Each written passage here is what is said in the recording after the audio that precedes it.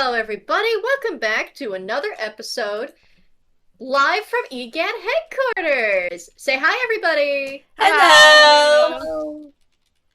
We actually are starting earlier than we were supposed to. Everybody was too excited for today. Apparently, because I got a ping and I was very confused. But we are here with The Nature of Caring, Part 2. Red Sun Rising. Now, do we want to introduce our cast again, or do we want to immediately get into the recap? Let's get You can into choose if you want to introduce yourself, or if we just want to fucking gun straight into it. Language. Let's say, I'm fine with the recap if you guys are. Yeah. Okay. So, last time in The Nature of Caring, the party's ship finally arrived at the coast of Aeaea. If that is how it's pronounced, I may well be botching it. I actually didn't look up how it's said. I could have swore I looked up at one point. Now, the group knows why they're here, but before they made landfall, they saw a pair of figures on the beach collecting things, which ran away as soon as they spotted the ship. The crew has been politely informed, or has requested of themselves that they are staying on their boat. You're the ones that want to go on the island. They're not setting foot there. The group made landfall, and although you had originally made an agreement with the Raven Queen for assistance in regards to plucking the molly root, you have instead been politely persuaded by Umberly to accept her help for some reason. Don't think about it too much. That lad is still nervous about that. As he's riding on the boat over, he's trying to recompose himself. I'm imagining the cartoon sweat drops he's trying to conceal. Exactly. We're just also sweating, but for different reason. Uh-huh. He might actually speak up at some point, like, while they're paddling to shore.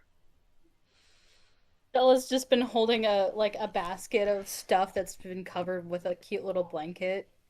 And she's just because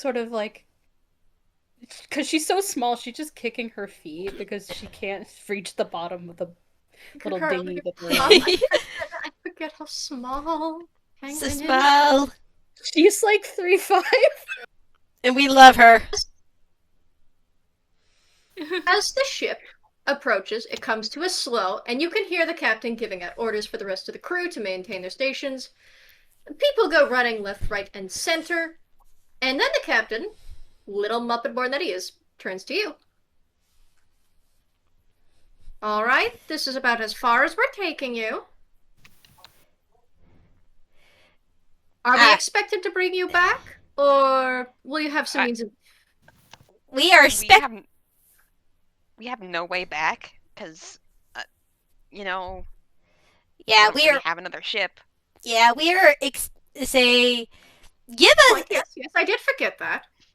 Yeah. The poor little Muppet born actually strokes his little felt chin. As he, double glances at the island a little nervously. Yeah, we're hoping to be back within a timely manner. Just, Do you have an estimated timestamp? Time day stamp, and a half? Captain? Don't you mean time slot? Slot? Yes, slot. Yes. Estimated time slot. Day and a half? We can keep that in mind. Yeah, day and a half, and then, if we need more time, we'll come back and say something, but, Yeah. If we're... what are we to do if you don't come back in the allotted time? hold on the ship for maybe a couple days, just in case if, shenanigans, happen. But, yeah. If we're dead, you should tell our families. More like go to say if something happens to us and we're not back within a reasonable amount of time, head to the Eaeaed, head back to Eaeaed and you'll meet my brother, whose name is Alexander. Say will be there, and yeah, he'll hopefully. Does anyone know message? I know sending. Message? We can write letters. Yeah. If we have a means of sending them, sure. But Yeah. just any way of like getting in contact with you, we'll do it. All right. I do have sending prepared. Yeah, that'll work great. Yeah. Okay. Then the captain, of course, turns to another crewmate who's this big, fuzzy-looking guy. You can't tell what animal he's based on, actually. He's just kind of a mass of fur and limbs. Is it like Sweetums? Not quite. You actually can't even see a face. It is more like just a giant-sized, slightly evolved tribble. Oh. Nice. So it looks more like kind of a sentient Marimo moss ball. Oh god.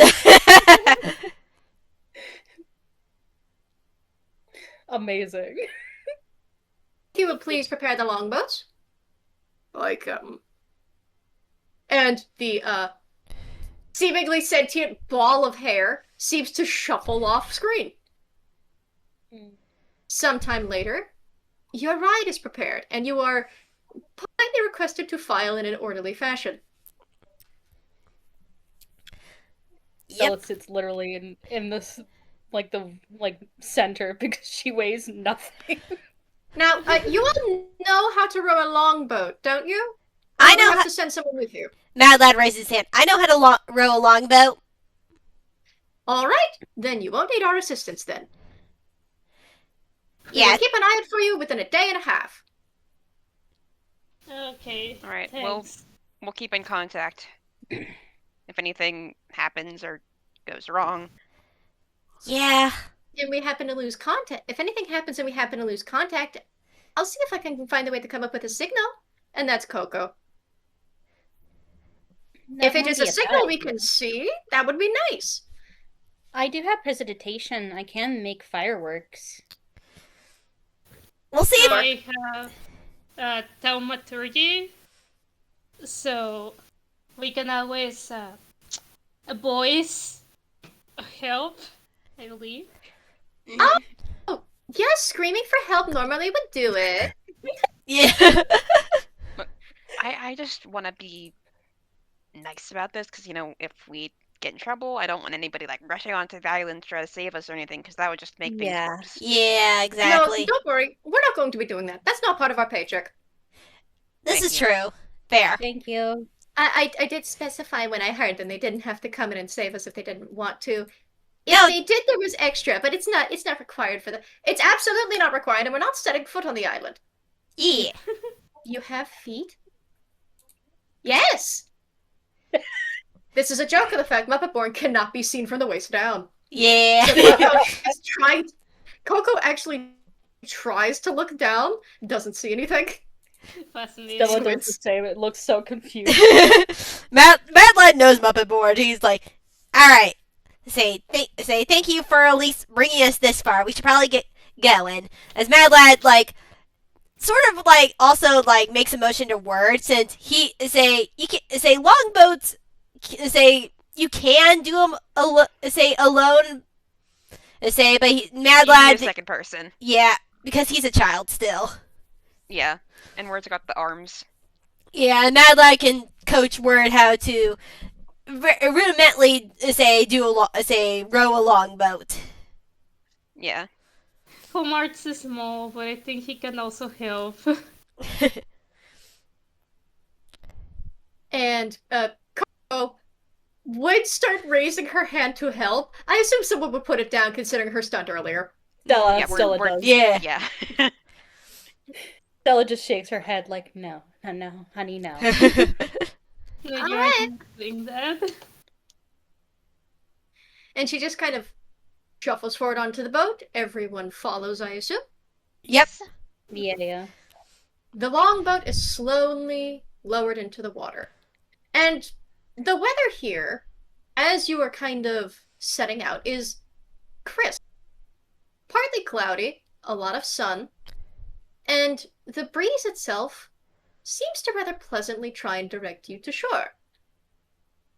At least it's pleasant on your end. It feels a little strange on the ship, but the captain doesn't say anything about it. He just sort of makes a scrunched Kermit face.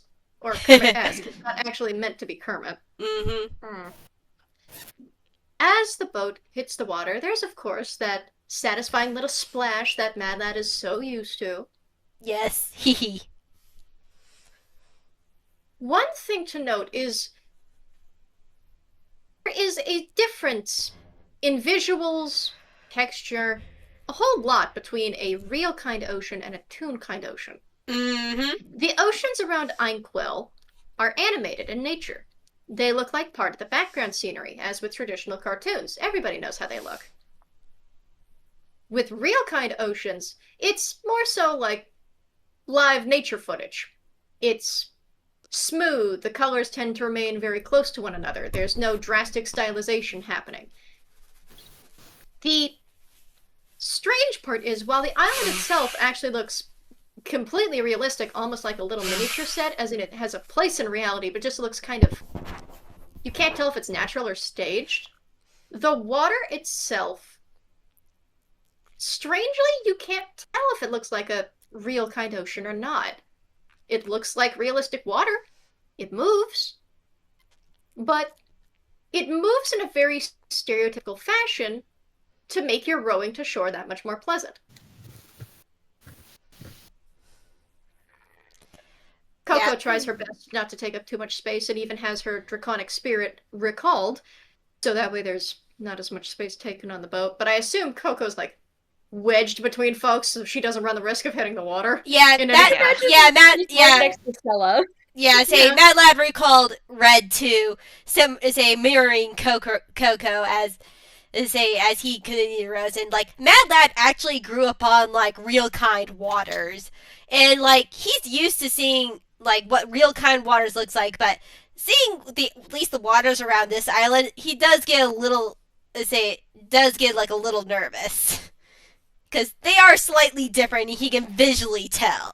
He can like tell immediately. Can I do a nature check on the water? You know what? Sure. First roll of the session. Why not? Come on, Stella. You're decent at this. I might roll that too. Your nature check. What are you trying to look for? She's trying to make she's trying to make sense of like she's not an expert on the ocean. She doesn't expect to be, but she's like looking at like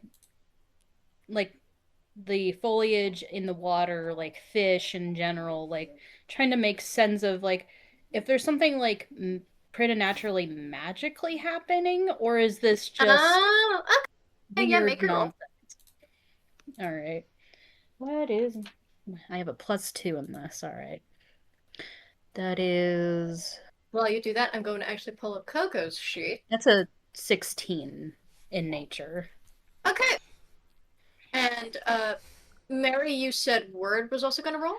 I said decided against it because this is, first time he's been ever at the ocean, so that's he fair. wouldn't really tell.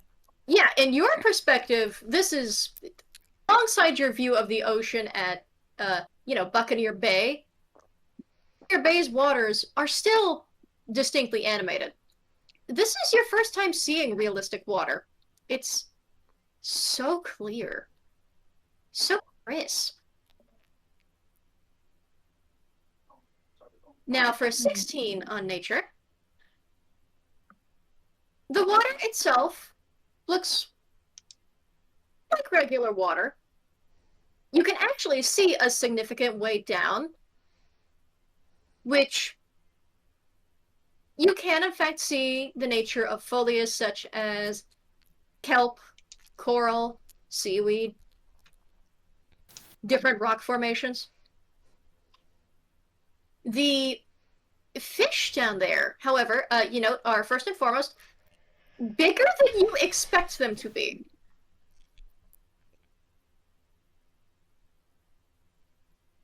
Most of the time when you imagine spotting fish at a beach, you're imagining small Lilo and Stitch-esque flocks.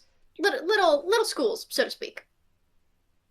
Brightly colored, tiny, dispersing before the boat, which, yeah, they're brightly colored. They disperse with your boat. But they're also bigger than you expect. They do look like real kind fish. They're just, almost as tall as you. They're almost as long as you are tall. So, She sweats when she sees the big fish. Guys, the fish here are really big, about the size of me. however, when you look at them, they don't pay you any mind and they still scatter like scared little fish with your ship movement. They look fine to me. I mean, fish can get that big, but I also don't want to think about the implication of man-sized fish. So let's continue. Man-sized fish? Yeah, I have thoughts, but I'm not gonna voice them out loud. So let's keep moving. But before we get to shore, could I? He's words like starting to say something, but he's not feeling good about it. You can. It's obvious. Mad Lad looks What's at Word. up? What's up? So, you know how Umberly mentioned that Kirky gets insulted if you don't eat her food or something like that? Yeah. Mm-hmm. So, he kind of hesitates for a minute. Like he's still kind of rowing the boat, but he's like kind of gripping the oars a little bit. Humart just looks at him with a sort of like knowing look, but he's not saying anything. Mad Lad So is. I have these marks on my back that have made me kind of immortal. Just in the no aging sense, I can still die, but it means I don't have to breathe or eat. I mean, I can't eat actually, and healing spells stopped working on me, and that one really sucks. I didn't realize until I was underwater with the sharks too, but I think it's able to convince animals that I'm not alive enough to be edible. Mm. I really hope I'm still alive. I hope. So, I'm sure you are. You so, look alive to me. yeah. So I mean, you. I feel alive, So but I can't eat or breathe or. wait, like you can't like fully digest food, or can't eat in a sense that you don't not get like physically hungry. I mean, I don't get hungry and I can't even swallow it. Oh. Yeah. You know, I think I kind of understand. It's a little like that with me too. Yeah? I mean, and Coco kind of looks down at her cookie self. I mean, I wasn't always like this. I used to have individual fingers, soft skin. I still remember the texture of my hair sometimes, but I can't run my fingers through it. I can register that I am alive. I am a living sort of... I'm baked. I'm alive. But I don't see myself breathe. I don't think cookies need to breathe. But I can eat. I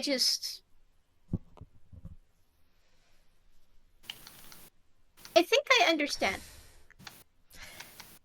Yeah. I'm sure you'll be alright. Yeah. Certain Kirky will understand.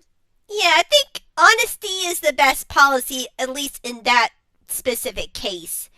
If you physically can't eat food because of what happened to you, I feel like that's understandable. Yeah, I wanted to get it out of the way so nobody freaks out later, you know? No, I mean, we could explain your situation to her. I feel like God to know. I was going to explain my own to her. I have to eat different things, so yeah. Gods seem to know this kind of thing already. Yeah, say, like, it's almost like it's a little more extreme than, like, an allergy, which I'm not very sure if anyone else has allergies, but say, I don't, at least, but it's like, Stella shrugs. they're, like, most people are reasonable enough to at least try to make accommodations or at least understand why you can't eat a specific thing. Or anything. Yeah. Now, that being said, are we going to start rowing at any point, or are we just going to sit here? She says this, and your longboat has been sitting still the whole time. I mean, Rory's been rowing. Yeah, Matt lies too. Basically, I thought they were, like, talking, say, as they were rowing. Oh, that's my bad. My Okay, ixnay my last line. Mm-hmm. I was trying to be funny. My bad. Mm-hmm. Stella even looks at Coco. Do you guys want to stay in the rowboat while we go up there? No. I want to help my father, and I'm going to. No. You and me. She gestures at her and Coco. Yeah, the rest of us are masculine aligned. Masculine aligned. You are the only girls here. Coco tilts her head. I don't remember what that has to do with this. She turns men into pigs, remember? Or at least that's the how the story goes.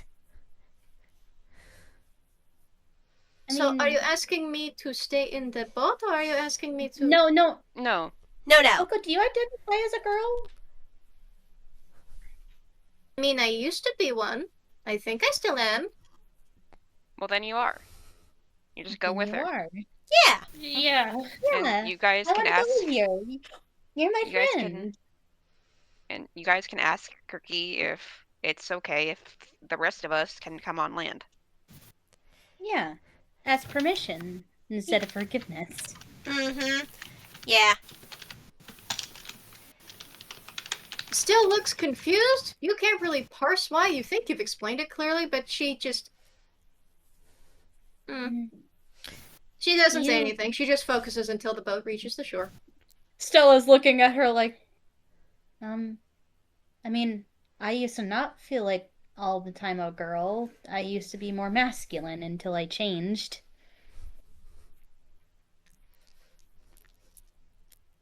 That's rather nice. Hmm.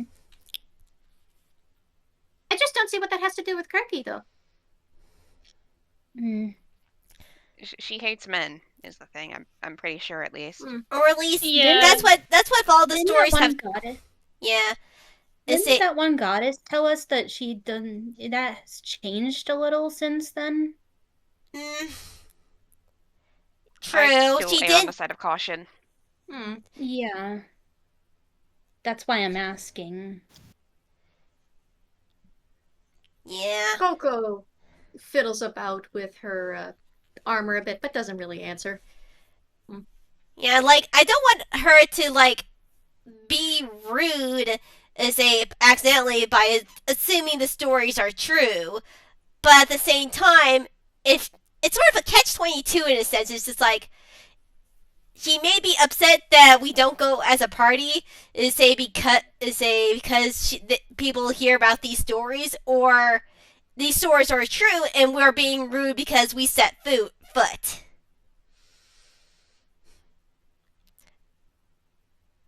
Coco still doesn't really answer. But And maybe We'll be alright. Maybe we're just overthinking it. Yeah. And as soon as she says that, the longboat hits sand. Maybe here. Coco. Yeah. Maybe Coco's right. Maybe we are overthinking it.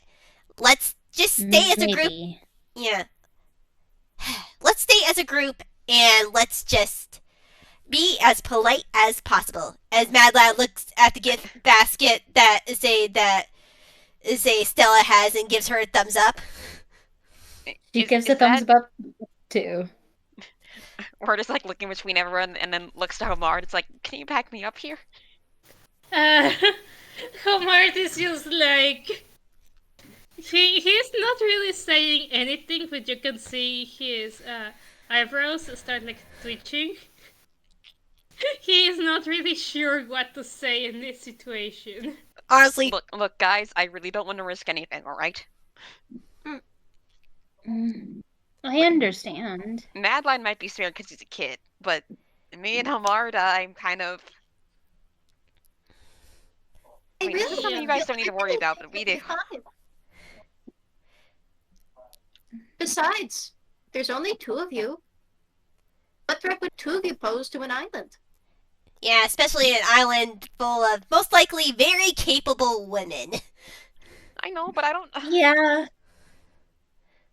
Coco gets out of the longboat since you've hit shore. Yeah, Mad Lad too, and as he like starts as he like Stella struggles a little. yeah, Mad Lad She's so small. Mad Lad summons Red again so they can tug the boat onto the shore more so it doesn't accidentally go back out to sea. Stella's little legs can't reach. Oh, sorry. What? And Coco is going to just step back closer and reaches her arms up here. Okay, thank you. Lifts you like toy, puts you on sand. Thank you. Your staff is stronger than you look. Strongest still around. He's just going to look at the word. Like, he's just gonna give him like a sort of stare. And he's going to offer his hand. Dude, I really don't want to risk this. If If anything happens... If you don't want to risk anything, you can stay with the longboat. I'm staying with the longboat, and we're sits back down. Alright. Once you guys get the okay from her, just come back for us or something, because I don't want to piss her off. Do you need anything while we're gone? No, I'm fine. Alright. It should be fine, yeah. Hamar, do you want to stay with me?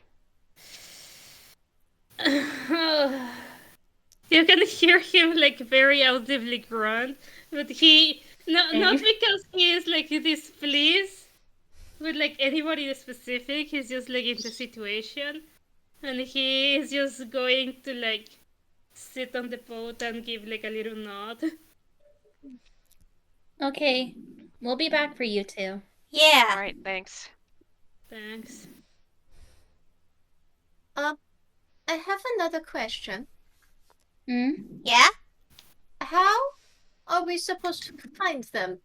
And as she says that, she points at the tree line.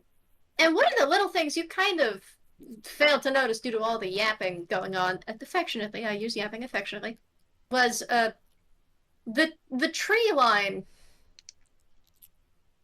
is much bigger in up close than it was from afar. You do have a variety of, palm trees, coconuts here and there. They're already tall as hell. The actual forest is taller.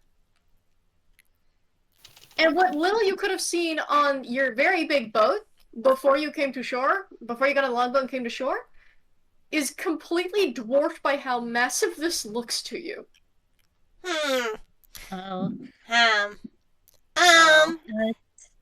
Madeline wants to make a investigation check because, like, they saw 2 people on the beach and running into the tree line before they came in. He wants to see if he can find a foot trail that they may have used. Yeah, sure. Roll me investigation. And I take a sip of my tea. Okay, that's good. That's good. That's decent. That's a 16, 14 plus 2.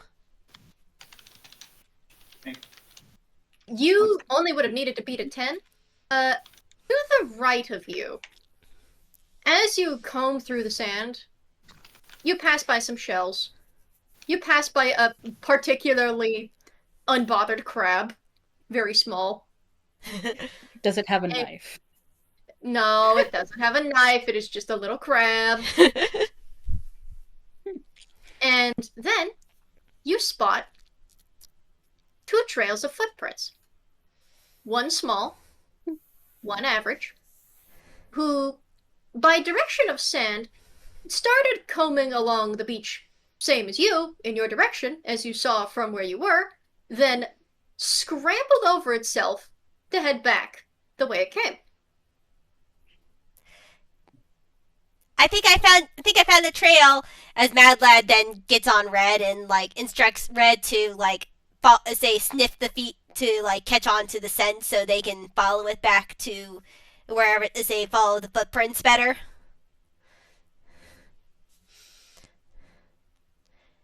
Is Mad Coco quietly will follow, with keeping Stella close. Yeah, I imagine they're holding hands at this point. yeah. Mad Lad Lucky is hand and little penguin hand. it's No adorable. fingers, Hands no finger holding club. hands. No finger club. Yeah. No I finger say no finger, but team. Cookie's like, they have a thumb occasionally. Cookie's like Well, have a Yeah. Stella has that little glove hand, little mitten hands. Just little mittens. mitten hand holding. mittens, cartoon mittens. Cartoon mitten hands, these two. Yeah. Before the screen transitions to just the adventuring party, Word takes out a deck of cards. Right, Lard. He just like slightly turns his head, twitches a singular eyebrow.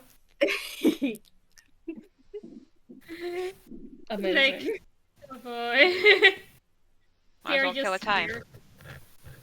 Yeah, guess so. Hopefully they'll come back soon. I am.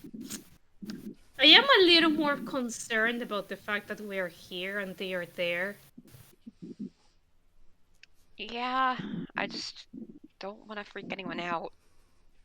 Especially if it's not just Kirky on the island, you know? My microphone's acting haunted. I hope I mean- nobody's getting like any weird noise on my end. Yeah, No, you're fine. You're I mean- fine. I mean, he kind of like motions to himself, being like a tall guy, pretty well built.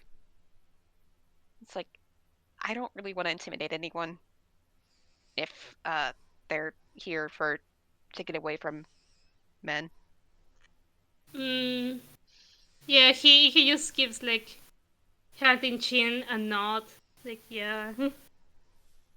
I'm sure plenty of them are capable fighters and everything else. I just,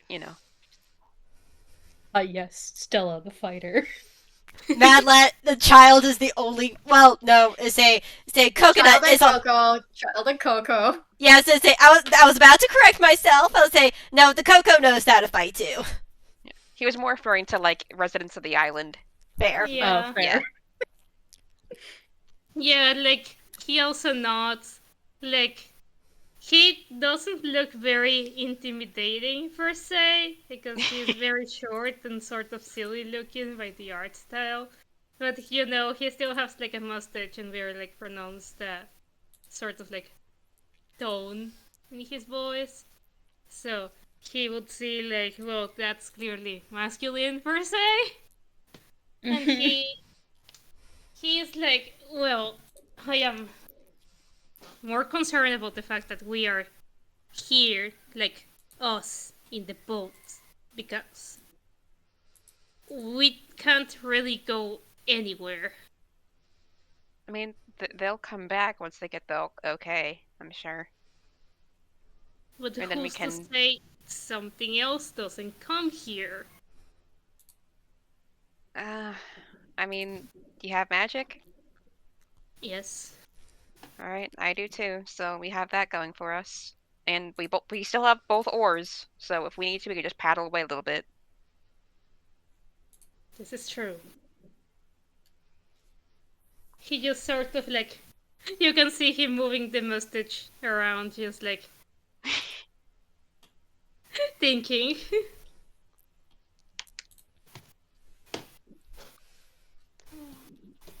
Are we allowed to pan the camera away?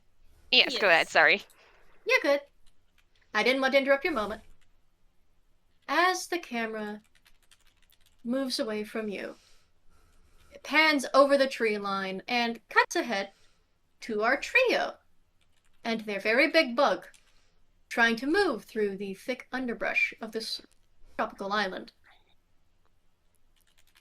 It's not much easier to navigate here. You can't really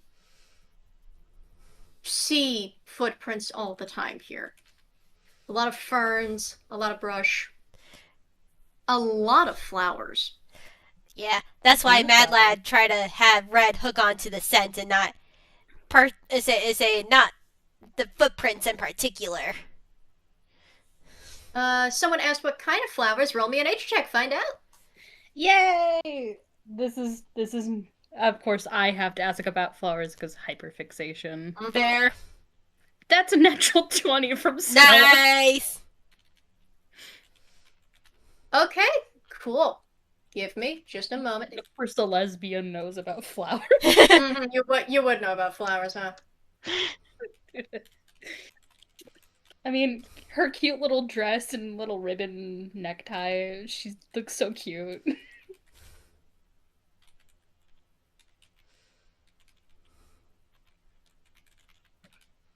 Give me a moment.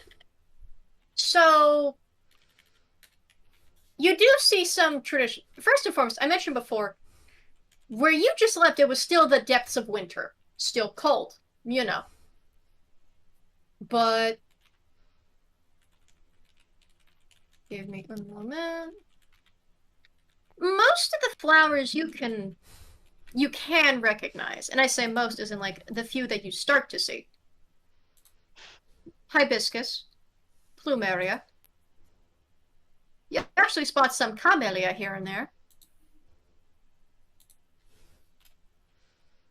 And yet, even on a net 20, the further in you go, the more flowers that you think you identify as one thing, but you look closer and realize they don't match. You think something looks like a tiger lily, but you look closer and it has more petals than you expect. And the patterns aren't exactly what you thought they were. You look over and you think one of these is a very particular type of fern until you realize that the leaves are textured more like big green feathers. Weird. And some of the plants, however, you do recognize as legally considered extinct on Inkwell. Oh. The majority of what you see here, if you can identify it, that's the big if. A lot of this you can't actually tell. You have only seen in pictures because specimens of them in Inkwell and the rest of the world's wild, as far as you're aware, again, from your books, have died several ages ago. So, just observing, and I know plants really well. This place has got weird hybridization of plants and some extinct flowers as well. Huh. I Well, mean, that's nifty. I mean, Yeah. when you're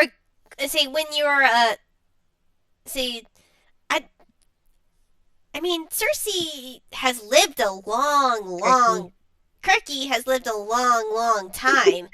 So it kind of would make sense if they had plants, or at least were able to get plants that were technically extinct and make sure they thrived here. Makes me wonder if the fish I saw were prehistoric too. I didn't get a chance to see the fish because I was more worried about rowing. I probably could have said yes or no if I would have saw them myself. Due to my penguin instincts, sometimes I just like, oh, fish, I can eat that. And I saw the big fish bigger than me, and I was like, maybe not. Yeah, that's fair. A bad idea. Yeah, and I lived on the ocean for a good chunk of my life, for the majority of my life. So it's just like, and I've heard tales and seen like pictures of old sea serpents and fish that aren't around anymore. It kind of reminds me of the book about the birds of paradise. Birds that were exclusive to a set of islands. They have specific beaks for different things. Yeah. The island kind of reminds me of that. I will say, on your nature roll, there is another thing you note. You were looking to identify the plants, and most of them you can't. or if you can, again, bygone era.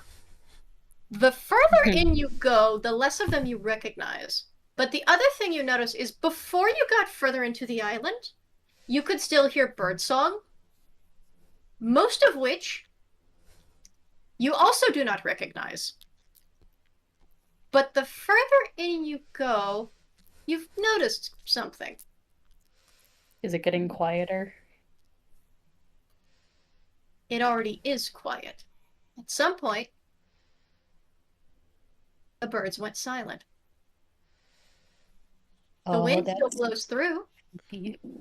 You're getting the rustling of leaves, trees, the sea breeze. It smells indescribably lovely here. It's almost disorienting.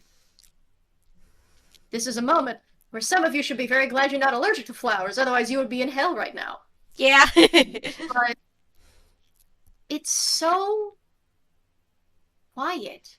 And the further away you get from the shore, of course, then eventually even the sound of the sea largely fades, but you still get the wind. But no birds. You don't even get any, like, shuffling animals, snuffing, growling, snarling, nothing like that. Aside from the wind rustling through all these leaves, it is dead silent. Mad Lad, does he feel, can Mad Lad make, like, another perception, maybe Arcana check to see if this is magically silent? Sure. What would you have me roll? Why did you with Arcana? Arcana? Okay. He's not the best. You're looking for magic. Go Arcana.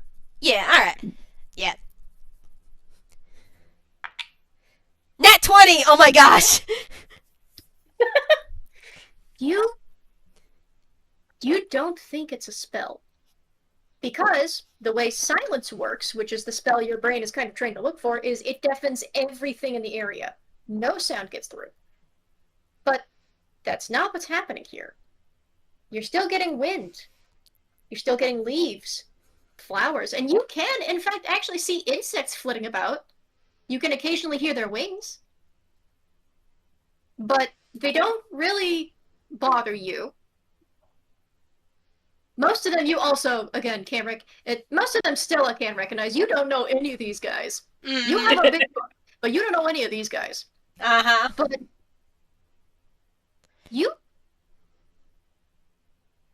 Silence, you actually wouldn't know the first thing to look for because, again, first and foremost, this island is big as fuck. Mm-hmm.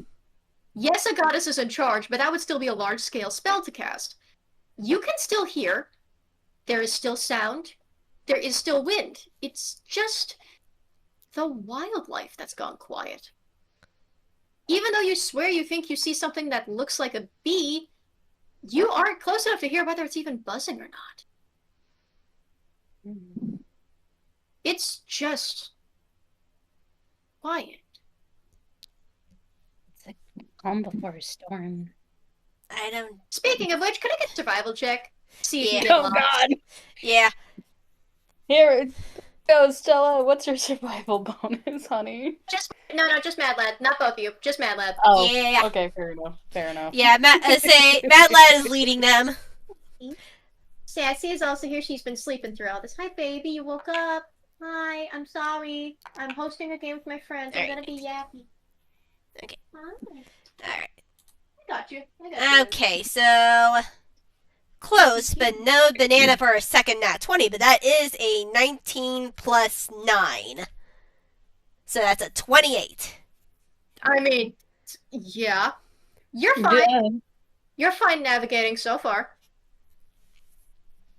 You manage to keep following the trail. It's just the fact that you don't hear anything moving is the problem. Yeah, Mad Lad has like a small chill down his spine as his hair kind of slightly fluffs up, like in a Ghibli sort of style, as he like looks around. He's like, I don't hear anything. This is not exactly normal. Stella's pin feathers are sort of standing on end. I mean, we're on the island of a goddess. I would assume so. I mean, you're not wrong. Sassy, I have to focus on the game here. I can't. I mean, you're not wrong. We are on an island of a goddess. But I don't know, with so much of life abundant everywhere, it's just weird that it's getting, or at least it's getting so quiet. I think that's sort of a sign that we are getting closer. We'll see. As Mad Lad like pats Red's head, and Red gives a little happy chirp as he happily is following the scent. It's a lot warmer than I'm used to, though. Well, I'm actually sweating a lot more. Well, we're on a. It looks like at least from. Well, I don't know half of these plants, but the ones that I saw that I did recognize are more in a tropical sort of climate, or at least that's what they're used to. It makes me wonder if this island's volcanic at all. Most, well, not all islands are, but technically some volcanic pressure always like makes islands. Like, it's really cool. Like tectonic plates like move up against each other, and that's what makes a lot of the islands. It's really cool science. It's like I talked about the moon a lot on the ship and with you before. We have geothermal stuff like that in the moon too, but it's all underground. Yep, that's where geothermal stuff always comes from. It's from the ground, from the planet's core. Instead of hot stuff, it's all cold. Which is really interesting. To say that you can actually get power from cold and hot, but I'm not that big. I know some machines, but that's a bit much for me. I have a lot of things to talk to you about then. How you hanging in there, Coco? Coco has been silent this whole time. Stop. You look back and you realize, where's Coco? Oh no. Oh shoot! Her hand! You didn't feel her hand pull away? No. Oh no. Oh no. Oh dear. Oh jeez. Stella's immediately like, oh god. Okay. Let's not panic. Panic is the first and worst thing that you can do in situations like this. We will retrace our steps back, say behind us, and see if we can find her. Okay. As Mad Lad go turn around, I assume. Yeah, turn around and go back the way he came and sort of call out for Coco. Coconut! Coco! Your voice echoes through the trees. The silence afterward is all the more deafening to you. It also makes you realize you are not being stealthy in your search. In, the slightest capacity. But it doesn't actually take you long to hear something finally. A bird. You cut out a little bit? A bird. I see. You hear a bird, and then, as you continue retracing your steps, you hear a call back. Oh no. Stella realizes what's happening. Possibly what's happening. Again, a call back. And the closer you get, the more you realize it sounds like... And then you see Coco, who seems to be standing at the base of a tree, whistling back to a bird you don't recognize. Coco? Coco? The bird calls back down to her with a beautiful voice, staring down. She calls back. She actually doesn't seem to be paying the slightest bit of attention to you and looks. You can't read her face. Maybe it's the cookie expression, but something looks... You can't tell. She just whistles back, and I'm not emulating it because, unfortunately, microphone doesn't like when I do whistles. Mm-hmm. Can Stella... Can she do an Arcana check on this? If this is magic at all? Well, you don't need to. Your nature check earlier was on flowers that are extinct. You look up, and you see a particular bird. It looks mostly black, at least from the angle you see it. But let me just pull it up real quick.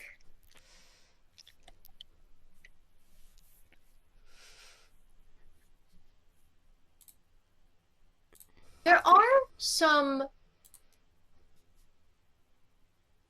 It looks most with a little bit of tawny red, not full on red, but like a slight tawny umber to its breast. Some white speckling at the beak and the shoulders, and little yellow pantaloons over its black legs. Oh. It is... It calls back to Coco. Bright-eyed, she calls back. And you recognize this bird. Allow me to pull up the bird's call.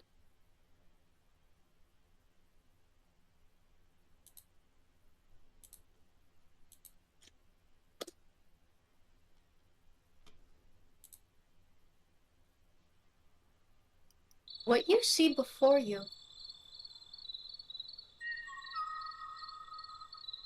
looks like, and I may pronounce it wrong, Aeaea.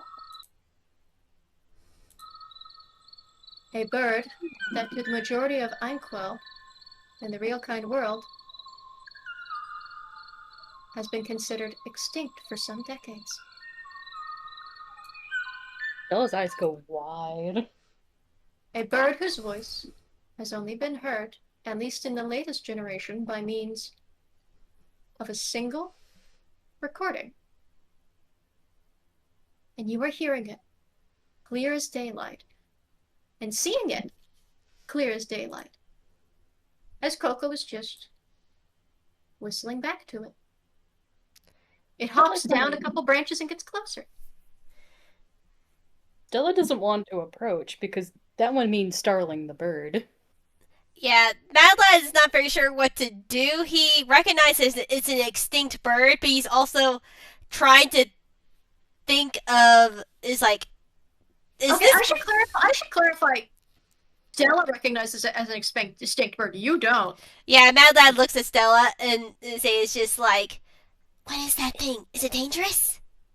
No, it's a very extinct bird. It's only ever been heard once. Ah, I see. Not surprised. Sorry, you can say that again, please? She was about to say that I'm not surprised that Coco's, enraptured by it. I'm a little enraptured. I mean, this is really cool. You don't see, well, extinct is they call it extinct for a reason, but at the same time, it's just like, there's nothing dangerous about this bird, right? This isn't a magical bird, right? The singing stops. And the bird wordlessly flies away. Coco almost, and she deflates. It's okay. At least we remember what it sounds like. You could have been quieter. I was having a conversation. Sorry, I haven't seen that bird. I was getting worried. We were concerned if you were hurt because we lost track of you. I'm sorry. I managed to hear it singing, and I thought I was imagining it, but the more you were talking about the flowers, I wanted to see, and I mean, I don't blame you. It's like, it's not every day that you get to see an extinct species like that, and it did look very pretty. We just also want to make sure you were No, okay. no, no, no. Hang on. Stop a second. What do you mean extinct? What do you mean by not extinct? As far as, at least, what, it looks at, Stella. I've read a lot of history books, and I read a lot of books about plants and animals that have gone extinct. And, well, a lot of plants here are either probably made by magic or extinct. And I imagine that. No, I get the flowers part. What do you mean that one's extinct? It was abundant back when I... And she looks back to where it's sat and stops talking. You're, if I remember correctly, you're from the Fey realm? No, I mean, Mad Lad puts a hand on Stella's shoulder. It's things have changed in Inkwell since, well, Mad Lad sort of looks at her up and down. He's trying to, like, bring her down slowly. That type of bird back on Inkwell, well, you can't find it on the continent anymore. And at least... Of course not. It mostly stuck to the islands around it. I also meant by that extension the islands around it. But you'd say, at least in the modern day, you can't find it anywhere.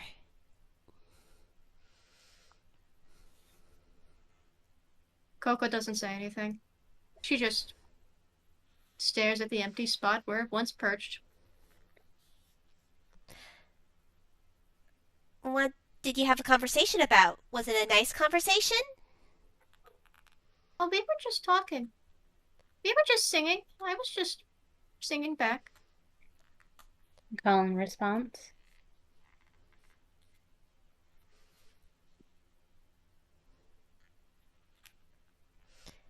I thought she just... Let's just go. And without another word, Coco actually goes ahead of you and continues the path you were supposed to be going. Oh, and a moment, the cat wants to leave. Hi, girl. You want to go? Oh, I love that Stella feels so fucking guilty now.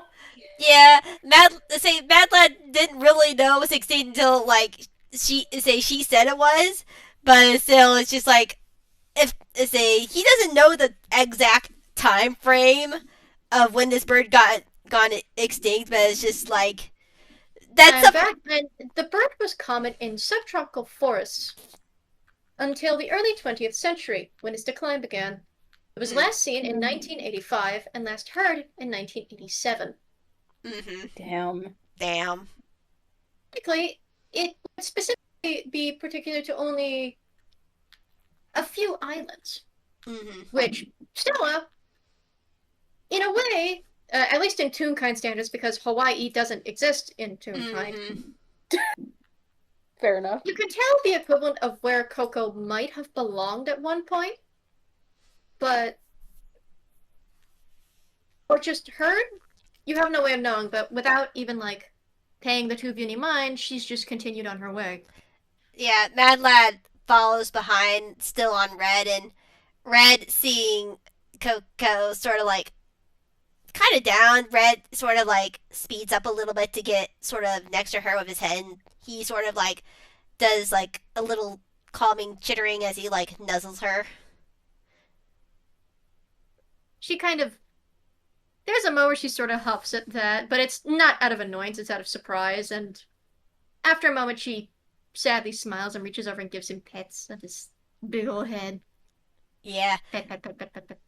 Yeah. Red wants to say Red is comforting the cookie. Comforting the cookie.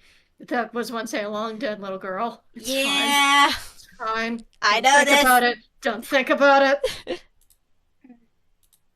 I remember a lot of stories of like that from my mom when I was little about pretty birds that don't really make sense and have funny little sing-songs. I'm gonna be right back. Mm-hmm.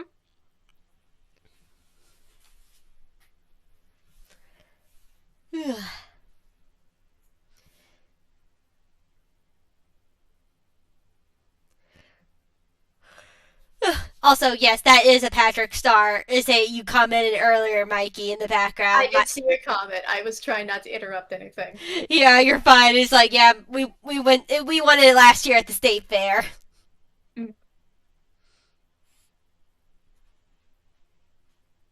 Actually, once Stella gets back, we can take the first of our mandated breaks before we continue. All right. I'm not very sure if the That's when Meryl/Marshall gets back. yeah. I'm not very. I did play the say the little recording. Say I did play the little recording. Hopefully, it catches on to say OBS also. If it this Toonkind bird is based on the Aeaea, which is a name I'm certain I am botching the hell out of. Yeah, it's Which was a bird endemic to the Hawaiian island of Kauai. It was the last species of Hawaiian honeyeater to exist, and the entire family is now extinct. yes. The name is spelled out Kauaioo with the middle. Let's say with the O in sort of parentheses. Though it'll probably just I'm sure they can look it up. yeah it'll probably pop up pretty quickly. But that's how it's spelled out. Unfortunately, its relatives have also become extinct. The Hawaii o'o, Bishops o'o, Oahu o'o. Yeah, I could be mispronouncing. Let me look at that word real quick. How is I have come back with Chinese food in hand. nice. Welcome back. Stella's just like starts telling Coco about stories that her mom told her about birds that she grew up around and she couldn't see anymore. Almost like trying to commiserate in a weird way.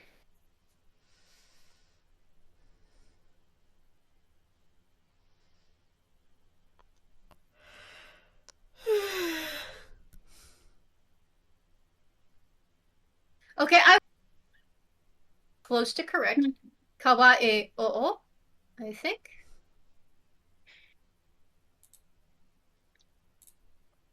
Because the O is the O in code. Though I guess it would be a long O? Maybe. Maybe? I'll have to practice that later. But now that you're back, we are going to actually take our mandated break, and then we will get to the meat and potatoes. So, this is your time to go piss, take a shit, get your snack, make your tea. I'm actually going to make more of that white tea from earlier. So, Alright. Cool. I'm gonna grab my soda I forgot in the other room.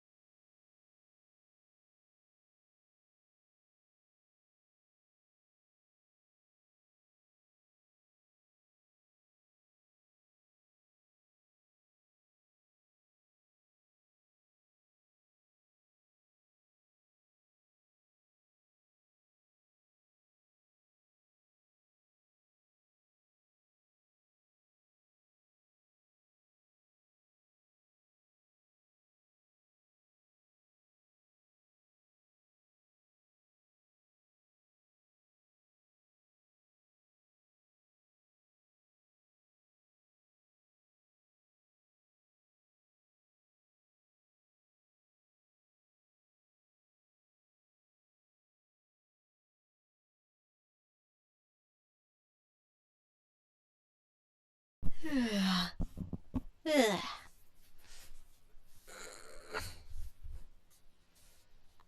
Yeah.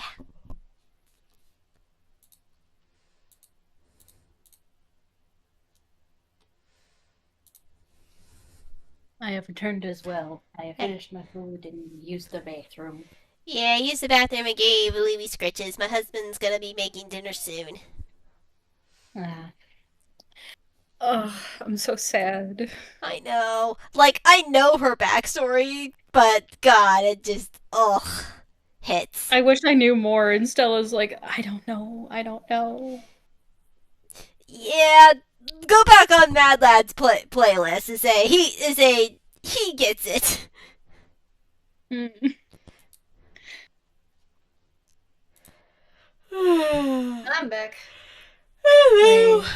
Everybody good? Good to go? And we stepped off to get food, to make Yeah. food, so. I can actually have my first food of the day then. Mm. Yeah. Weh. Yeah, weh. I'm going to be honest. This is going to be a problem for Stella. She's like, oh no. Mad Lad is like, well, we're both traumatized. I get coconut because I'm traumatized. as hell. Yeah, Mad Lad and Coconut are both traumatized as hell. I mean, Stella's also traumatized, but in a different flavor. I described the sweet moment of finding a living specimen of a bird that's extinct elsewhere. You're traumatized by the bird? No. No. I mean, Coco's backstory is the trauma. Yeah. Oh, Stella, you don't fucking know yet. I don't know. But I know details. I know certain details. Mad Lad only knows a little bit, so. Yeah, he knows at least he knows some details also, but still it does hit him. It's just like, oh no. Yeah, Stella has the problem of putting her foot in her mouth sometimes.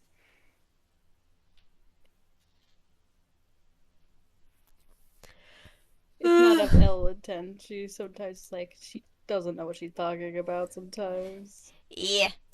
So we should probably ping the other two just in case, see if they're ready. Oh, Mikey's also eating. True. Mikey is eating.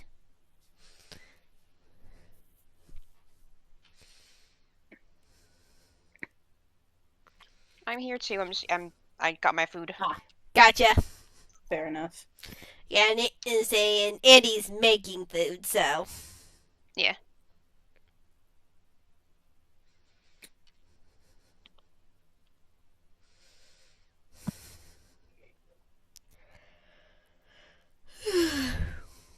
I mean, I don't want to unpack all of Stella's trauma, but I'm like, she's traumatized, just in a different way. Yeah. Wait until she hears Mad Lad's backstory. Honestly, yeah, that's why I wanted to do an FPS with you, because honestly, either Stella and Mad Lad get to talk, or Poetry and Sakura get to talk. Fair enough. Either way. But why not both? Ay, ¿por qué las dos? 2-for-1 deal. Indeed.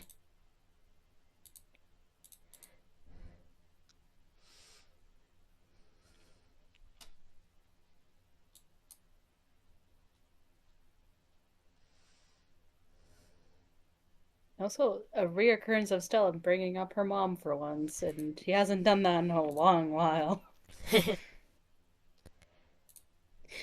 It's almost like a certain conversation with a certain devil changed her opinion of her parent. Yeah.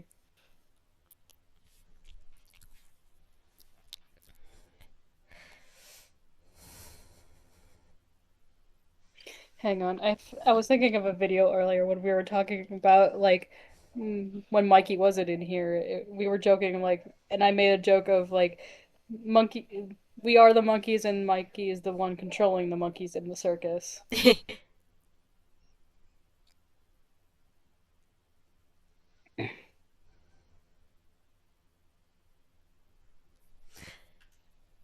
Ah, Andy! I'm a sneeze. Oh, are we good to go? Oh, Bless okay. you. No, Mary's eating. Never mind. Okay. Oh, Louie, are you coming out of your room? I hear bells. There you are.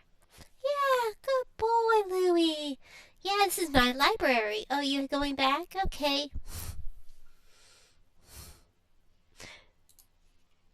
I try to encourage my cat.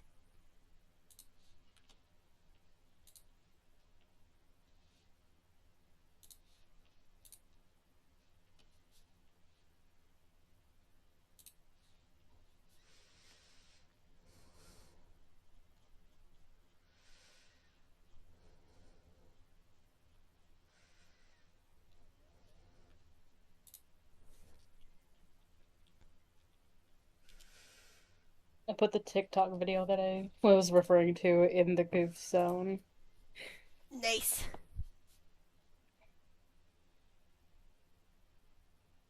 That sounds nice.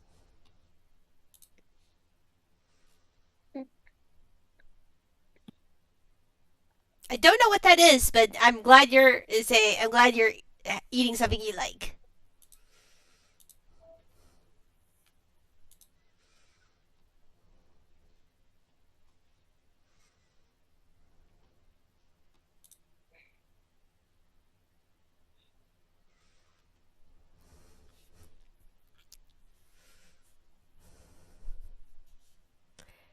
I mean, you don't need to split hairs on whether it's fresh or not.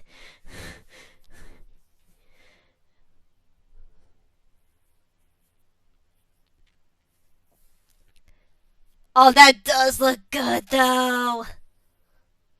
Oh, that does look good.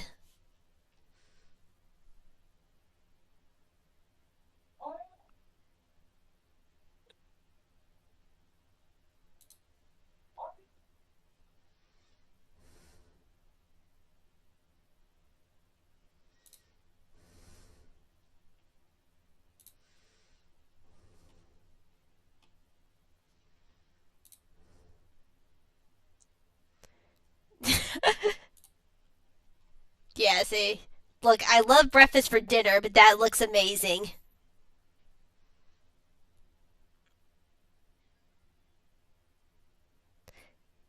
Oh man, that does sound good.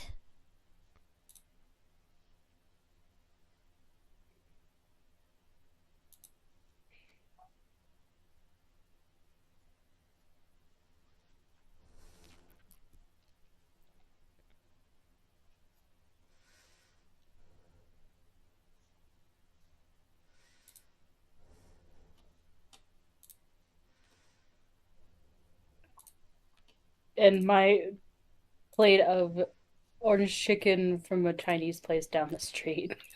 Hey, don't knock good say And Chinese food.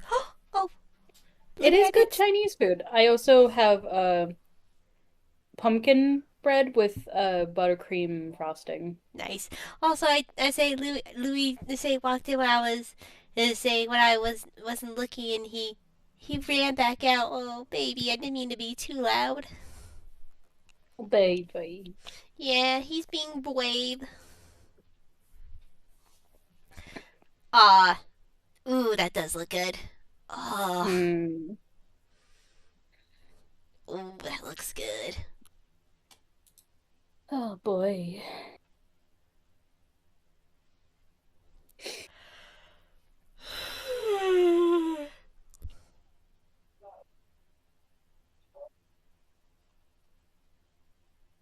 I don't know what to expect from the meat cookie though. This is gonna be interesting. No, I agree. I have no idea what the hell's gonna happen, and I am both scared and excited.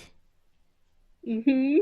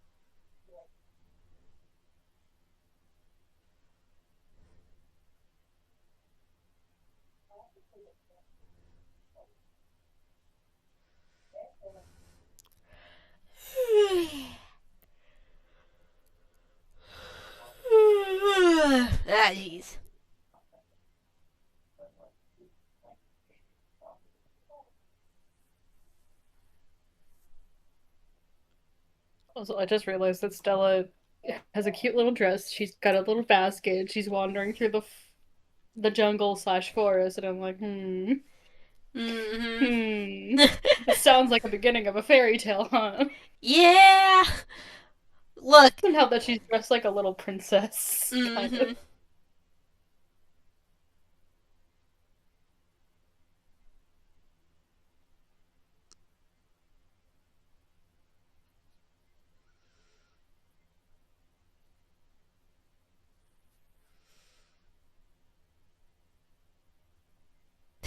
I'm Nice. going through what items Stella has, and I forgot that she stole all the non-magical tea that Kirana had. I forgot about that.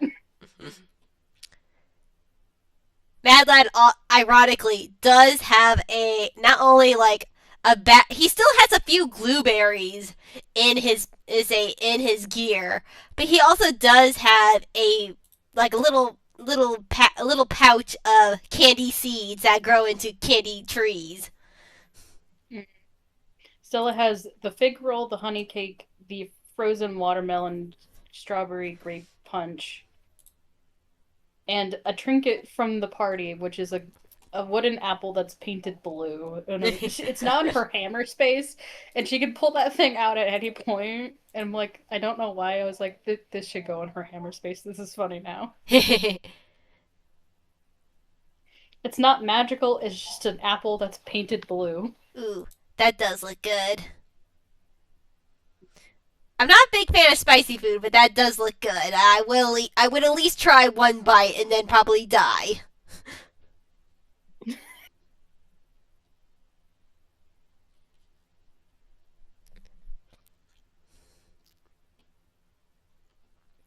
Also, Stella is wearing the asymmetrical shocking grasp bracer. Nice. At some point, and had to take it off because it is a quote unquote weapon, probably. Mm-hmm.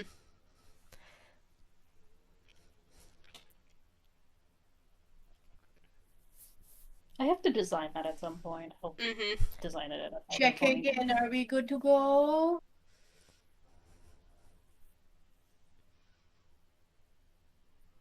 I'm good. I say, confirming answers from Andy and everybody else. Mary?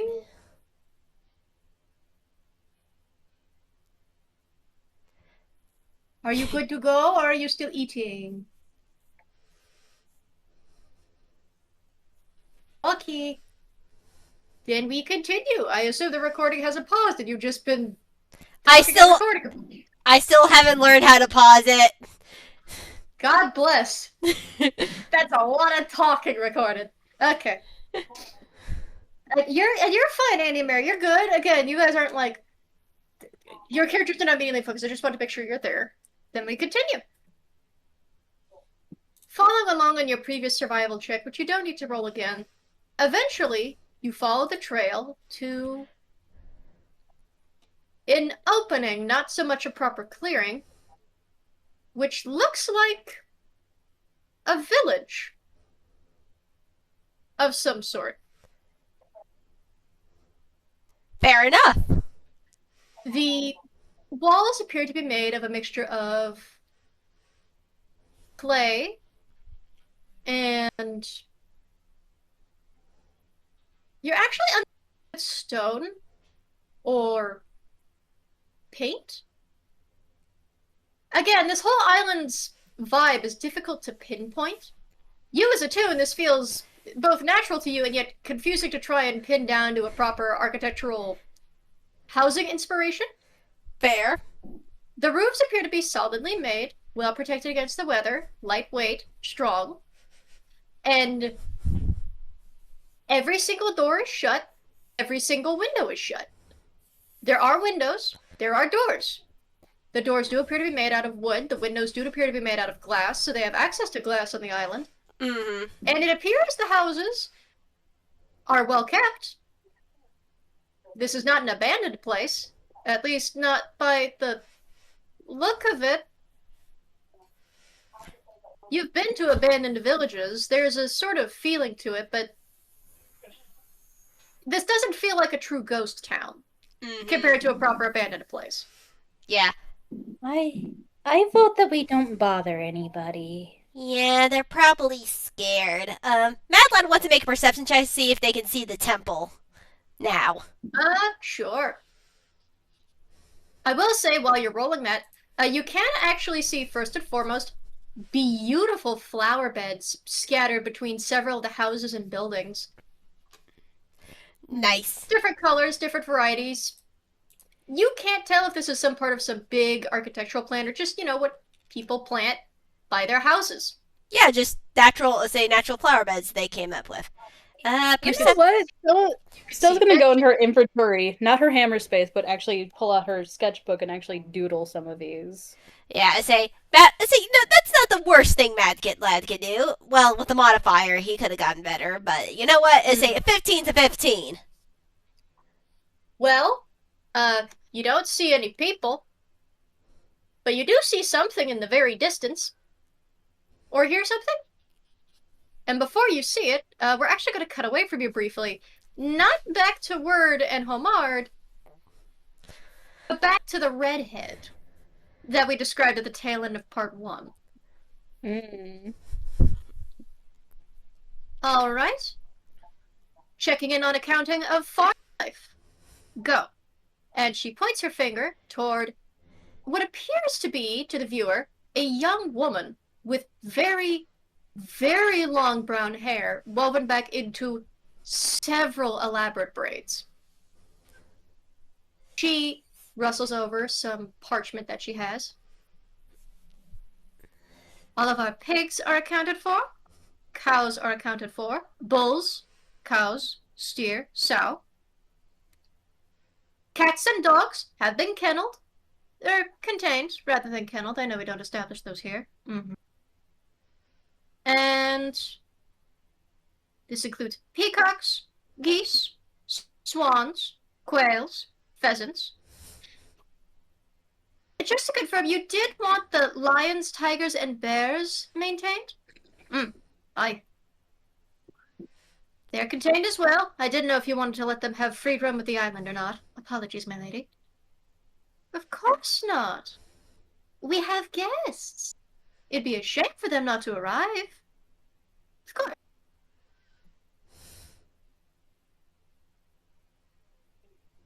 The poultry parade has been recalled? The poultry parade? Yes! The poultry parade that was supposed to run today. Has that been recalled as well? The young lady pauses, looks down at the parchment, and looks back down the hall. You didn't account for the poultry parade, did you? And we cut back to the present, where you, as a party, see... Oh, well, rather you hear it first. You hear distant, tiny steps. And you hear marching? That feels out of place in this environment. And coming around the corner, all the way down at the other end of the road, the first thing you see is a speck of black and white. The next you see is the plethora of other colors, as what appears to be a horde of chickens begins strolling down the road en masse. Led by, you kind of have to squint, you kind of have to make fake binoculars with your hands to see. You think at first it's like a melanistic rooster of a kind, a blackbird. No, there's white. You look closer and you realize... Is that a fucking penguin? Stella looks so weirded out. Yes, as you look down, you see there's a flock of chickens that appears to be... They're not necessarily an orderly line, but when the zoos have animal parades? Like they just kind of guide penguins or ducks along, those? I was gonna stand off to the side of the road and let them pass. Yeah, Mad Lad too. Confused at the penguin, like, hi. Yeah, Mad Lad 2 is gonna step away from the road to make sure they pass, and make sure also Coco, Red is also pushing Coco away say away from the path so that so the parade can go through. Coco doesn't move, actually. Coco kind of stares, and as the parade approaches, this little stop-motion penguin's eyes open. Company, halt! And the chickens kind of haphazardly sort of stumble into each other like bowling pins. Just stop.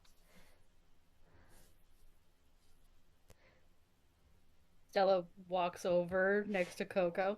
Yeah. Hi, waving at the penguin. Yeah. Say Mad Lad say looks at it. Hi. Sorry. As Mad Lad tries to like tug say Coco away so they can say get by. Coco doesn't move. Coco, say. Are you a penguin? The penguin actually kind of pauses, looks himself over. I want to mention for the record, when I say this is a little stop-motion penguin, I need you to understand it looks like a perfectly normal, like, tiny animal-shaped penguin, but it moves like Rankin Bass stop-motion. Daw. Adorable. And it kind of checks the flippers, checks the little tail, shake it, shake it, shake it. And the beak moves. I seem to be. Stella turns around and wiggles her own tail and does the same as him, like mimicking him. Stella, have you never seen another penguin before? I never thought to ask, but I didn't live in an area where penguins were frequent. I remember puffins, perhaps. I was on a family trip. You don't appear to be locals, by the look of it. I don't recall any of the nymphs having any small, gray-haired children. No. Say we're visiting. Say sorry. You're visiting, and the penguin nods for him before pausing. Oh, you're visiting. Oh, you're trespassers. Oh, that's unfortunate. We don't mean. Company, 180-degree turn. And the chickens actually turn around as if they're like on sticks, like they just kind of flip so that they're facing the way they came. Oh, no, you don't need to turn around. And the chickens quickly start marching back the way they came. Oh, no, you don't need to. We could have moved. Yeah, Matt Lad would yell. Matt was like, oh, you didn't need to turn around. We could have moved out of the way so you can continue, and you're gone. Well, we're not gone. It's just a matter of we can't endanger the livestock when it comes to strangers. So I have to guide them back to the temple. Terribly sorry. Oh, 2, 3, 4. Oh, 2, 3. Oh wait, could we possibly say we were actually heading towards the temple? Could we possibly follow you if you don't mind? The penguin pauses and turns. You're heading. Well, might I ask why? Well, we were going to ask a favor of her. Oh. Yes, I was going to say you look rather small for an invading party. The penguin lifts a flipper, and you actually realize the penguin has had one of those marching sticks that the leaders of marching bands have. It kind of taps it against the little beak. baton. Oh my god, it's adorable. I was suspecting this was rather small for an invading party, but I would have assumed the scouting party?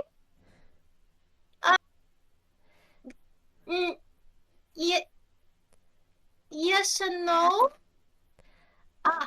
I see. I don't know that I could in good faith lead you to the temple then. Terribly sorry. I'm afraid you're going to have to go back the way you came, take your boats, and leave. We're perfectly content here. Thank you. And the penguin turns around and starts, kind of quickly goes through the chicken crowd in a row to get to the front so that he can lead them back.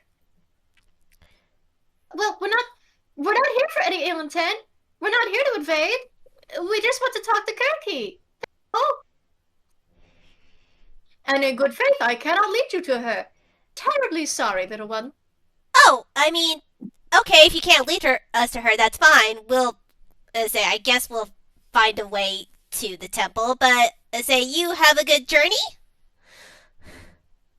It's not a journey so much as a stroll. A journey would be genuinely leaving the island, which is an impossibility for the majority of us. Isn't that right, ladies and gents? And as he turns and asks that to the chickens, you expect a bunch of clucking, and you hear some of the clucking. You actually hear a gaggle of human-sounding voices answer back, yeah, we're not leaving here. Yeah, Mad Lad does not say anything, but he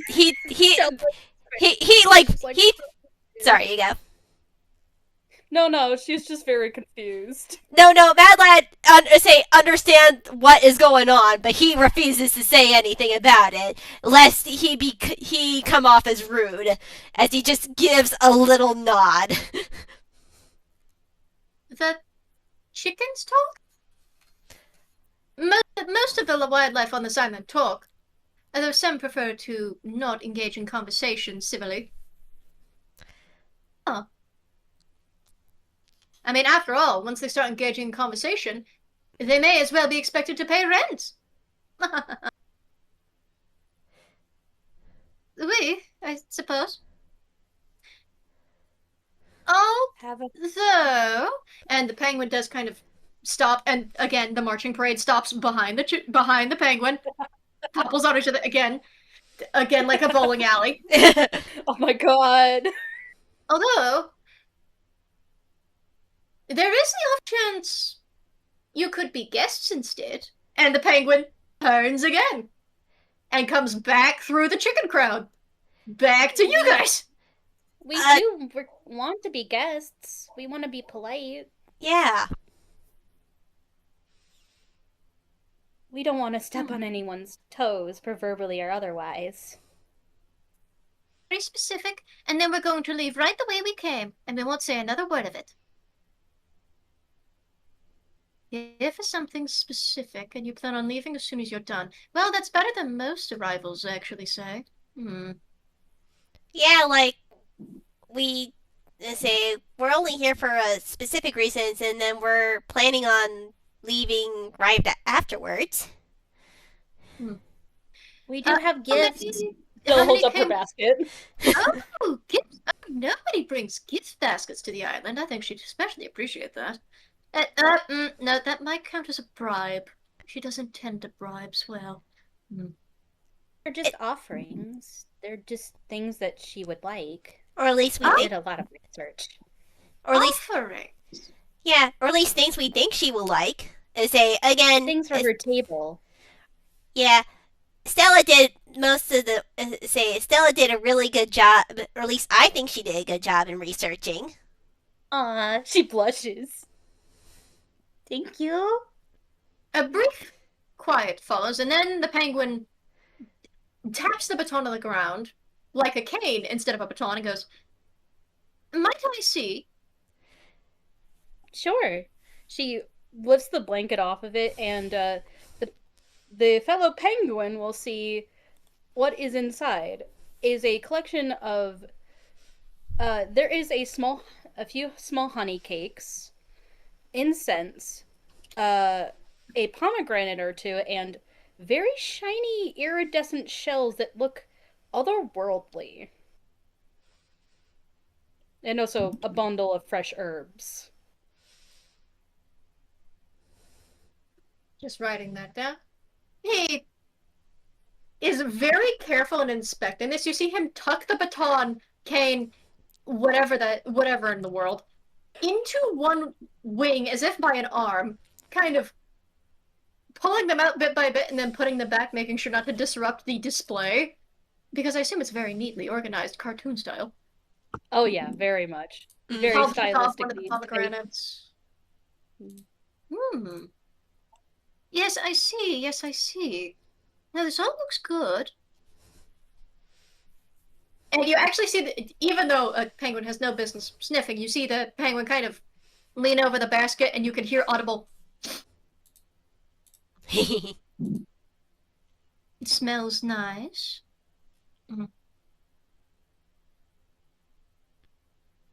You see him, weirdly enough, reach up and tap the basket with the baton. And Stella, You feel something go through the basket, but you can't see or tell what it is. Just like a little wave for a moment, and it goes, and I'm not detecting any poisons either. Interesting. I made the honey cakes myself. Oh, no, I wasn't implying your cooking was poison, dear. Terribly sorry for the insult. It's just, no, I can't say that. That would be too much information. But your basket looks very nice. Oh, are we gonna march or not? And he turns around, and that's one of the hens, who is particularly bristly and fluffy and fat. If we're not gonna march, I want to go back to my bed.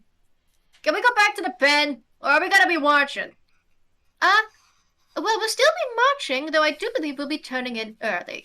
So we may do a roundabout back to the temple. What was even the point of getting out of the coop today? There's a few other gripes and complaints, and they start, like, moving around a bit. The cane, this baton cane, whatchamacallit, is tapped on the ground, and the chickens immediately straighten back in rows. Say you were done. Orderly lines. No dispersal. We don't want to have to track all of you across the island again. I was just gonna go over and pick up some seed. No buts. You stay in row. That is the orders of the High Lady. And we don't want to disobey our lady, do we? The rest of these stop-motion animals visibly sweat, and you hear the unanimous chorus of, no. Good. Now we will be heading back to the temple, and you are, and he kind of gestures as well to Big Bug, Penguin, Little Boy, and walking baked good. There are 2 others. They're waiting at the shore. We just were wondering if we could ask permission from Lady Kirky, because they are men. I don't quite see what the problem be with them being men. But we'll have to see about how her lady is feeling today. Keep in row, please. And he turns around, and you feel your feet slide into a row. Oh. Red is a little bit shocked for a second. Now, in order. 2, 3, 4. 2, 3, 4. And he gently starts leading the parade along, and you, without even a wisdom save available, start marching in line. The Toonish impulse to do it. Very much so, Toonish impulse. Coco is not a Toon and is very confused by this and is kind of looking around with visible question marks flowing around her head. It's okay. It's okay. It's alright. It's Toonish impulse. You're fine. I did not think we were going to be seeing Toons today. She just looks nothing but confused. It's more like Stella's just giggling the whole time this is happening. She's loving this. Yeah. Mad Lad is smiling as they march. As you march along, you do notice some of the curtains, which you didn't really see because, again, they're on the inside of the houses, part, and you can see different curious pairs of eyes peeping at you, watching you go. At one point, you actually do see a very small pair of eyes that appear to belong to someone very young, but she's kind of quickly tugged out of the way of the window. Honestly fair. As you leave the village, you can actually hear doors unlocking. Although you can't fully look behind you, as you head away, the doors do unbar and unlock, and a few curious feminine individuals poke their heads out and watch. And you start marching up what actually appears to be a rather well-worn dirt road. Nice. I just imagine anyone that hears them coming in the marching parade, they hear Stella's giggles. Is kind of getting into it, but she's still a little... She's confused, but she got the spirit. Yeah. At some point, she does ask the penguin what his name or their name is. Ah, well, if I were like most of the other livestock, I would say my name probably doesn't matter. However, it would be incourteous of me as head of celebrations not to introduce myself. You may call me P. Gwyn, or Mr. Gwyn, if you are uncertain as to formalities. Well, it was nice. Penguin. Yeah, it's nice to meet you, Mr. Gwyn. It's nice to meet you, Mr. Gwyn. My name is Stella. Stella. A lovely name for what a lovely young specimen. You know, I haven't seen a penguin in many, many years. I didn't think they... My whole your family kind are of... penguins. Oh? Do they all come in such unusual, pretty colors? Oh, yeah. Me, my dad, and my brother, and my mom were all kind of the same. Except my mom. She was all white. Oh. With some blue. Albino? You don't see that every day. People call also, me... I feel one of you slacking. And Coco picks up pace again while still looking confused. People call... I've never been good at band. Yeah. People call me Mad Lad. Very toonish. Yeah. It's a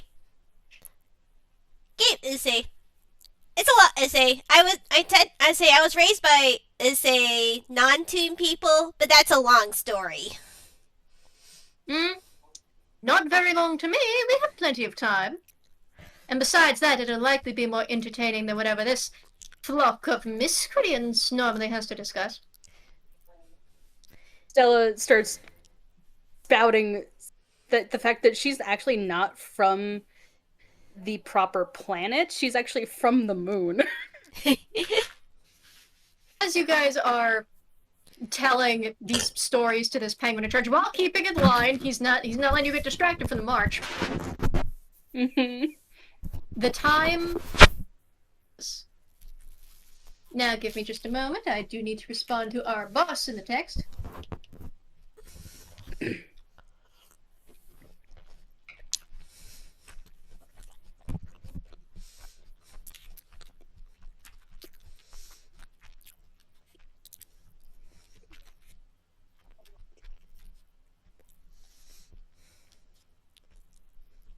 And really make it a significant way. You see, coming down the road, a young lady. Beautifully braided hair, a veil about her head, looks to be made of very soft, very sheer material. Long sort of, again, you're used to the winter wear from the fact you just left Inkwell. This is very long and lightweight fabric that is draped about the person for, you know, subtropical, tropical weather. Very standard. And she kind of... we were worried sick. And she starts to approach and stops at seeing the unfamiliars. And goes, yes, I believe you were going to inform us that we were to have guests. Company. And he calls out, and the chickens stop on their step. Coco is the one that actually almost stumbles forward and has to be caught. Ah! Oh, okay. I got you. And she, this real kind of looking lady with this, with her long braids, various beaded decorations, lush dark skin, just kind of looks over your party. And her dark brown eyes just kind of narrow a little in confusion and doubt, and then looks back down to the penguin and goes, these are supposed to be our guests? I believe so. That's what they were stating. They called themselves guests. Yes. Not to be presumptuous, Interesting. of course. Stella says. Well, until the lady screens you, you will be strangers. Still, strangers enough. are to be treated as guests until their threat is discerned. All right. Where were you leading them? I hope you weren't leading them to the lion den.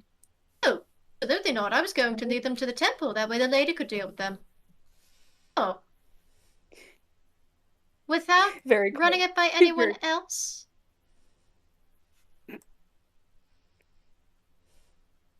I mean, I am in charge of celebrations, and I am the one who sorts through and reorients the livestock. I would assume I have, at least from the years I've been working here, some authority on where to direct guests. Did you check them for weapons? I don't believe I quite need to. They have a gift basket. I do. She lifts it. The lady looks at the basket, frowns. You think if there was a camera nearby, she would be looking at it with suspicion.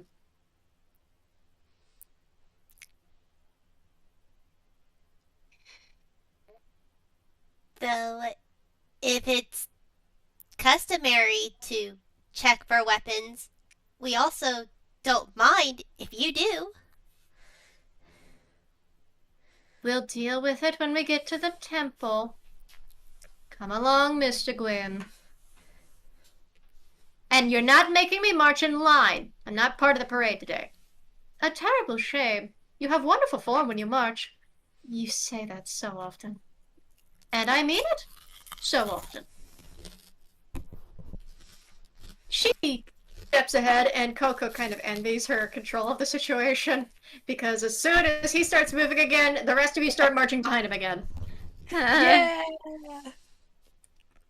And you can kind of see, even though there are a lot of open spaces where you're walking here, the forest and jungle are still utterly massive in comparison to you.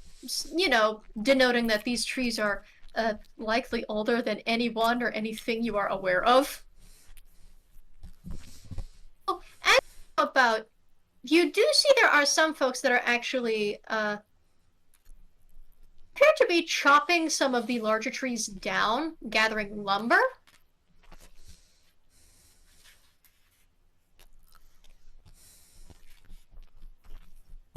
And others that appear to be collecting fruit, which watches the parade goes by because it's the poultry parade. Everybody likes to watch, and then they see the strangers in the parade, and then they get confused.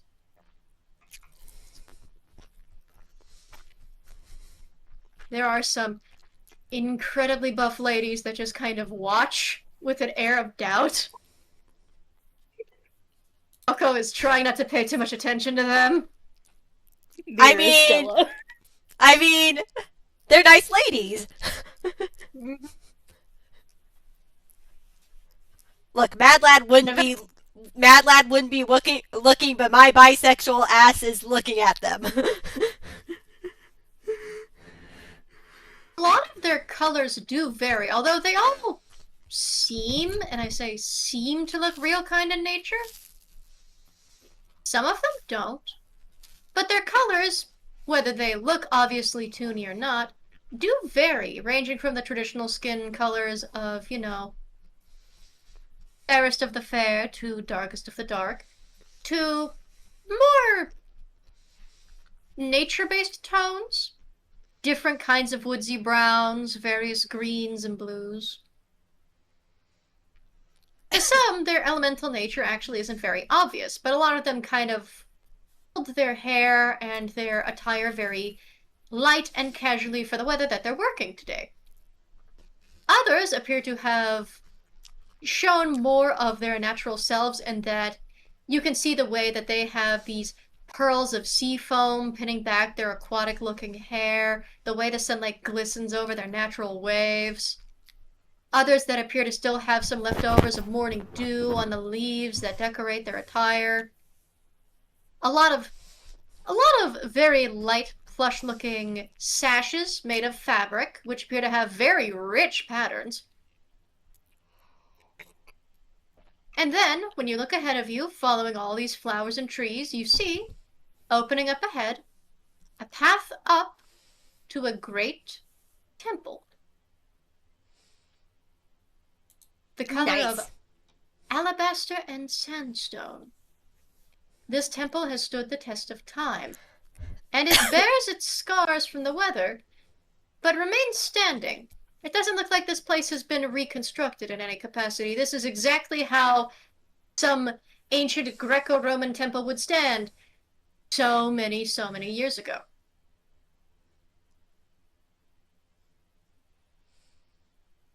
You can see the way various colored fabrics are draped about. You can see countless birds that are actually perched along them, just kind of preening at themselves and then turning and watching. And you realize at this point that as you approach the temple, what sound you were starting to hear goes quiet again.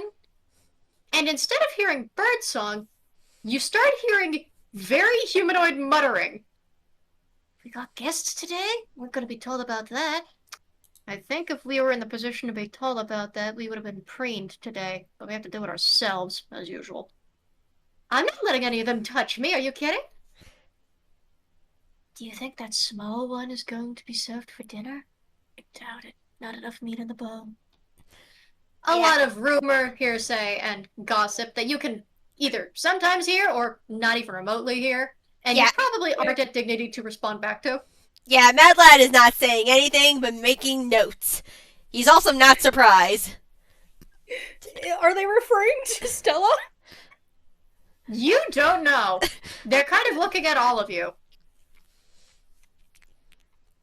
Though as you head up toward the entrance of the temple, up all of these steps, Stella, you do notice something. Blending into the poultry parade, which also navigate the stairs as well as you expect chickens to navigate the stairs. In that they're mostly hopping up rather than stepping up. Oh, I'm seeing where this is going now. Something else hops behind you. And then hops past you. And then you look and you see behind Stella, who is still following this marching order, a oversized big blue bird of some sort. It has a very long neck, a very big head and beak, and a very pot-bellied body, and it's just kind of goofily hopping past you, not up to Mad Lad, but up behind Coco, and just kind of eyeballing the walking food with this very goofy but hungry look on its face. Mr. Gwyn? Yes? She points at the bird. Company halt! And the crowd stops. And because the chickens, again, actually kind of stumble over each other, because these are stairs, why are you stopping us on stairs? They also stumble into the fat butt of this bird, who kind of also kind of... Oh, God. It stops. But she doesn't stumble this time. And... why are we stopped, if I might ask? The parade is for poultry, I recall. It is not for passengers. And the penguin politely turns and waddles up, and this big blue bird stands directly in line, like it belongs here. Like, oh no, right? Belongs here. And just salutes the penguin when it approaches. The penguin salutes back and goes, "This is a poultry parade. We're not supposed to have passengers or guests involved unless they are directly herded over to the lady. Would you mind telling me why you've joined the line today, Mr. B?" Huh? And it just makes a trombone noise. Ah. No, that is one of the guests. Unfortunately, that's not made to be dessert. The bird looks over to Coco, which means no, you can't have her. I'm sorry to disappoint. The bird looks between Coco and Mr. Gwyn, and Coco kind of turns. Talk about what? And the bird looks between the two of them and still points at Coco, and he goes, no, you can't have a taste. No, you can't have a sample. And he keeps on gesturing, no. This is one of the guests to be headed to the lady. You don't want to upset the lady again, do you? And the bird pauses and... sad trombone noise. No. No. In case you're wondering, by the way, what this bird is supposed to be looking like... I think I know what it is. Yes, it's exactly what I thought it was. Oh my god! Yes! Yes! It's a bird. The big Pixar bird. For those Yes! of you unfamiliar, before Monsters, Inc., Pixar had a short available. Well, before Monsters, Inc., or one of their other films, which featured birds on a power line. A lot of very small ones, followed by one very tall blue one, which had, like, not a single thought going on in its skull, and just wanted to be friendly. You can march in the poultry parade next time, but you're not sampling the guests. Run along now. And gestures with the baton, and the bird hops back down the stairs like the chickens, and the chickens just kind of watch him go, condescendingly. Stella waves politely, like, bye-bye. Yeah, Mad Lad does too. The bird stops, waves its feathery wing, continues hopping down. It pecks one of the chicken's heads on the way out, just as a form of greeting, and the chicken gives a very indignant before it goes. I don't recall chickens being able to swear. But what started it? Back in line, we continue into the temple. Forward march. And before the chicken can complain, everyone's back up the stairs. Eventually, you stop at the doors to the temple. A large, beautiful pair of doors, guarded, well, perhaps not so much guarded so much as accompanied by a pair of equally beautiful ladies, all with their hair braided back, togas about their person. They don't have kind of weapons whatsoever. They are not armed in the slightest. Mm-hmm. The penguin bows to them politely. They bow their heads. We were wondering when the parade would be coming back. Her lady was very worried. Terribly sorry to have worried her. Had I been informed we were going to have guests, I would have called the parade off entirely. You were supposed to be informed. Unfortunately, you weren't caught up to in time. We know who to blame for that. And they turn to the lady with the braids, and she just frowns and goes, I caught up to them, didn't I? Now they said they're here to see the lady. Let us in. We'll have to run it by our guest keeper. Guest keeper? No, guest keeper's not the right word. You are looking for bookkeeper? And popping out of the doors, poking a head out, is a lady. A lady in a lush red and pink colonial-looking dress with bright, fiery red hair, a tricord hat, and a pair of big glasses on her face. She is... We're not going to brag. She's the prettiest of the bunch. There's not even a competition. And she peeks through the doors and goes, a bookkeeper speaking. We have the poultry parade accounted for, and we're also looking at... Is it 3 guests or 4? We are looking at 4 guests. This includes the large insect. And this unassuming red-haired lady goes back behind the door and then comes back out with a common large reservation book. and Oh, sits dear. it down on a nearby ivory podium you did not see and starts flipping through it. I imagine all of us have extricated ourselves from the marching line, and we're just like standing in a row. Yeah. There's one of us, tallest to shortest.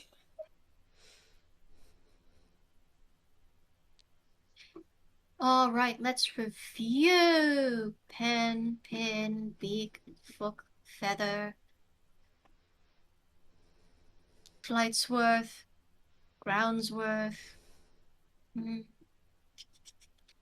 Licks a finger, continues flipping through the pages. Let's see. Nobody.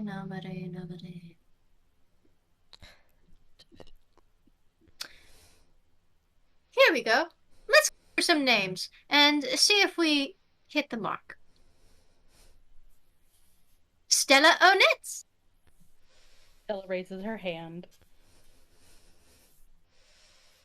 Marius Ladius. Bad Lad raises his hand. That's your full name? No, not really, no. Mad Lad will do just nicely. It's a bit, darling. Bad Lad gives a thumbs up. I see, gotcha. This one's relatively long. A coconut blossom sugar cookie? Coco raises her hand. It is I.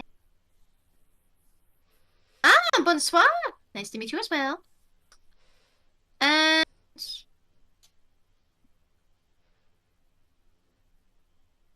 Death of the Redwood.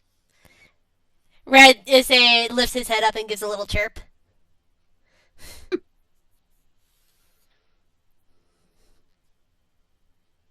Then we have... well, no, that's not correct. This reservation says this was made for a party of 7. I'm only seeing 4 here. I'm afraid we can't let you in until you have your entire party collected. Terribly sorry. Mr. Gwyn, if you would escort them back to their vessel. That bookkeeper... I haven't the foggiest idea where the vessel is. A terrible shame. We'll have to teleport them back then. Tragedy. Oh.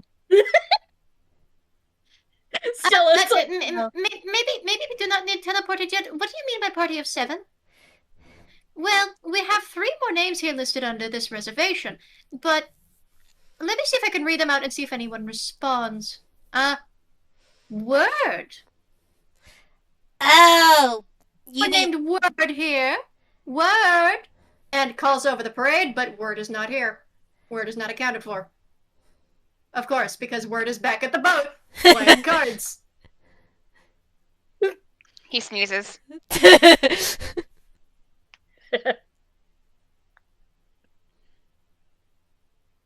Whoops.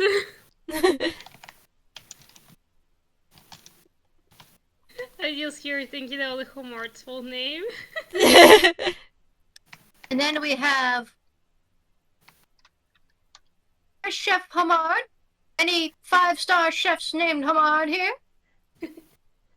No? I'm afraid not. And then we have Megala Pitahaya, Fire of the Oven. Any Megala Pitahayas here? Oh, no, wait, that would be mine. Hang on. And she summons forth her draconic spirit, who looks very bothered to be summoned in the middle of a nap. Well, there's guest number 5. That does mean we are missing 2 more. Sorry, unless you can prove that you are the correct party, we cannot follow through on your reservation. I'm afraid you'll have to leave. What are the other 2 names? They just said Word and Homard. Oh. Mad Lad looks at them and she's like, we do have those 2 people. We will also bring them in short. We will bring them to you guys. They're just back at the beach. That's all we need to hear. And the door shuts, and before you could say anything, you hear, "Girls, Release the hounds. What? Side where there really actually shouldn't be any doors. These cartoonish sets of doors open up, and you see a gaggle of what would have been considered the ideal species for medieval hunting hounds of all different sorts. Oh no. With the medieval time period, Greco-Roman, just all these different sorts. If you've got pointers, beagles, you've got these greyhound types, you have these hairless types, these very short-haired types, sharp points, perky ears, wagging tails, and a plethora of... You actually don't hear any barking from them, funny enough. You just see them spill out of this line like a line of racehorses. Stella's Donkey gone. time. She's running down the stairs. Yeah, that lad's behind. I was like, oh boy, we better get going then. You are not fast enough to outrun the dogs. They run past you. Oh boy. And down they go into the tree line, out of your sight. Faster than you can blink. Stella casts Sending on word. Oh god, now I have to type it out 25 words. Mr. Quinn, if you would, before you can finish your sending, by the way, your steps are stopped.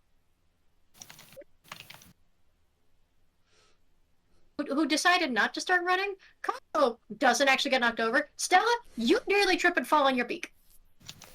Oh dear.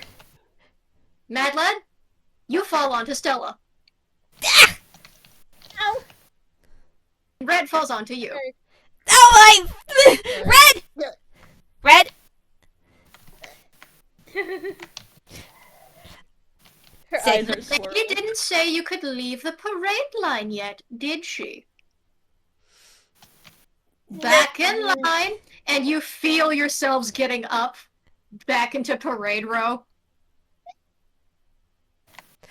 Mad Lad is like, Mad Lad sighs as his toonish instinct, like his toonish half of himself, it gets back in line, and he just sighs. Stella squeaks like a squeaker toy. Mr. Gwyn, you are normally more graceful when you are calling them back into order. That looked like a mess. That's the bookkeeper. And meanwhile, the unassuming little penguin looks up and goes, my apologies. I was not expecting them to head back down the stairs. I don't quite know what got into their heads. I Did panicked. you run off in such a hurry? I mean, we were gonna go down and get our friends ourselves. You didn't have to send them out. Oh, no, it's really quite more efficient this way. You'll see. Okay. She sort of brushes up her dress, like the dirt off of her, uses precipitation to get it off. Mad Lad just shakes himself like a dog himself and just say the dirt comes off. The dirt She, comes like- up and lands on several of the chickens, which now look at you glaring like death. Mad Lad does that like mischievous boy like smile and shrug. He's like, oops. They shake all their feathers, and the dirt immediately falls back on you, except double. It's a vicious cycle. Like, she sort of starts like fussing with her beak, like it's slightly bent inward, like an accordion a little. She's like, I can fix that. I'm used to fixing penguin injuries. Bend down to me, please. This penguin is bends shorter down. than you, by the way. much shorter is short. So, just has you bend down, and stop motion fashion just straightens out your beat with the creaky noise. Just ding, ding, ding, ding, ding, ding. And it Yeah. tends to hammer it in place. There you go. Thank you very much, Mr. Glenn. You know what? For shits and giggles, he gets bardic inspiration. Like, he gets like a little like an ambient like little glowing star, just like click, right on his chest, like where like a little Gold band star. would be. A Oh, little gold star. Meanwhile, hey, Word or Homard, would both of you like perception checks? Oh, Yeah. boy. The only I think this Or maybe ending just did not passive play. perception. Or I guess No. that doesn't matter. No, Yeah. just roll perception. Or okay, not 20. I guess that's fine. Oh. You're Oh, minding no. your business. boy, By the way, I yeah. would like Homard's perception. 7. So you're minding your business. Homard is focused on mopping the floor with you in this game of Uno you've started. Yeah, the tracks. You've been keeping track on a fake little scoreboard because Toons have those. Mm-hmm. Homard has 7 wins so far. Amazing. You have 3, and you're about to win your 4th round for once, even though you're being royally swept here. But then you stop because you hear something. Cade of shouting voices. Immediately straightens up and It starts looking mostly starts. It sounds like a sports team. I got it. Mine. immediately like straightens up and starts looking like across the shore, kind of towards the tree line. Like, what's up? The trees rustle and rustle, very point and click fashion rustle, and then bursting through the tree line. You're the first one to see because Homard is paying attention to the cards that he has. Yeah. A crowd of dogs swarming over the beach toward you in your boat. Hard. He Word, goes like, his chest. Word, He's fine. Word picks him up, just like, okay, now what? Oh boy. Cards have been disrupted. No! Your skulls! Yeah, he drops the cards just like Would like, unless you choose not to resist, contest athletics checks as the dogs start trying to pick you up. Oh god. So, athletics. Okay, I'm gonna do this in the roll zone, just cause. The roll zone is where it's supposed to be. Yeah, but I believe 20. Mary was also physical dice. Oh yeah. 13. Well, I'm being held by Jules, so I don't think I have much of athletics to say. You're being Okay, so Being grabbed. most of these dogs can't really get a good hold on you, though you're just being swarmed by all these different stop motion or these animated. You can't tell if they're housing all these different dogs, and then by miracle of nature, there's a couple of big motherfuckers that just lift you with their heads and bounce you onto their backs. And then just start Bronco style leading you back into the tree line, surrounded by the rest of the swarming dogs. Well, this is a much better outcome than he was expecting initially. They're not tearing anyone apart. You know when you're in mobs, like in cartoons, and you're being carried on the back of the mob? That's what's happening here. Yeah. Okay, once he realizes what's going on and like that he's not like they're not gonna be, you know, torn apart, torn to shreds, you say. He's like he starts like stretching, like scratching and petting the ones that he's like right nearby or on top of. Wonderful. A very adorable mistake to make. As you start scratching the ears, you do hear a perfectly normal human voice go, "Oh, no, wait, that's the spot. Oh, I miss having fingers." And then another dog looking for the credit of bringing you over body slams into that one to move you onto their back instead. And sends it barely to the horde. Omar just looks at the word like, why did you do that? Suck I it. like dogs. You do actively hear excited barking here, but you genuinely can't tell which ones are supposed to talk and which ones aren't. It's just a matter of...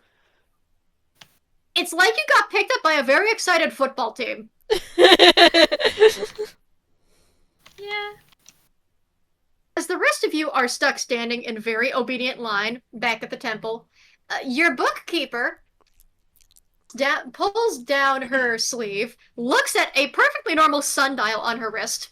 Yes, a sundial in place of a wristwatch. It's a sundial. Yeah. Emperor Cusco joke. Yeah. Emperor Cusco joke, Hercules joke. Want to buy a sundial? Oh god, yes. Pretty good. That would be in 3, 2, and you hear the excited voices as coming back up the hill. Not up the stairs, up the hill. You guys don't get the ease of access of the stairs. You just go through the fucking bushes and trees. They're like covered in It We're is- gonna be covered in leaves. Word and Homard. And Word and Homard, you are unceremoniously dropped with your friends. Hi. And then Just also Hey. a few of them wind up licking Word all over. Oh, that's a good voice. Good dogs. There's Thank you. so much dog slobber. There is so much dog slobber. Word does not care. Good Word don't care. I just imagine boys. falling and rolling in the floor briefly. Oh, Homard. One of them does lick your face, and then pauses a moment, licks you again, sort of samples the taste, and before that dog can cartoonishly open its jaws to try and bite you, you hear and the dog stops, slumps down, ears down, tries to look innocent, it does a little doggy smile, just Yeah, Homar just like blinks and gives him like an awkward pat on the head. pat, pat. Yeah, The pat, pat. bookkeeper glares at that dog and then goes, Good boys, good boys. That's a new record. I think that only took you... Checks the sundial again. 45 seconds! That's 2 whole seconds shaved off your record. Very nice.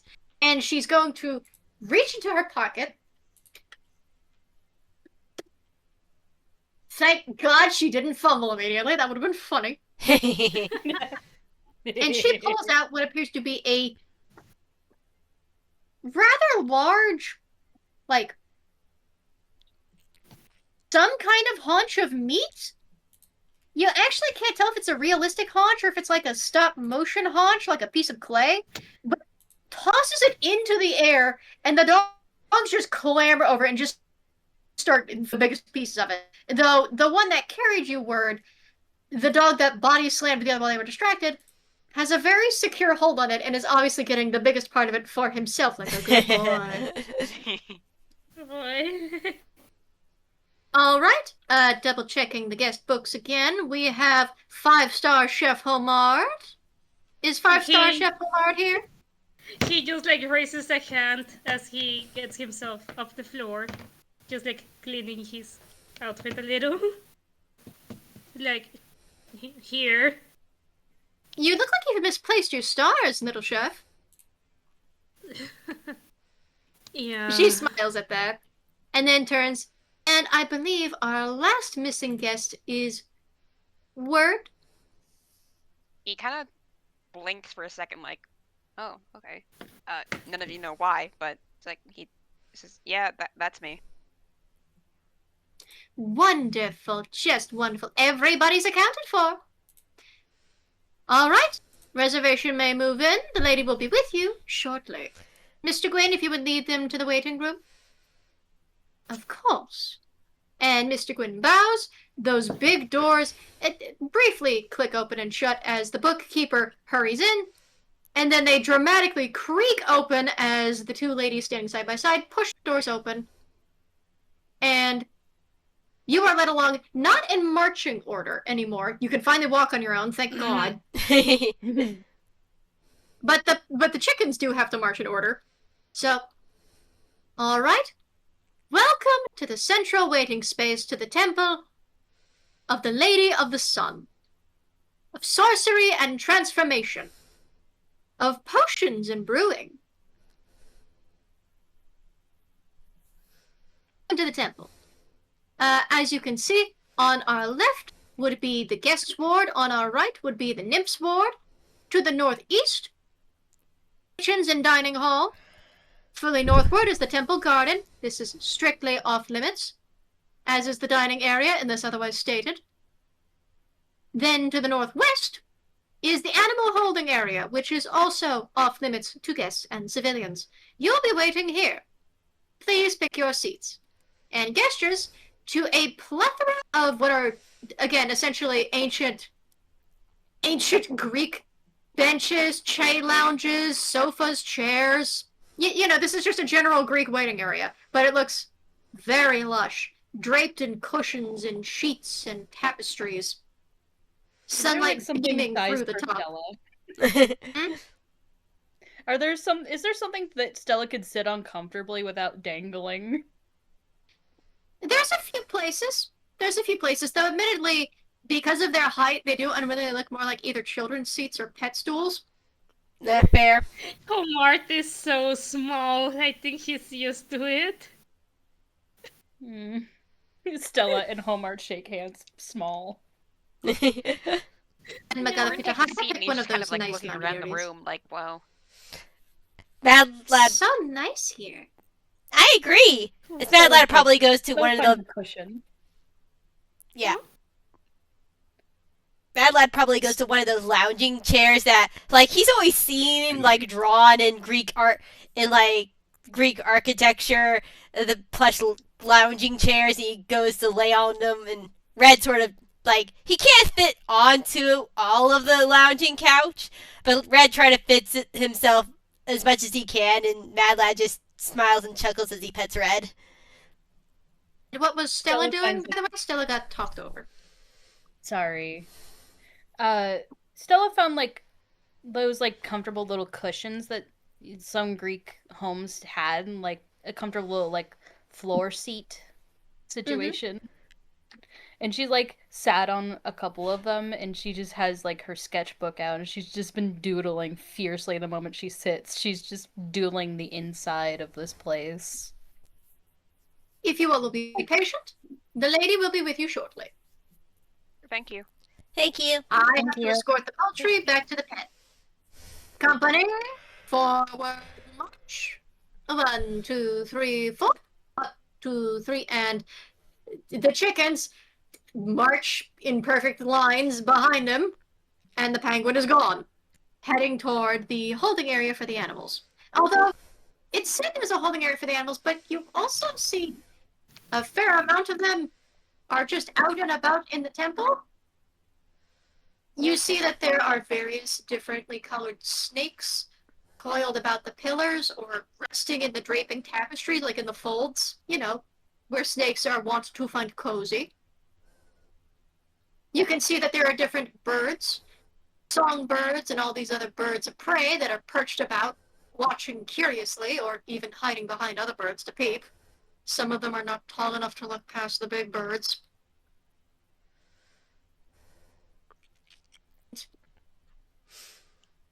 Since he wasn't here earlier, can Word roll a nature check on just Sure. looking over these guys by species? Yeah. D20 plus 3. Okay. That's a 7. And, well, there's one you recognize.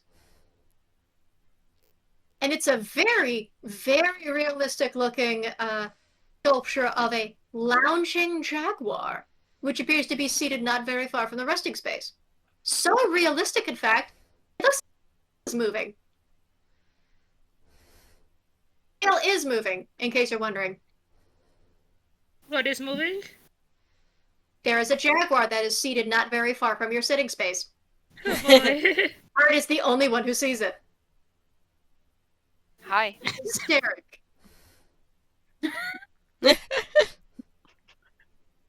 We're just gonna, like, scoot a little closer to it, say hi. Hi. The jaguar says nothing, but stares. I just imagine you Mart looking at the word and he's the jaguar. He's not saying anything, you see him like get a little stiffen. I mean, if this were any other situation, this would in fact be a death wish. If it were any other situation, I mean, it still might be, but the jaguar is not doing anything. It's just staring. You can't really read its emotions. It's just staring at you. Because of all the dogs speaking human language and the whole idea of like Cersei or Kirky turning animals into like people into animals, he's kind of come to the conclusion that all right, maybe everyone on this island who's an animal is like used to be a person. Or at By the least, way, so- if any point, sorry, not to interrupt again. no, No, you go go. ahead. No, you go. I was gonna say, if at any point, if some people are speaking in Celestial, Stella can understand that. You don't happen to hear Celestial. You do, however, hear mutterings in various forms of Primordial. Oh, she does understand that though. What type of Primordial do you understand? It's not specified. I just know Primordial. I say it's like a weird. That's fair. Yeah, it doesn't really say like what type. I just know Primordial. Yeah. You hear several different dialects of Primordial, which would belong to different types of elementals, nymphs, that sort of thing. You also hear Sylvan mixed in, which I doubt you understand. Or I No. don't. Word does. Word does. Okay, so you kind of get a mixed eavesdropping experience between the both of you. It's mostly just curious whispers, cautionary ladies that appear to be avoiding the waiting area, and others just kind of. They seem to be standing by as if awaiting orders or instructions, though they don't have any visible weaponry to them. But you can see some of them are staring very intently, others are trying not to stare too intensely, otherwise it might be seen as impolite, and others they're not talking, but they are kind of making the waiting area comfortable. They're laying out some of the blankets for some of the other animals that were out on parade. They're fluffing up some of the pillows. One of them sets forth a basket of, you think it's fruit? It looks like fruit. It looks like one of those baskets of display fruit. But you can't tell if it's real or not.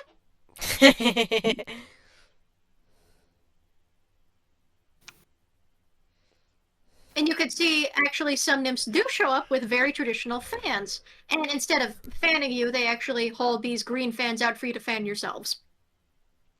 Stella politely takes one. Thank you. Appears She to be says, made of in all these. Primordial.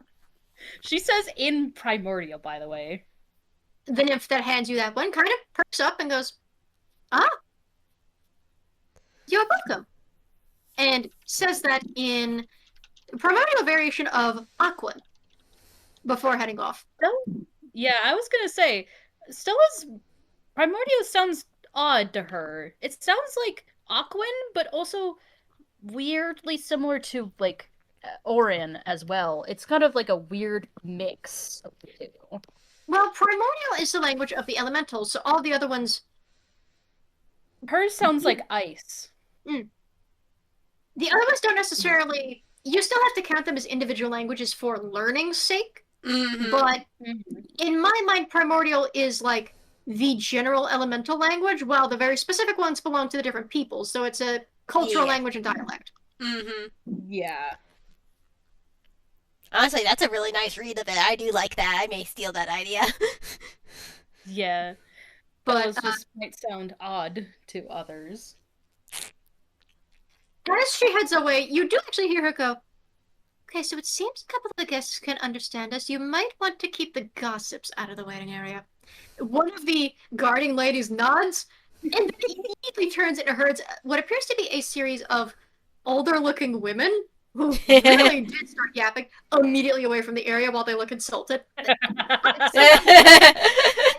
You can mind your business outside. Got caught. Got caught. Yeah.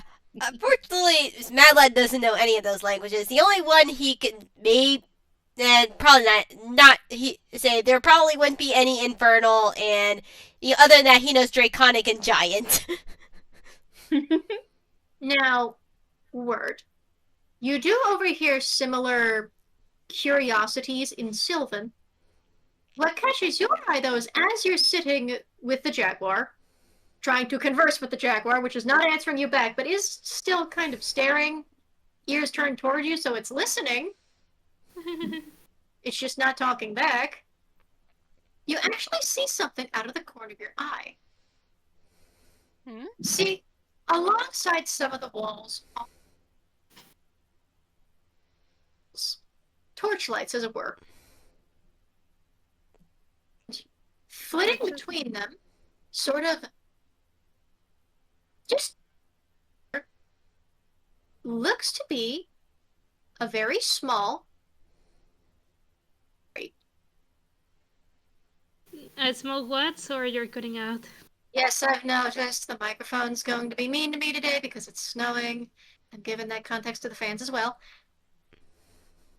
Looks like some small, tiny form of fairy. And I say, looks like, because it doesn't actually, it doesn't look like a species you've seen.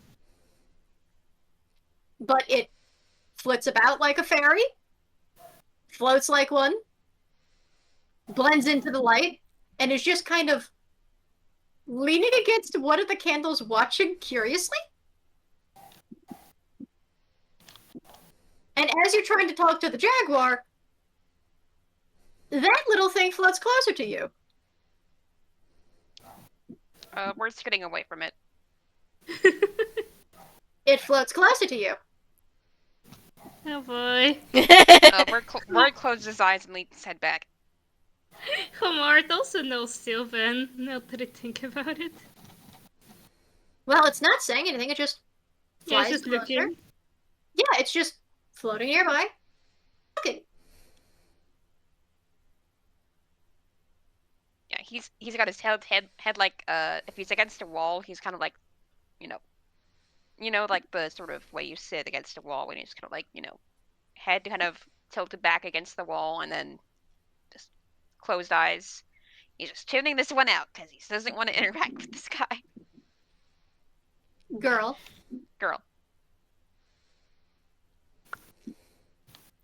It floats closer, closer. You can vaguely hear the sound of a ringing bell as it moves, but it's not wearing any. Tinkerbell rules. She tilts her little head.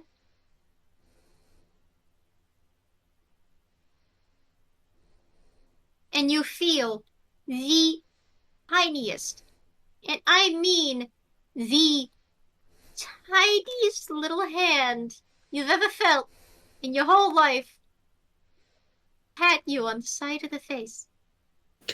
Oh, curious baby. Pat. And when I say tiny, I mean it's smaller than a pinhead. Oh my Like- god. Oh, This is the. It's like a it's not like a mosquito landing on your face. It's small. It's small. The feeling of this little hand on your face just pats. like dust landing on Pat. you. Pat. Like a butterfly. We're Oh, just trying to tune this out. He just doesn't want to be here. Yeah. Stella You thinks this feel is adorable. that similar butterfly light feeling on your shoulder as this little thing just He's patting you down. he's patting you down. She's patting you Well- down. We're pretending he's not here right now. she is reading it as nervous, scared, want to comfort. Oh, And so this strange little creature sets down the flower that she's holding and sits on your shoulder. Stella starts doodling this. If this like fairy can like kind of read his like how like sort of I'm assuming it can like kind of read his face. Like he just looks more uncomfortable when she sits there. That doesn't mean she moves. I know. Yeah. Homart just sort of closes in. Like, he's not doing anything. He's just like looking from like a safe distance, trying not to get too close to the jaguar. Though he's concerned. No, yeah, the jaguar is still there. The jaguar actually does look up at this tiny little thing and her teeny little flower. And then back to word.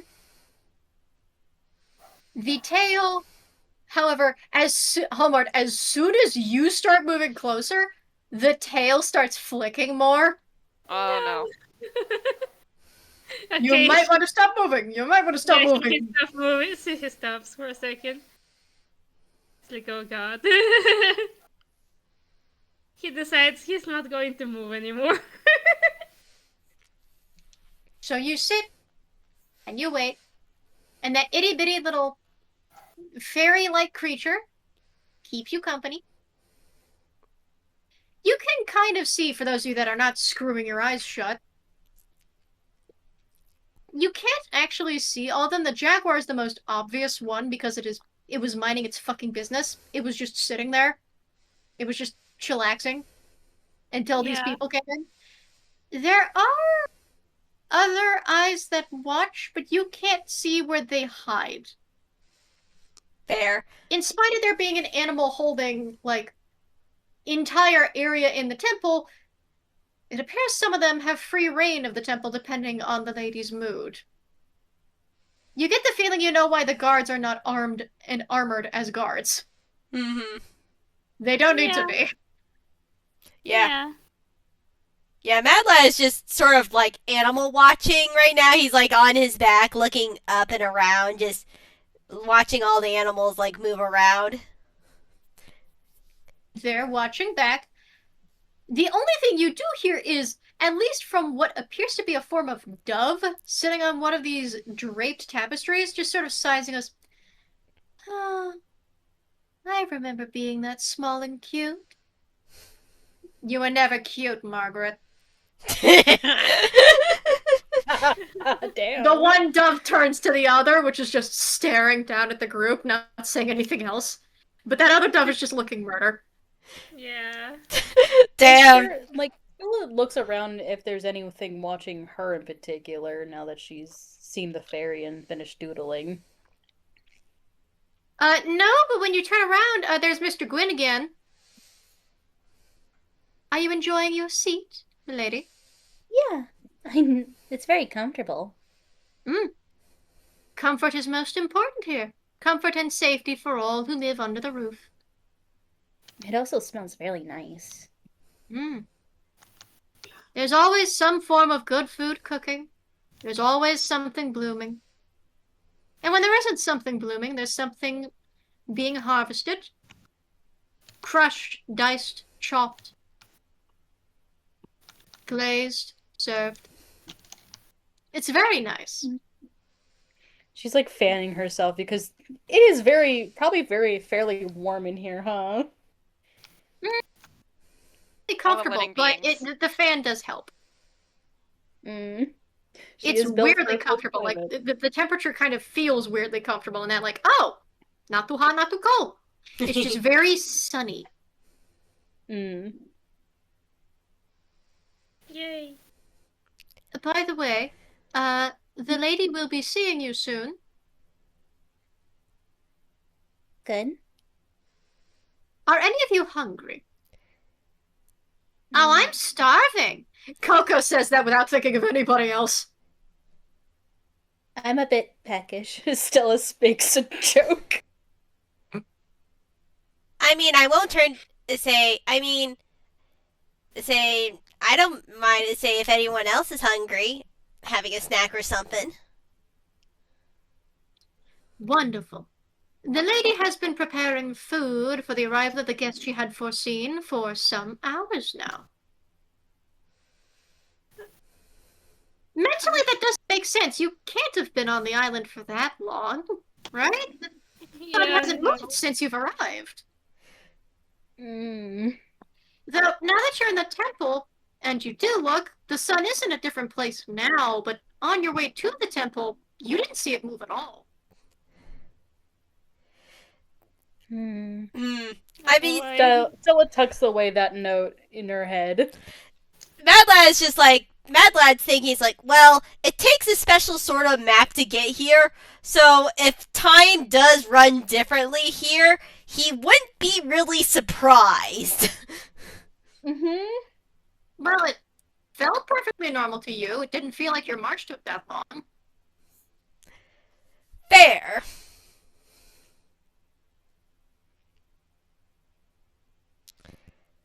Now, is there anything that you prefer? Any favorite flavors, favorite fruit, perhaps? And he no longer has the baton, but he clearly holds up what appears to be just a perfectly normal, realistic notepad and pen, or notepad and quill. There is It's not parchment. It's a normal notepad of paper. Well, there's two things to that. One of our own points over to Word. He can't eat. Physically can't eat. Ah, I see. Can he drink?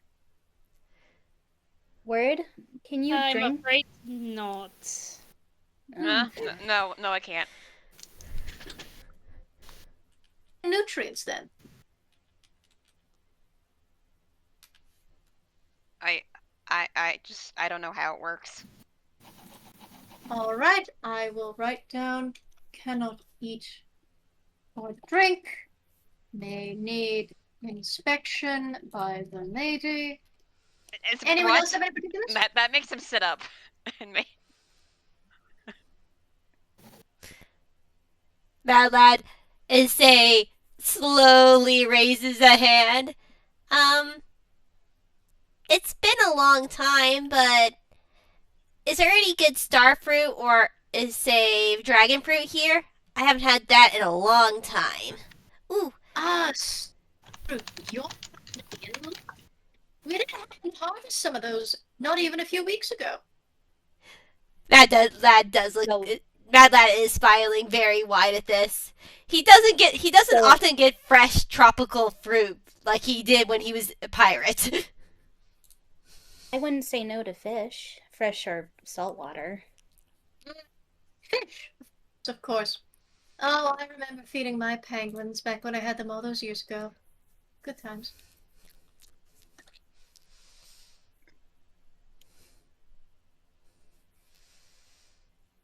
And for the young lady with the dragon fruit companion?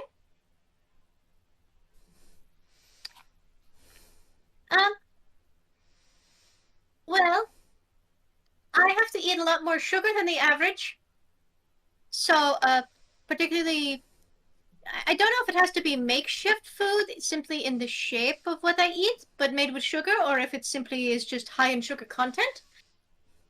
I've gotten by on sugar cubes, I've gotten by on jellied hams, I've gotten by on fruit cubes, dried fruit chunks.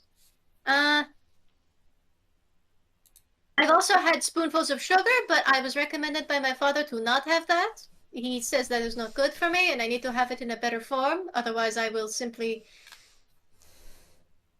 to the lady's discretion, may I say? Understood. Writes that down.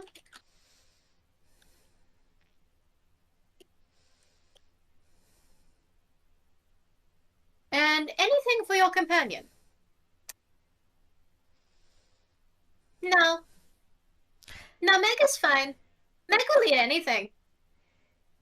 You do actually hear a grumble if any of you understand Draconic. Yeah, Mad Lad does. Just a grumble of, I have standards about it, but sure.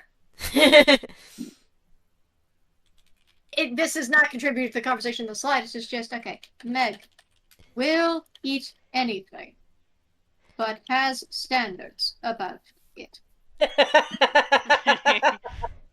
Amazing. Mad Lad looks And at... for the big bug? I mean, Red is actually pretty good. He can eat most vegetables and fruits. Though he prefers I know it's kind of weird, but because of the species he is, he likes eating like wood like decaying wood, or maybe something that's close enough would be like some fungi. I see. You know, I know a club of nymphs on this island that would adore your friend, but I'm not going to say anything else about it. And for the 5-star chef, Yeah, is he there, just sort of is there anything that you like or need to avoid? Anything in particular? he just sort of like shakes his head. Like, No? I'm willing to try anything that you want to offer us. He does not have any specific likes or dislikes on food. It wouldn't be fair. If this was the farewell, the monkey's paw would curl, but it's not. You're fine. Yeah. Alright. You must I will choose bring you one. recommendations as they're finishing up food. And I will call you when food is ready and the lady is willing to see you. Okay, thank you, Mr. Gwyn. Of course. Enjoy the fruit at the table, in the very least. He says as if he's not gesturing to a bowl of what looks like the artificial display fruit. But when you go to try and correct him on this matter, the penguin is already gone. He has waddled away. Stella like walks up to the bowl of fruit, just sort of looks down into it. Hey, what the hell did he mean by inspect me? I They don't know. probably are concerned about the fact that you cannot eat anything. Yeah. That's my business. It's the will of a god, so... I know, but No, I As soon as you say it's the will of a god, the majority of animals that were eavesdropping immediately cringe as if you said something wrong. Yeah, he does not say As anything. soon as these words leave your mouth. Stella is just like poking at the fake fruit, just like, what? Well, it's not actually fake to you. You poke it, and it dimples. Oh, She picks up probably what looks to be a peach. No, there's no peaches here. It's mostly tropical fruit and grapes. She picks up the grapes then. Yeah, They're real the grapes. grapes look like display grapes, but they're shiny, they're round, pretty, well painted. Well painted. can you inspect the fruit? Can Okay, I need can you I to understand the inspect comparison, by the way. The entire bit that this interaction with Cersei is based on what was once combined with what's happened to the animals. It is based on an old, very popular YouTube video of stop motion cooking. Nice. Oh, I'm getting it now. Yeah. So everything looks stop motion and definitely not like something a regular, like, real-ass adult should have. However, it is prepared in a way that this is normal, delicious, edible food. This just looks fake because to, like, the viewer, this is a prop. It is not a prop to you. You are a toon. You can eat it. All right. Stella will pop a few grapes in her mouth. Are sharp, and you actually don't expect them to pop the juices they do in your mouth. These are delicious. Hmm. She actually like sits back down and just kind of like snacks on them a little. The one thing you actually don't expect of these is they taste like cotton candy for some reason. Oh, I know those. Nice. Stella thinks about that too hard. It's a species of grape that has been specially cultivated to taste like cotton candy. Yeah. I know, but also I shake you, Mikey, because there's a certain reason why she's blushing while eating these. I point at Candy. In fairness, you do sometimes have to remind me she exists. Fair enough. I point at Candy DK and Stella just kind of blushes remembering that she has her phone number. For those who are unaware, by the way, there's a couple of different instances that this is also based on other, like, mixed mediums, and you'll see it with the lady when you meet her. But for the most part, when it comes to the animals and cooking, aside from getting various mixed between life media and Wallace and Gromit vibes, it's the whole food and cooking is largely based on PES. Nice. As you are aware, these are incredibly popular shorts that are based around pretending to cook with all of these various props that looks like you shouldn't. Nice. I feel like Homart can do this. Yeah. I can do this. Homer understands. Homer has never been more at home here. Yeah. No, like, he gets it. He gets it. Yeah. Red probably goes over to the bowl. Still, but it just looks official. Yeah. Red probably goes over to bowl and gets a bunch of bananas and takes it back to Mad Lad, which Mad Lad takes one banana and Red just eats the whole bunch. And when I mean eats a whole bunch, he eats it peel and all. Aww. Oh god. Homart doesn't want to take any of the fruit yet because he doesn't want to ruin his appetite for the actual meal. Smart. Coco doesn't really Stella take it only either, took but Coco just takes a fig. Ah.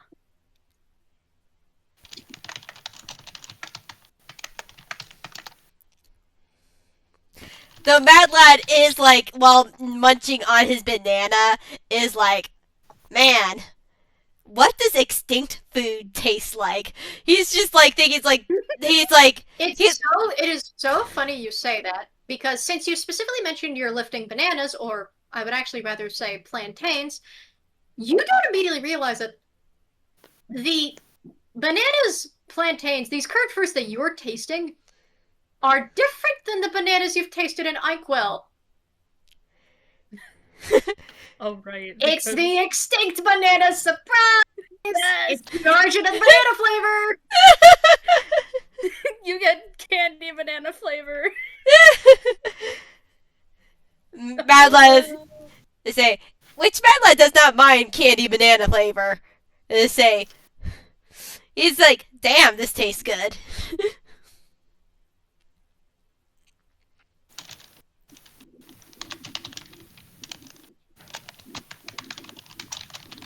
So, word. You've been minding your business with the jaguar and the wall and this little thing on your shoulder. He got distracted from the thing on his shoulder just because of like what was being said to him earlier. The inspect comment, yeah, which you strained up about. I take it you were still tense and nervous feeling? Yes. Very. You feel that light butterfly weight over what in the world are those? I want to try those so badly. Those are apple bananas. They are small bananas that are around the size of an apple. They Oh are my not God. exactly sweet, but they have like a particular, like, citrusy apple. Not Interesting. flavor, but they are like sort of like buttery. It's very strange. They're more solid That than sounds a normal. so good. I'm going Yeah. to be perfectly honest, Chief. Honestly, I It's- definitely would like to try that. It's really yummers. They are very small. Like, It looks very tasty. Very small, but very yummy. Mm-hmm. Okay, we need to not get distracted by Yeah. food here. I know they're cooking again. Oh, I gotta focus. Got a lot. Focus. Yeah. Focus. Like. Anyway, thank you for posting those photos in the chat. But you feel that butterfly weight kind of leave your shoulder and face for a moment, and you see this little fairy-like thing briefly flies away from you and out of sight. You don't see it come back for a few minutes. It's about... He visibly relaxes once it kind of leaves the sight. You get to relax for another 3 minutes before it comes back in. And then there's the butterfly feeling on your shoulder again. Dink. This time, actually everybody gets to hear it because this is audible to more than just you. Light falls on your shoulder so light again.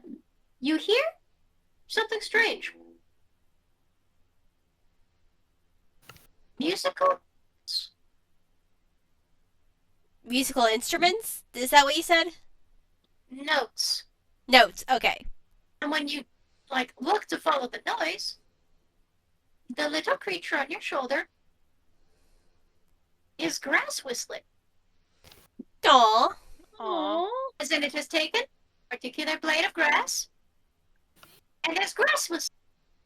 Okay, I that's assume cute. the moon. That's so pretty. Mad Lad's just now listening to the music and say, like, closing his eyes, just very much relaxed.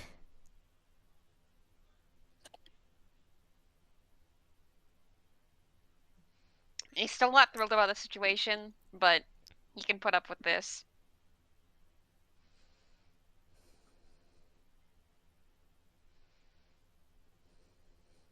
Now, there's several ways to grass whistle, leaf whistle, but this is grass whistling. This is not leaf whistling. There is a difference between the two. And this borderline, smaller than a butterfly fairy, is grass whistling. So it's very small, light, breezy sounding, and pleasant. You actually don't know what song it's trying to emulate. This is not one you've ever heard before. Again, this looks like a fairy kind of creature, but not any kind you've seen. And the song it plays isn't one you're familiar with either, or anyone for that matter who can understand Sylvan, anything for that matter. It doesn't match any historical check. It's just a song, just improvised. Nice. Or maybe it's not improvised and it's from something else. You don't know. You have no way of knowing because you haven't lived here. Either way, Mad Lad can appreciate music. This actually also relaxes the jaguar nearby and the tail stops flicking.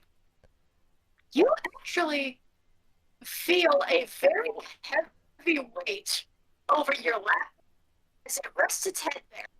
As well as its very big deadly paws. Where it does? Amazing.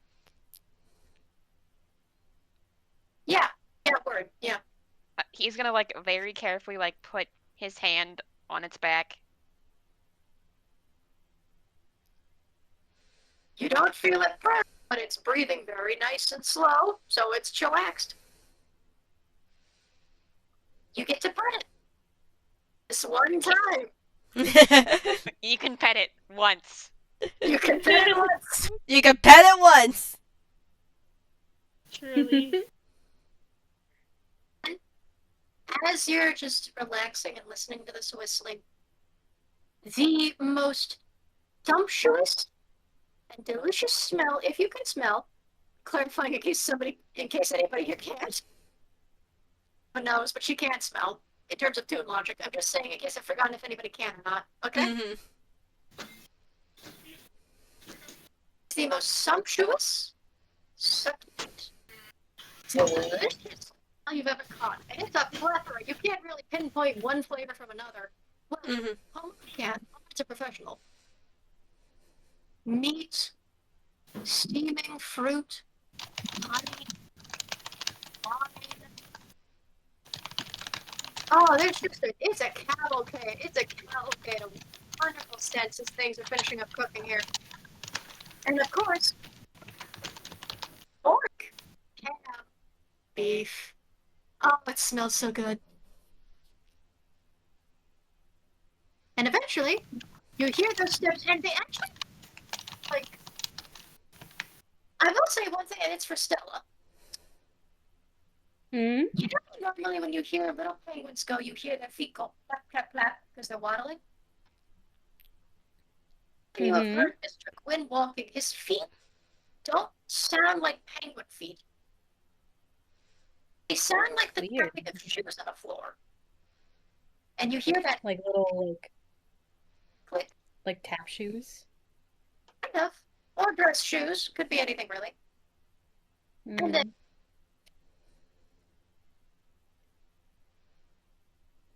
meal is ready. The lady is willing to receive you now. Follow me. Oh boy. Stella go. follows. Yep, Mad Lad follows. In red. Thing stops whistling, and when it's finally coaxed off your shoulder, it follows, but not fully. It just sort of watches you go. And you follow a long, beautiful corridor. Going down this corridor to the left, you can actually see on full display what appears to be the start of a dense, borderline impenetrable, but drop-dead, gorgeous garden. You actually can't see the other side of the garden, but the way the sunlight spills through every leaf, every vegetable, fruit, flower, everything, it paints this gorgeous picture in gold, orange, and blue. It's just, honestly, it's just something you haven't seen before. Not the least bit, because again, the majority of it is things you haven't seen before. Yeah. Yeah. The only thing you will note is that for all how you look, you do not see a single mammal or, well, not mammal. You don't see a single regular quadrupedal or bipedal animal. You don't see any of the nymphs. Anybody here? The most you see in the garden are bees,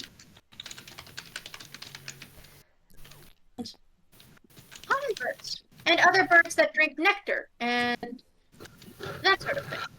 Fair. Pollinators. You're seeing pollinators. Mm-hmm. Fair.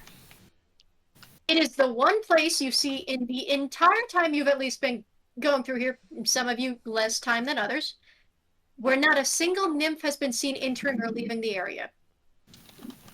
They traverse the hallways. They traverse the wings. They do not traverse the garden. Probably. There's not even any, like, barricade blocking it off. It feels private. Mm-hmm. It feels sacred. Mm-hmm. Mad Lad, you feel a coldness on your wrist. Say Mad Lad shivers up his spine as he was relaxing before. The worries that he had coming into the island sort of fade away during that little time as he was enjoying the rare fruit, the relaxing. That coldness he feels on his wrist is like sort of snaps him back to the decision he made, and now he's just now there's just like a pit in his stomach. Just, oh yeah, you're not here to relax, huh? Yeah. And now it snaps him sort of back to attention and sort of into mission mode. He takes a moment to like while as he's walking, take in a deep breath and slowly release it as he focuses now. But also his other hand does wander to that wrist where he feels the cold and sort of rubs it like he did before. While waddling in, Stella adjusts the tie around the ribbon around her neck and sort of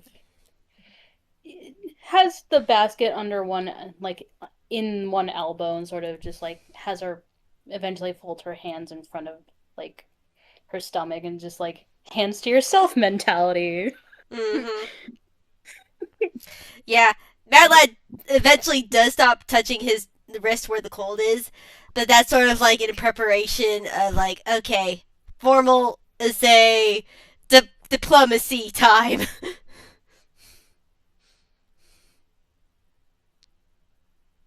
And the door is pushed open by Mr. Gwyn, who enters before you and goes, "My lady, your guests have arrived." And bows very deeply, stepping aside as if, presenting royalty. "And our favored guests, we present the lady of the house and island." And you see before you a banquet table that nymphs only have briefly stopped to observe you as you enter. You know, a young boy, a penguin, a cookie girl, the cookie girl's little drake companion, the little boy's big bug, the little crustaceous chef. Yeah. And once they process you, they look back, and at the head of the table, sitting there, is what you realized was the bookkeeper earlier. Her hat is strung up like it's hung on the very top of the chair that she's in. Like it's just sort of sitting there at an angle. Her long red hair has been pulled out of its braid and allowed to tumble over her back and shoulders. Stella like looks behind her and then like looks back at her like, huh? Like visible confusion. Mad Lad, ironically, Mad Lad isn't so surprised because his mother has pulled the same trick before. Like, this is a trick that isn't, like, foreign to him. And at the very front of this very oddly pirate-style dress, her bookkeeper, quote-unquote, reservation guide spectacles appear to be just sort of folded at the very front of the dress, like hooked over it, connected by a beautiful bejeweled golden chain. Mm-hmm. She has draped in these light, lush-colored fabrics, white interspersed with these deep reds, purples, some soft pinks, and pretty edges just trimmed here and there. Black nail polish, black trim, here and there a rope. Her hair is allowed to lay loose. She's not exactly pinned up in extravagant jewelry or anything of the nature. And in fact, over her shoulders, over this colonial-style dress with all these other colors now kind of wrapped casually about it, well, not casually, but lightly, Mm-hmm. is an animal pelt at her waist. You tell me. You're cutting a little bit in and out. Yes, I'm.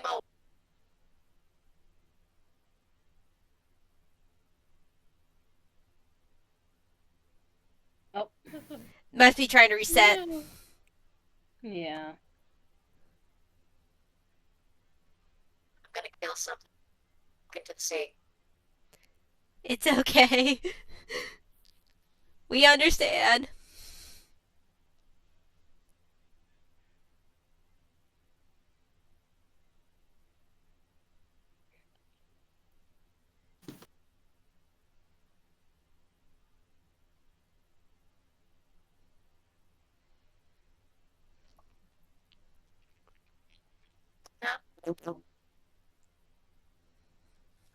So,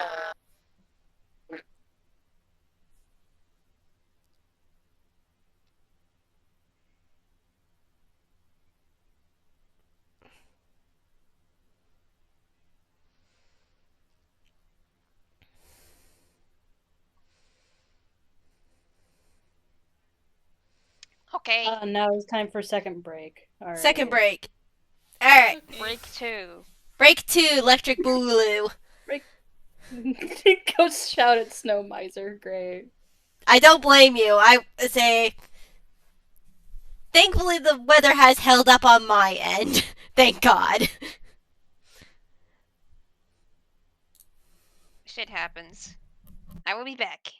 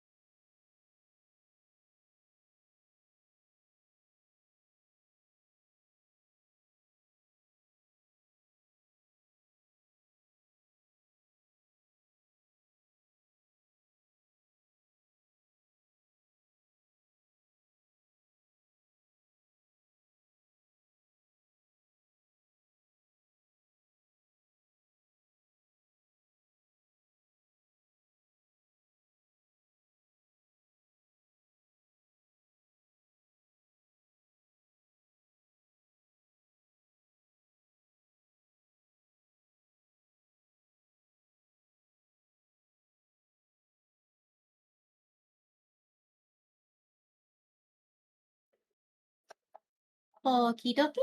I am going to get my meds, and then we will continue. And hopefully, by the way that my microphone is lit up very normally, it won't cut me that again. Here's hope. I'll be back after my next dose of meds.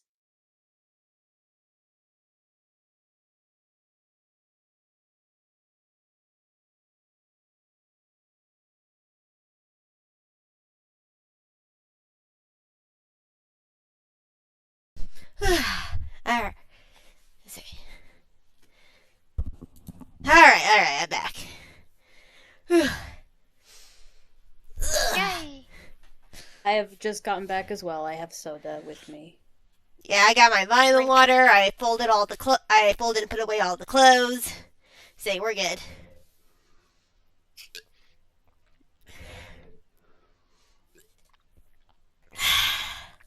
I'm loving Cersei Kirky's whole vibe. No, very much so. I agree. We gotta remember to like mention Umberly. Yeah. 'Cause I feel like that might get us some Possibly, but let's see how the conversation starts. Yeah. Yeah. In the background, I've been listening to Miri's Magic Dance from Kevin MacLeod for Sir Kirky, and the vibe is probably the right way to go because it's very like pirate heavy. Yeah, pirate coded lady, and I'm like, yeah, her sitting in the way she does in that chair, I'm like, yeah.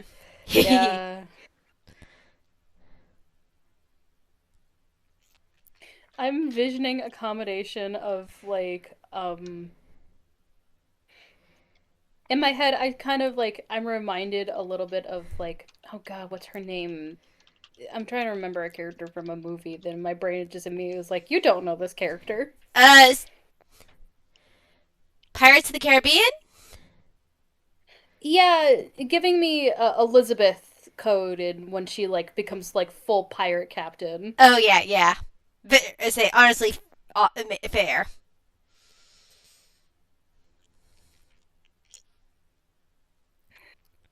I'm just imagining that in combination with a character from a different D&D campaign who's simply known as Red with 2 D's. And she was a witch, and I always imagined her with like a red braid and just like in nice, like similar like Pirates of the Caribbean-esque look, but she's like also a wizard. I'm imagining that. Nice.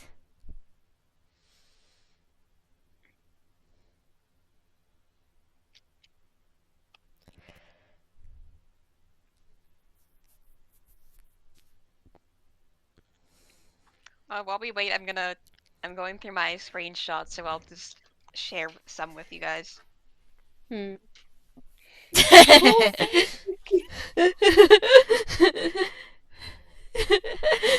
I love that. Oh, spaghetti, no.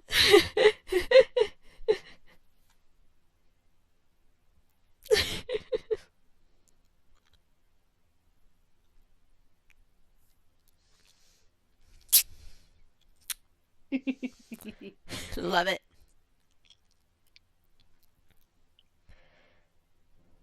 Oh, freed Glunkus was slain by Glunkus. There's a story told in 2 sentences. Same energy as soup. Where are you? Tried to swim in lava. Soup.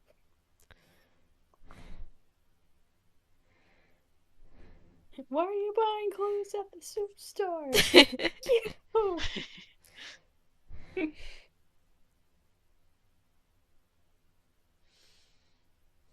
I love at multiple points Stella was like, maybe I should cast Sending. And then it was like, I'm probably not going to cast Sending. That's a horrible idea. Yeah. The moment she's back on that ship, though, she is immediately contacting her dad. She's like, hey, so how long have I been away from home? Yeah. Dad? I'm worried about the ship now. Yeah. Dad? Yeah. She immediately, like, she's like a teenager calling home. But she's like 20 years old, and she's like, Dad, how long have I been away from home? Meanwhile, Sirius Onus is like, what the heck? It's like the first time he's actually having this casted on him. He's so confused. He's like, oh, it's probably just my baby girl. It's my starshine. She's just calling me.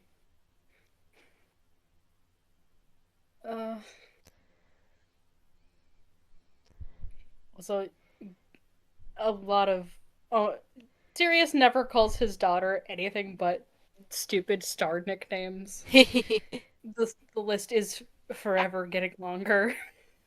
Like Starshine, Starbits, Starfire, like the list is endless. Whatever works. Nice.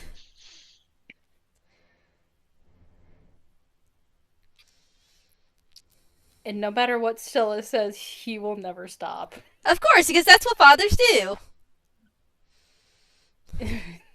She just constantly is like, he makes star puns like no one else, and she just like is completely deadpan while that is going on in the background, and she's just looking at the camera like she's at the office. Yay. She is so done with him.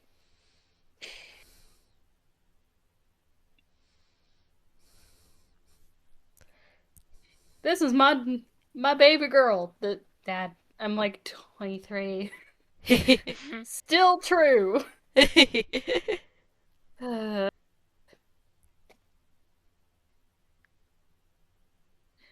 Sir, that is a full-grown woman and also taller than you. Yeah, she got her height from her mama. I love that Stella's just abnormally very tall for her family, but everyone else, she's so small. And then she meets her family, and they're, like, smaller than her. They're like, what?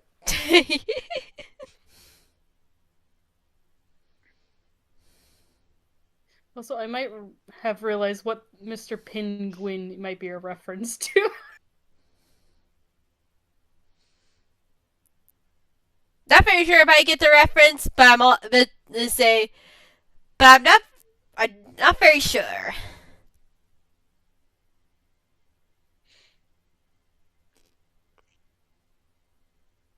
I don't know. I might just ask Mikey what the reference is, and then to confirm my suspicions. Fair.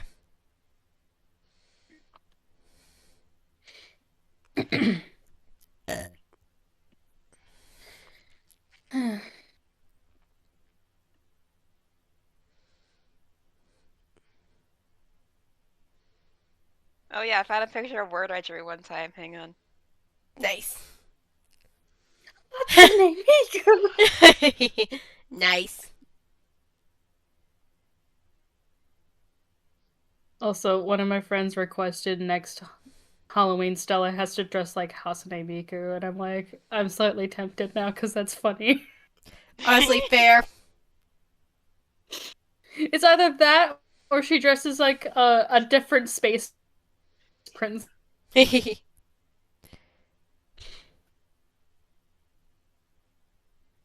But I think Hatsune Miku might be funnier.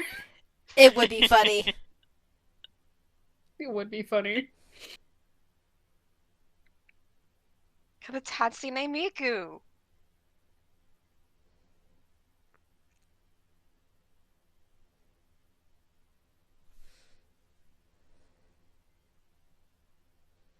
I'm trying to make a penguin pun out of Hatsune Miku, and my brain is like, nope. Fair enough.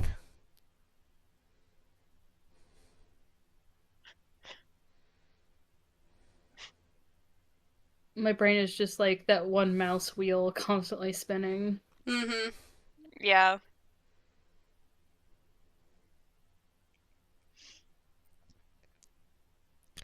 I might have over-leveled for Brawly for my Nuzlocke, but at the same time, I don't care. I have been jobbed by this guy before.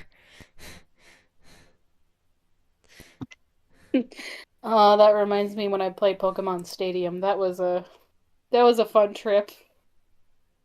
Like, I went overkill on this guy. I went to the level cap, and I not only have a dust ox that was level 19, now it just got to level 20. But I also trained up a Magikarp into a Gyarados, along with a Nincada into a Sheninja and a, Sheninja. So I went very much overkill. It worked though. None of my Pokemon died. Yeah. I love that today and tomorrow are exclusively for D&D. So currently I am D&D brain all the rest of the weekend. Nice. Because tomorrow is actually the finale. We're taking a whole day D&D game Nice. with a friend of mine. And we're finishing off our Spelljammer campaign that's been on hiatus for a bit.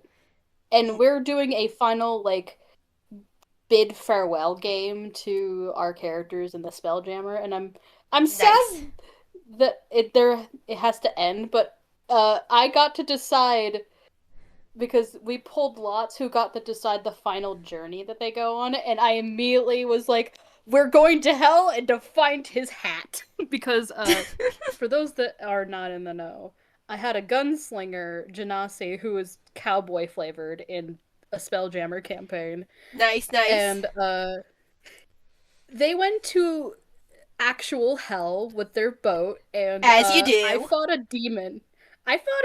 Barehanded, and, well, the demon stole my hat and jumped off the boat with the hat in tow. Honestly, as you do. Understandable. Go get that hat. And now I'm like, I'm going to fist fight this demon. If I have to fight the king of hell himself, I will do it.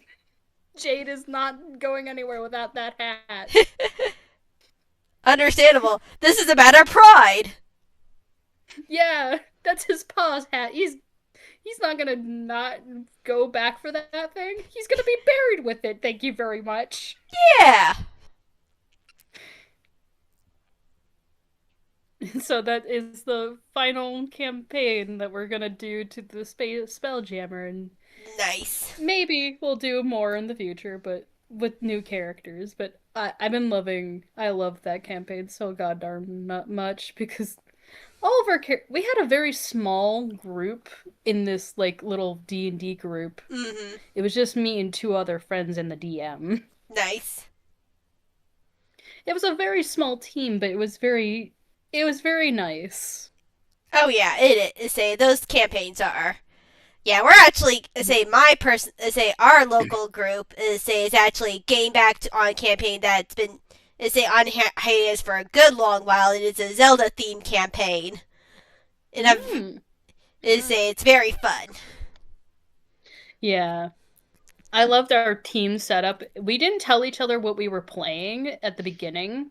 We were told to keep it a secret because we were essentially arrested. That's how we met each other. We were actually in jail. Fair enough. And we got to roll who went first. Welcome. Okay. Welcome back. Made a cup of tea. I come back to Hatsune Miku. Hatsune Miku. Yeah, as you do. Yeah. Okay. Yeah. Fair. Sure. Miku, are we good to go? I'm good to go. Yeah. I think Okay. so. Yeah. All right. I was making my last cup of tea and getting my meds. Apparently I forgot to take them earlier, which was a tragedy. Or I forgot to write them down. Don't know which. Anyway, now that it's no longer butchering me beyond comprehension, the one thing I will mention about looking at the Lady of the Island is you can't really tell if she's real kind or not. Fair. She looks like a taller than average human being. with her sun-kissed skin, her bright red hair, the way that everything is shaped, the way that her face looks. She doesn't really have any dynamic like outlines. I mean, she has a strong silhouette, especially since the sun appears to have moved to where it's a little behind her now. Mm-hmm. The banquet hall has a beautiful view of the sunset. Of Although, course. you didn't think it would be long enough to be sunset, but okay, sure. Yeah. It's not turning fully orange yet, but the sun is starting to approach. Mm-hmm. But when you look at the way the sunlight frames her, Mm-hmm. the way that her eyes seem to glow behind it just a bit, with that similar light, when she doesn't move in that particular way, it's sort of the tapete lucidum thing that animals get, where their eyes have to catch the light a particular way to reflect it. Yeah. The sun is not at the right angle for hers to catch it, but when her head is out of the way of the sun, her eyes look perfectly normal. They just look the color of amber. Mm-hmm. When it's framed by the sun, it looks like the sun is in her eyes. So, Mm-hmm. but the thing is, you can't tell if she's real kind or Hausen. Because again, looks like a humanoid and moves like one, but there's something in the way that she moves. And the only one here that sees her as like real kind is Coco. That just looks like Cersei. Mm-hmm. Goddess of transformation, sorcery, potions, brewing, all that. The rest of you, depending on how much or how little is Toonkind and real kind, you can't tell whether the thread starts or stops from real kind or Hausen Toonkind. Mm-hmm. Which is based on the bit that she is inspired by the captain. She's inspired by Red from the Pirates of the Caribbean ride, the animatronic specifically. Fair enough. So you can't tell whether she is real kind or Hausen by means of looking like a very humanoid animatronic. It's you can't tell where human ends and divine begins. Mm-hmm. But she smiles very pleasantly and goes, "Welcome to my hall.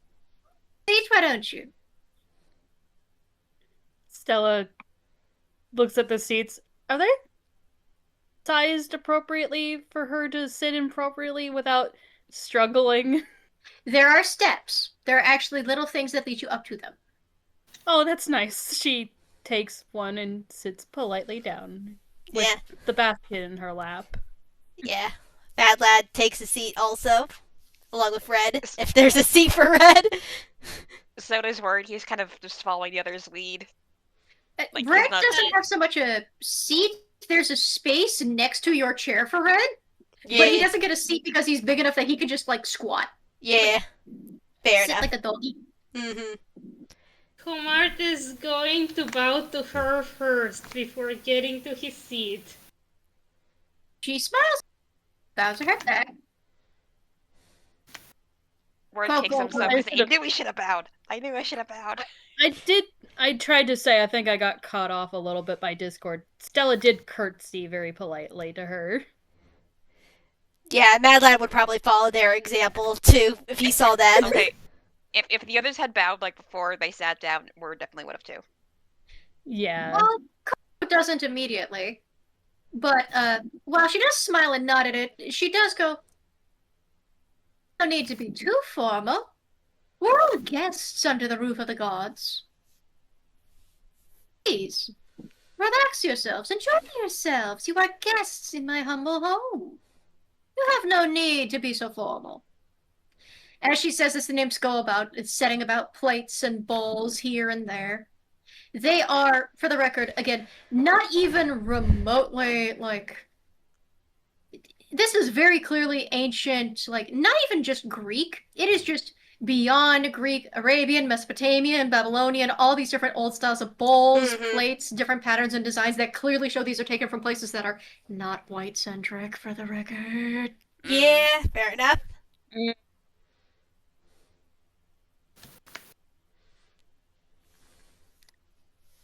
To what do I owe the pleasure of your carbuncle?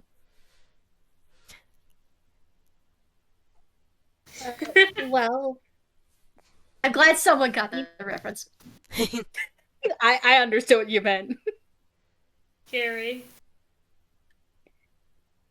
we are here because we were wishing to ask a favor of you.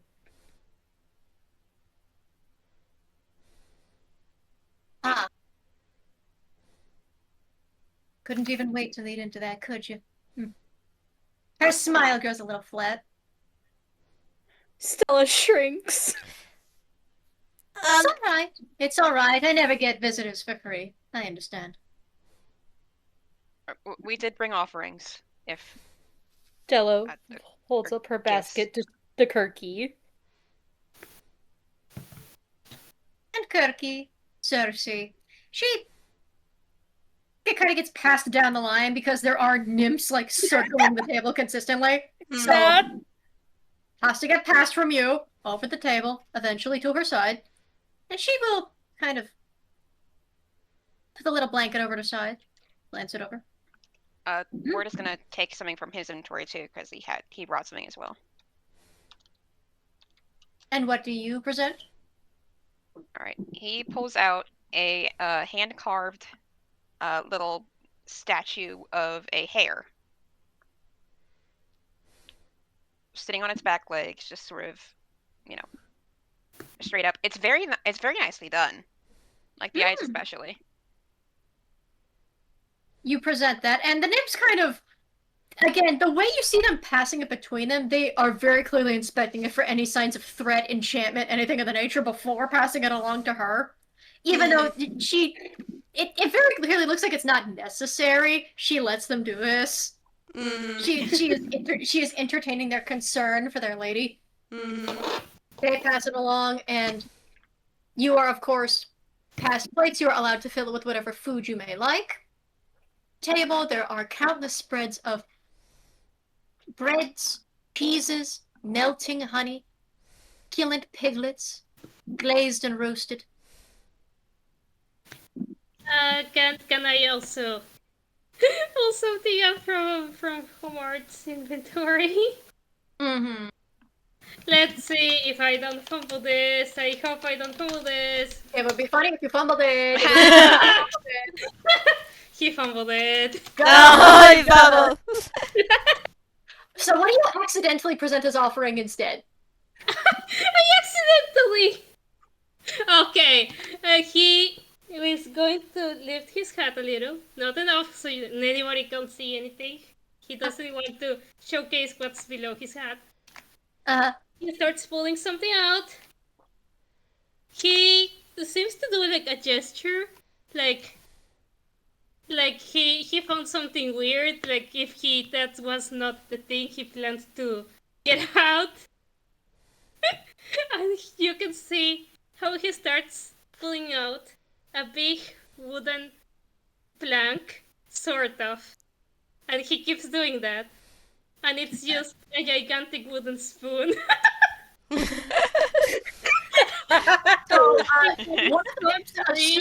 So one of the nymphs assume this is the offering and takes it from your hands. What is that? Gigantic wooden spoon carved very freely. But that thing is huge. It's bigger than you are. It's Yeah, a it's comically large spoon, yes. Yeah, it's a comically large spoon. Only a spoonful. Insert the bit here. Yeah. And they mistake this for the offering and they kind of start pressing a little bit pause. Look over the spoon strangely. I Look don't over know if that was Hobart. the offering or not. Hobart gets so red. You cannot. Like he's still stiff, like still on the pose when the spoon got out of his hands. I But don't he's think just that's like all red awkwardly. He's not going to say anything about it. He's just like, oh. I'm not too sure if that was what he was intending to bring out. I'm sorry. I mean, I have been complaining that we're in need of new spoons.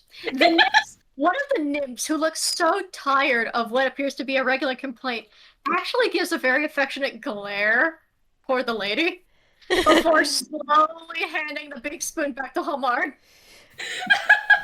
Let's... Mouse his head. Yeah, Mad Lad is gonna reach into his hammer space and say, okay, that's a fumble too. Now this is gonna be hilarious. Hang Stella on. at this point is just fully laughing. Let's say now. Let me just. I should have pulled up the fumble chart. But okay. Let's see. What is the boy? Do this again.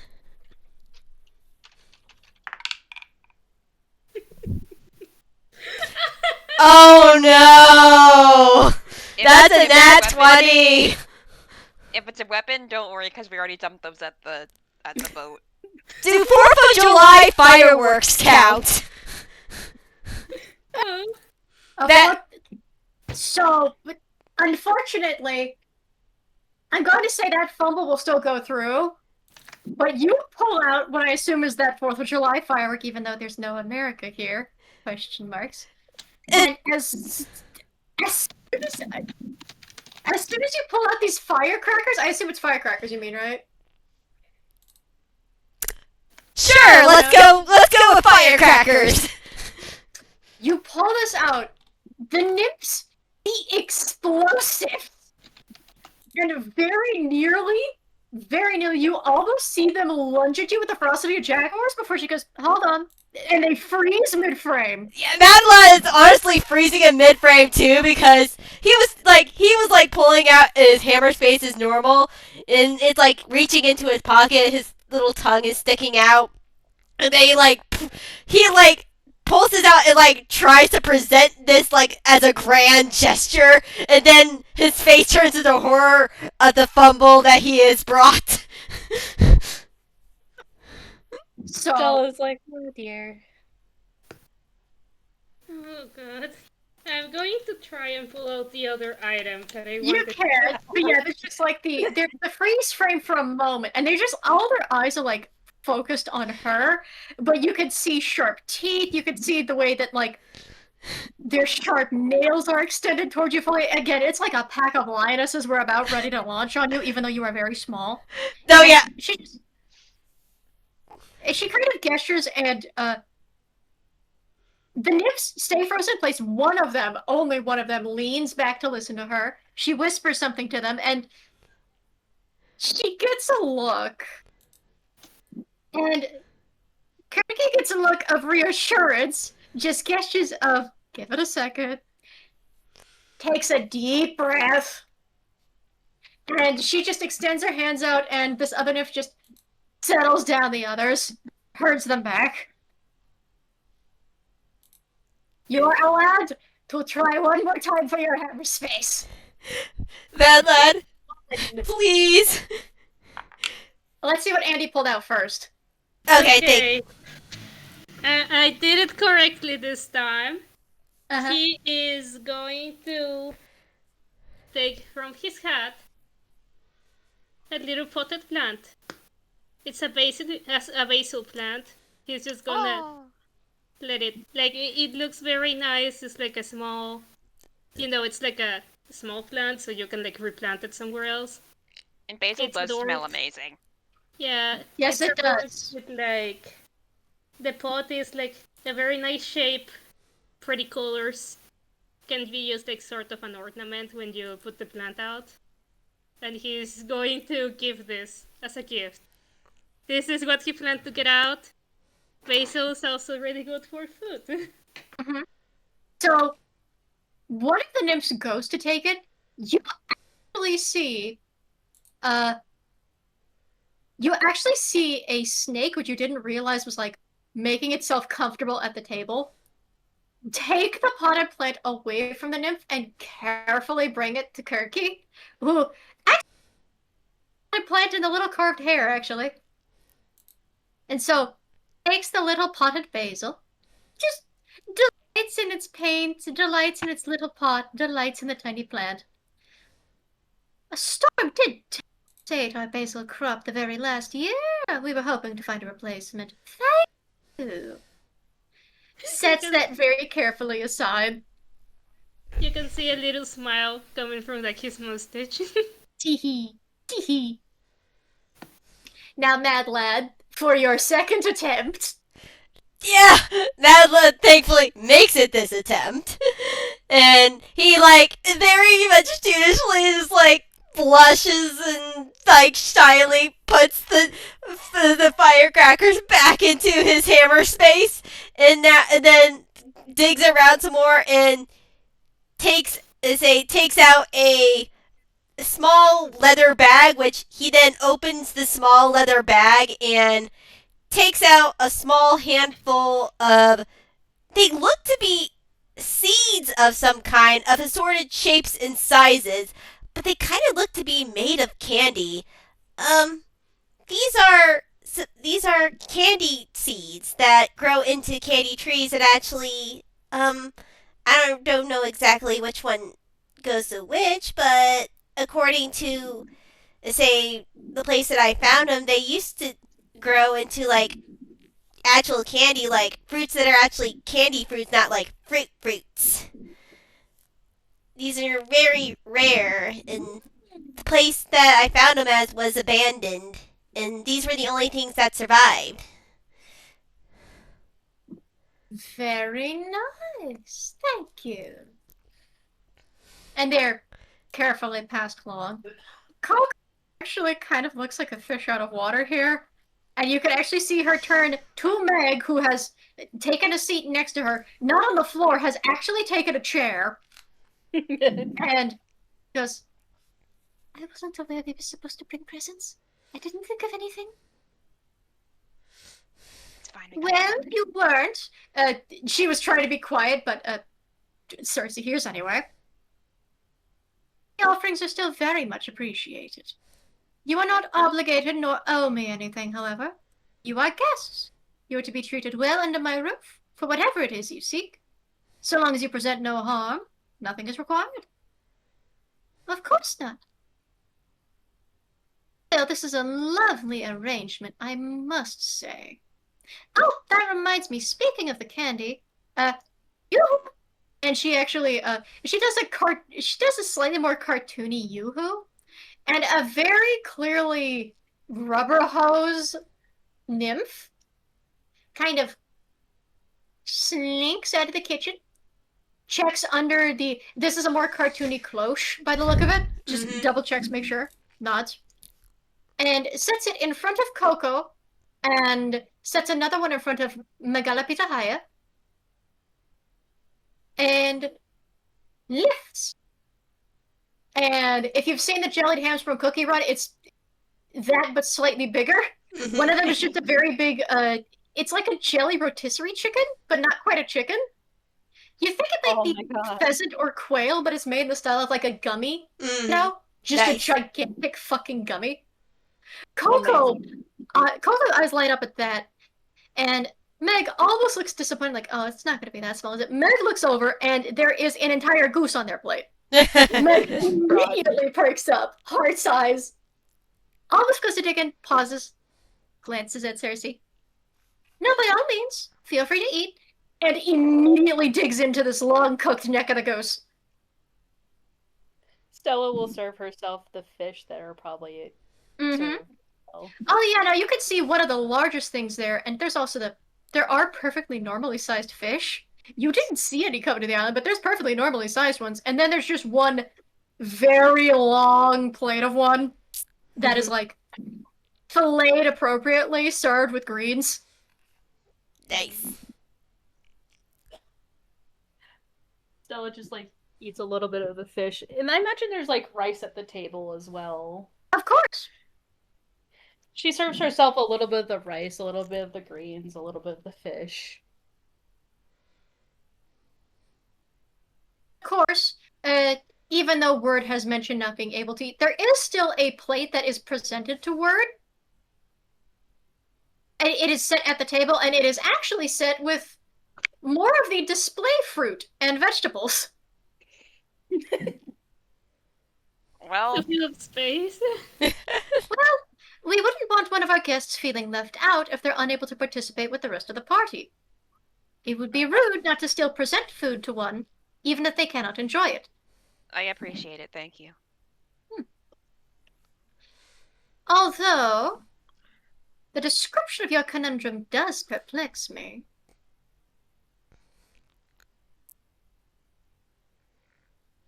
the mind to ask at the moment. You've had a long journey. Simply eat. Fill. Thank you. She nods, and then she goes to also fill. She already kind of filled up her own plate. She was waiting until one of you took the first bite, and then starts eating in the most Thanksgiving dinner style possible. She's still a very elegant lady, but she does eat like she's at a buffet, like everybody else does. So Thanks. look, a girl's got to enjoy her own cooking and show that it's enjoyed. All right, the Nips worked hard on that. Fair. I honestly imagined her right. swirling I've been imagining her swirling a glass of wine this entire time. Yeah. I mean, there is a chalice. It has wine in it, but she's been more focused on the food than the drink, if we're being perfectly honest. Fair. Stella is gonna curiously pour herself a little bit of the wine and just sip it. So, first and foremost, it is delicious. It is surprisingly warm, spicy, nutty, and there seems to be a bit of a fruity undertone to it. Problem, you have made one mistake. See, when the Greeks prepared their wine, they normally water it down so it's not as potent. You have poured yourself just the straight up wine without any of the watering down, so you just take, like, I'm gonna need a constitution save at disadvantage. It was a tiny amount! It was a tiny amount! Con save regardless. Sorry about it, girly. Oh no. Oh no, is Stella gonna be drunk? This is a historical practice, the Greek. No, not drunk. At best, you'd start getting a little tipsy. You're fine. Oh boy. Yeah. Stella's gonna be. I forgot about that. Drunk. Fun historical fact, the Greeks did have to water down their wine when serving it. Depending on how they did or didn't want to get drunk, they would water it down further. Mm-hmm. You normally did not just drink straight up undampened wine unless you were really aiming for it. Mikey, I have bad news. Stella has a negative modifier to her constitution, remember? Please tell me you rolled in that one. Please tell me you rolled in that one. I rolled a natural one. She looked at the drink, it was instantly hammered. What is your modifier? -1, Mikey. It's 0. It's negative. So, you pour yourself the tiniest portion of this wine possible. One of the nymphs almost looks like she wants to stop you or offer the pitcher. The other one actually stops her, like puts a hand on the picture, and just holds the finger up like, no, let's see. She must learn. Doesn't say this out loud. It's just a look of, no, let it happen. And she stops, and you take this sip. There's like maybe a cartoonish moment in time where you can almost like try and analyze the different notes, flavor profiles, the taste. It's very good, and then it hits, and you have what is the equivalent to a religious revelation. So, for a moment, you are floating in the...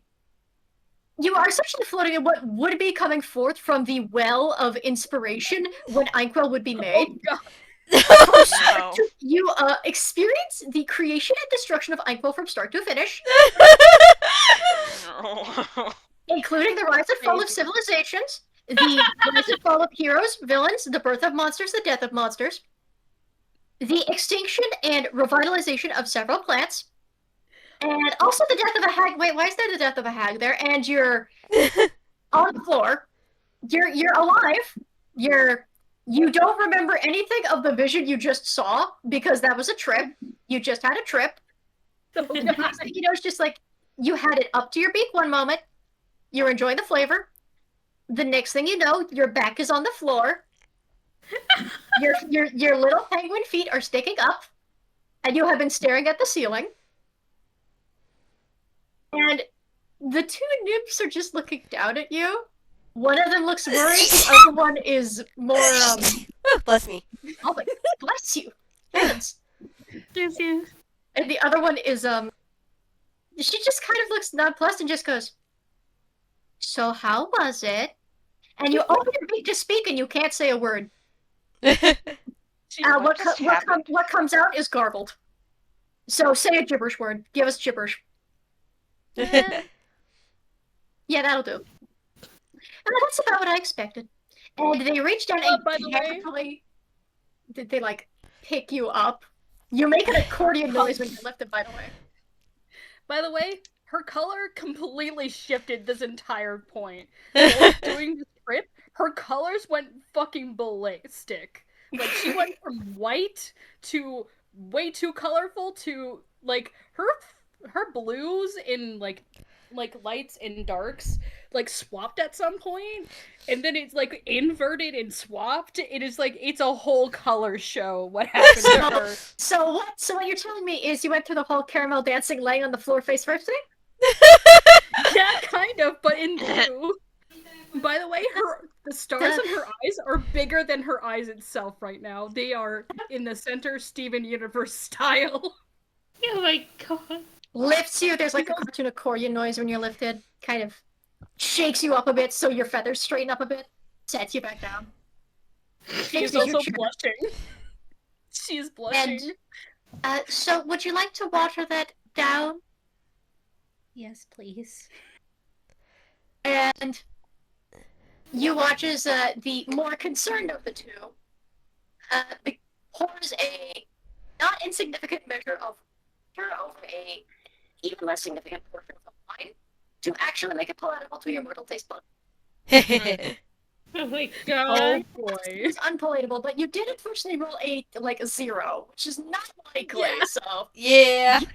you get to have a trip and you don't even get to remember most of it.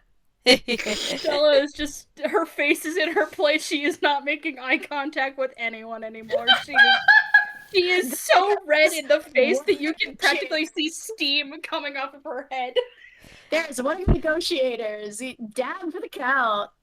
Keep in mind, statistically speaking, you are still only considered tipsy. You are not even like drunk, you were just slightly tipsy. But for a moment, you were one with the universe, and now you're back. Oh god. She saw the God. face of the universe and she doesn't know how to feel about it. Honestly, fair. I can just imagine, like, Hobart looking at her, like, drinking the wine without watering it down and just, like, raise a concerned eyebrow but not saying anything. Look, And also she's surrounded by pretty ladies and she's like, oh god, I'm too gay for this. island full of women. It is an island full of women. Welcome to the experience of the regular Greek soldier that would get lost there. The only difference is you already are an animal. But, I'll say, again, I mentioned it is an ancient Greek practice particularly. It's not normally practiced with modern wine. Modern wine is not, like, potent enough that it needs to be watered down. It is normally just poured as is into the glass. So, Hallmark, I will say, as chef... Yeah. I can see why the people that follow Dionysus were fucking insane. Yeah.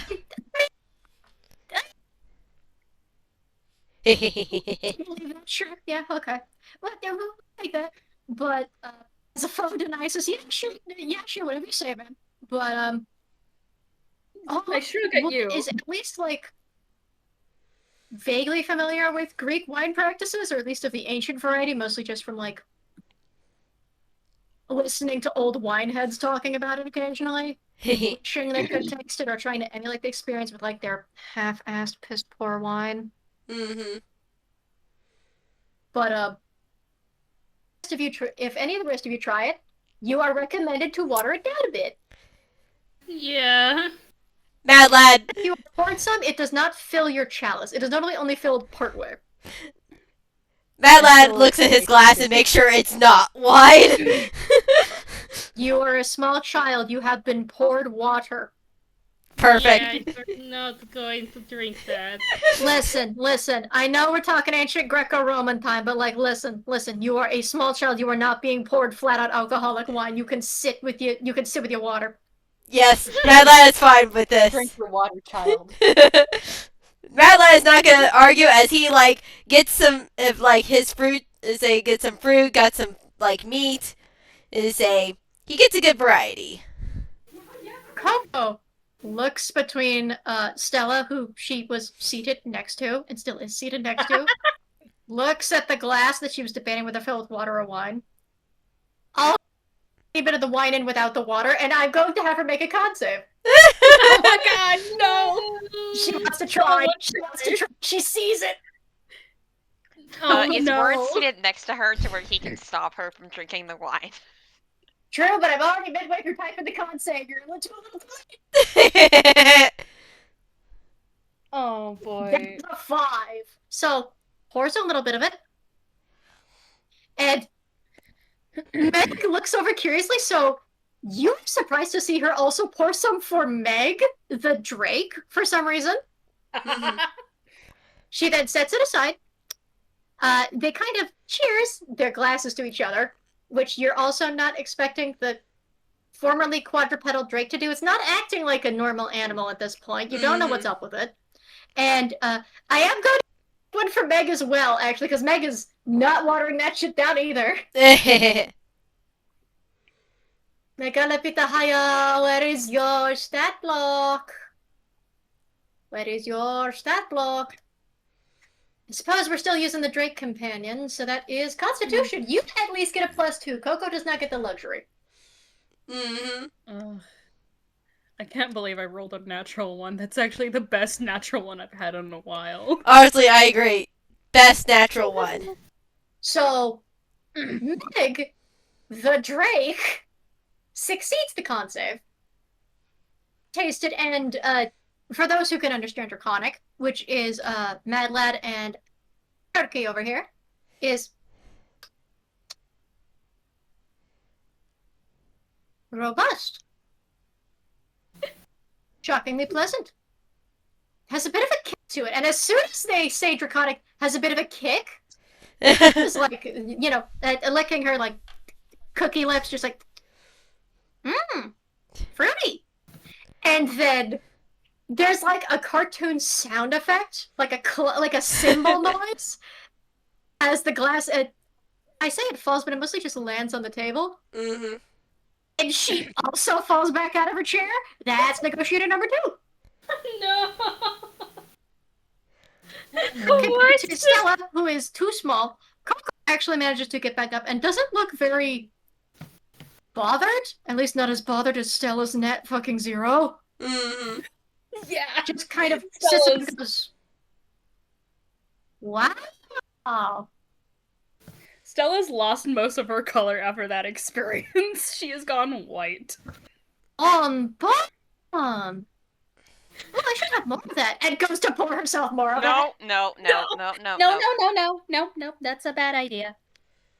You're not smart enough to stop me. Sit down. Pours herself a little more of the glass and has it with the rest of her food. Oh my god. Oh, dearie. Oh, why? It just as Word is trying to stop her, said, "It's your own food. Let me enjoy mine." Why can't is this eat, kid. happening? Well, focus on your own drink. Focus on your still have stuff. to- Let me enjoy We still mine. have to explain, By the way- like, the whole deal, and we can't do that if you guys are drunk. Well, I'm not drunk, and I'm not going to be drunk after a sip. I think you can relax, monsieur. Stella's just muttering in primordial. Why does this always happen? Yeah, Mad Lad is just... A drink. She's very small. I'm fairly certain she must have just left her body and come back. I can handle my own. Thank you. Oh, Mart's going to drink the wine properly. Thank you. He wants to be respectful to the gods. I can only imagine Kirky's face. She's just watching this like a cat. She just has the widest smile. Mad Lad... Her eyes always look dangerous, but I think that's just part of her natural charm. Yeah, Mad Lad is just eating quietly because, like, he's used to sort of seeing this drunken banter, but he didn't expect it from these people. Again, he grew up with pirates, so this was somewhat natural to him, but at the same time, he's just like, oh boy, are all grown-ups like this? I'm also imagining over like Mad Lad and Word's shoulders mutually. They're just imagining some metaphysical manifestation of a very upset Roguefort, arms folded, glaring down. Very much home if his daughter is drunk. Well, Mad Lad's just like, he's gonna kill us. Oh, he's gonna kill us. I know for a fact that Stella's having an internal conflict with the version of her aunt, and she's like, just hearing her in her head, just like, baby, have you gotten drunk? It just like starts like tearing her into in her own head.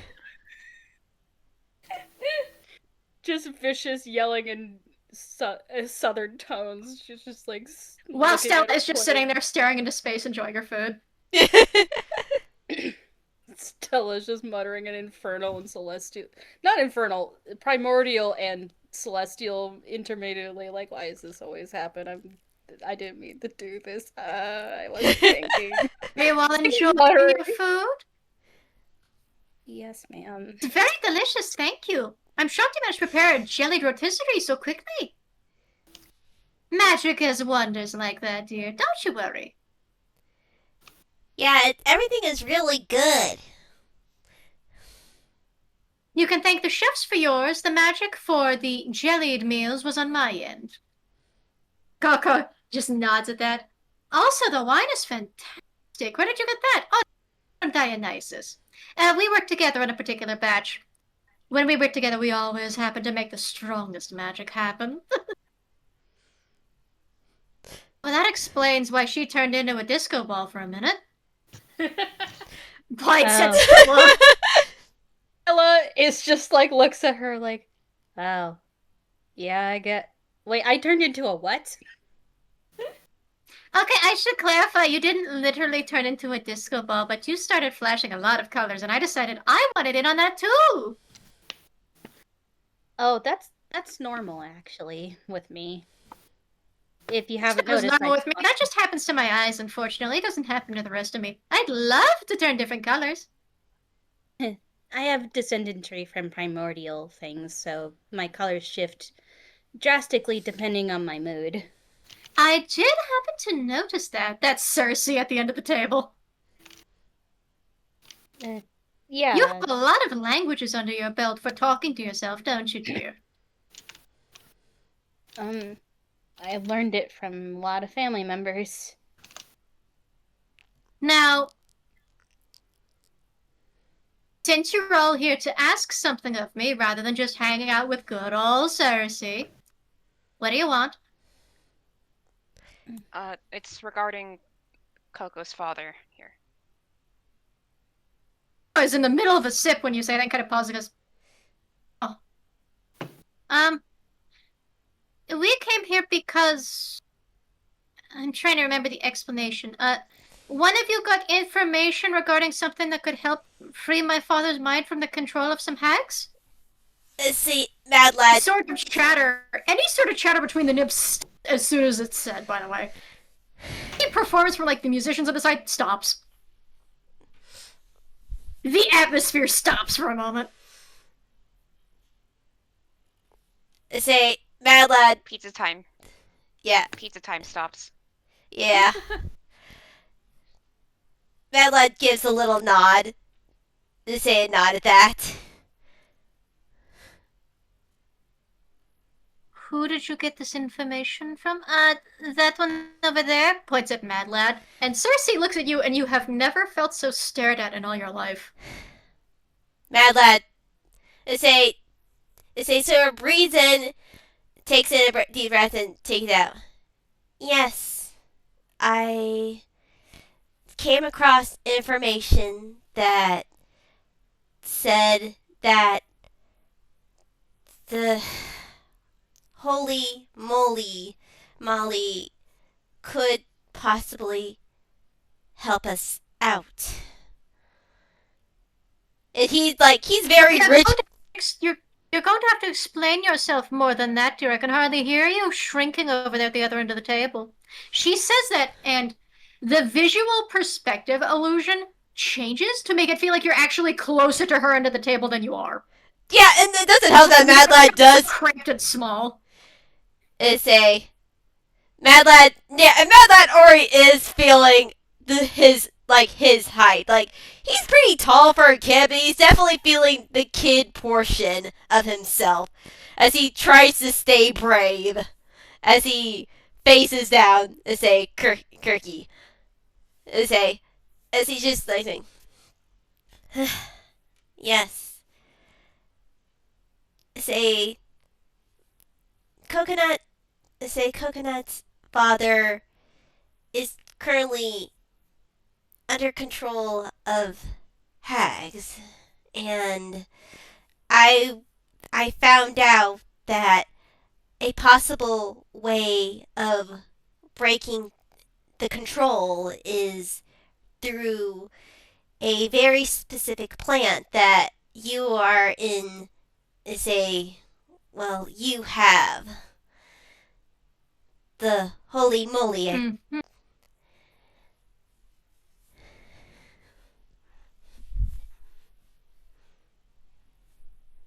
From the angle that you are presented before her, you can see the sunlight through her eyes as if they're spotlights. Although her posture hasn't actually changed much in the slightest. You are the only one feeling the pressure. Yeah, and Mad As Lad... far as everyone else is concerned, she's just leaning forward on the table. You are the only one in the spotlight. Yeah, Mad Lad definitely knows this for sure. And he tries to retain his composure in a very calm manner. But he's also a kid. And there are beads of sweat coming down his face despite him wanting to be calm and say calm about all this.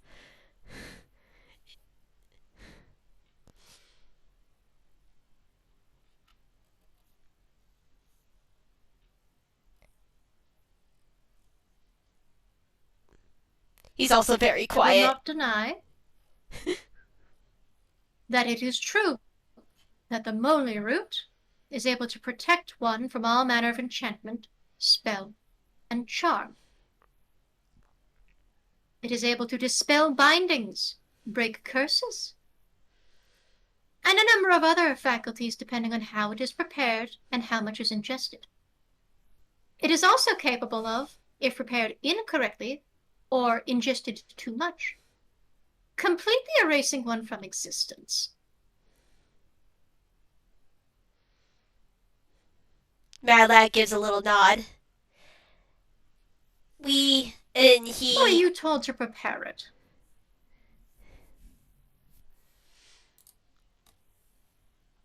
Mad Lad takes out a small piece of paper that has a recipe on it that he shows up to Kirky that has it being prepared in the form of tea.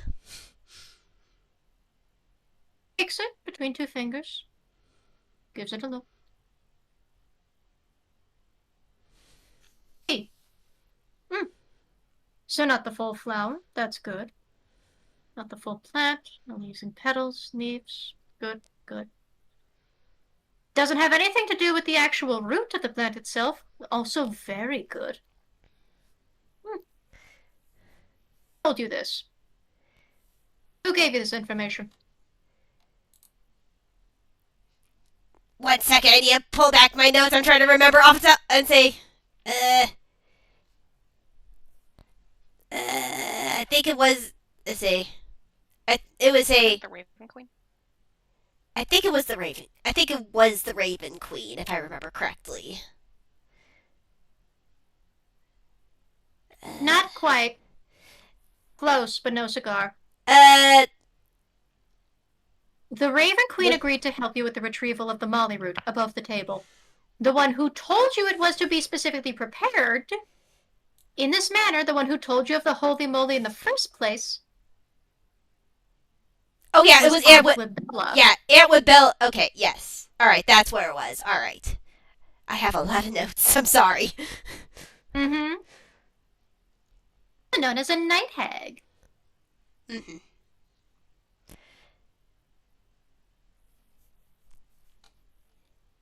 Yeah, and Mad Lad takes in another deep breath.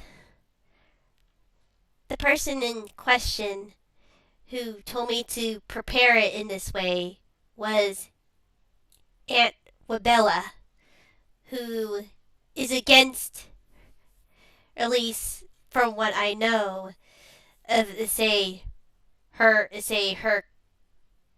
Mad Lad sort of like ruffles his feathers, like, Coven? I think that's what a group of witches is called?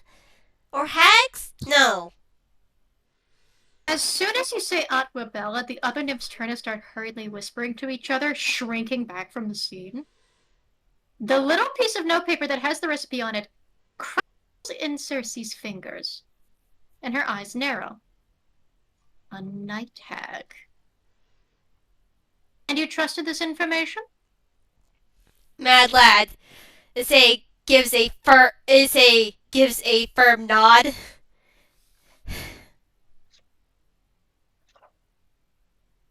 Coco's actually the one that kind of perks up, and for a moment the perspective on you no longer feels so suffocating. It's back to being a regular banquet table. Mm-hmm. As she turns, there is,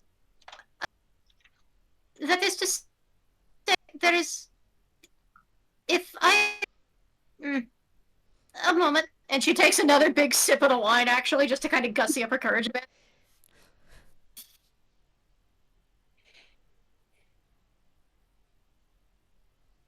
Reputation, but I have reason to trust her because she used to be my brother. The hushed whispering among the nymphs stopped, and the rest of you also stop. This part was not shared among the party. Yeah, Mad Lad was not sure what he knew this too, but he was not very sure of if he should be the one to say it. Huh? Stella out loud. Meg's look doesn't change, but it's looking very carefully at Coco as she finally explains a little. We always like this. I used to be a girl.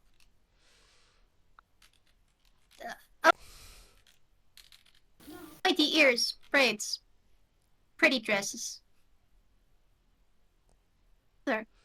Only a little older than me, just by a couple of years.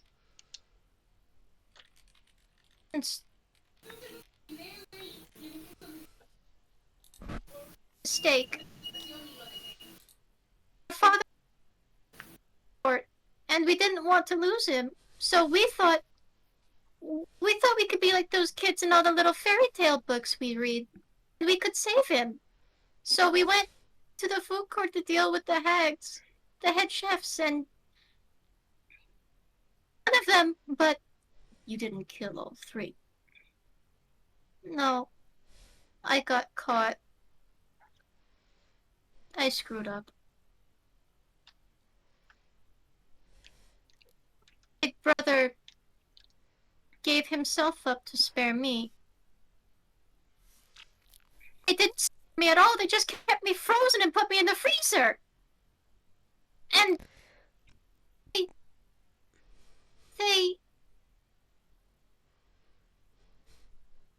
replaced her. Replaced with him, or him with her, or changed him. And I got stuck watching it happen from the ice. Stella puts a comforting hand on Coco's shoulder. Yeah, and Mad Lad gives a nod of affirmation of what she says.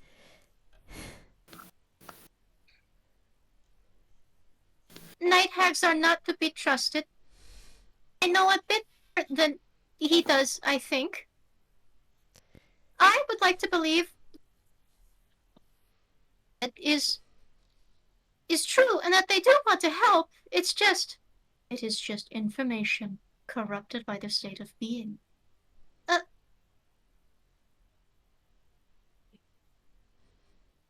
Little one, you have my... I'm not little anymore. You don't have to call me that. Miss. Apologies, young lady. You may have as much sympathy for your brother as you like, but the transformation between one creature to a hag is borderline irreversible. The creature that once was is almost entirely lost to the shape of the hag they are made to fill. It is not just the body and mind that are twisted, but the soul, the fabric of creation around them itself, is warped beyond recognition.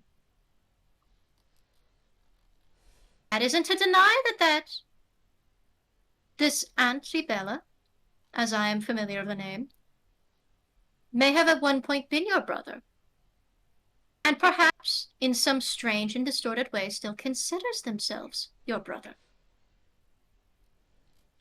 Perhaps retains some memory or some behavior that lingers. But with it comes that evil warping of the magic of hags. Night hags' visions come of dreams, and the truth they give is always laced in tragedy. They could tell you anything and everything you need to know to help someone, but they won't tell you everything about it.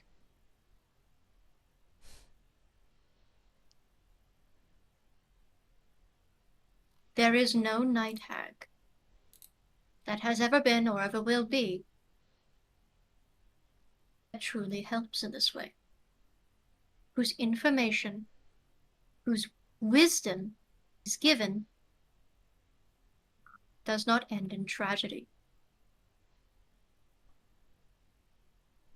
Perhaps what once was your brother did want to help.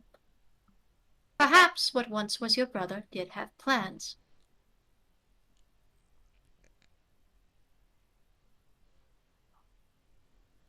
But if the information you're giving me lines up with what I believe you are connected to, then it is not going to end the way you hope it will.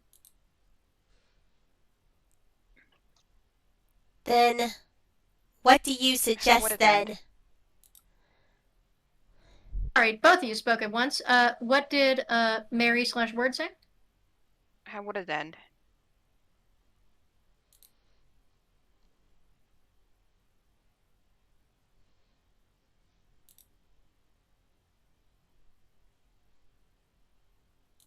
It would end as all night hags' visions and assistances do, in tragedy. The recipe is correct. Tea made from the blossoms and leaves of the holy moly plant can protect one and disband charms and bindings.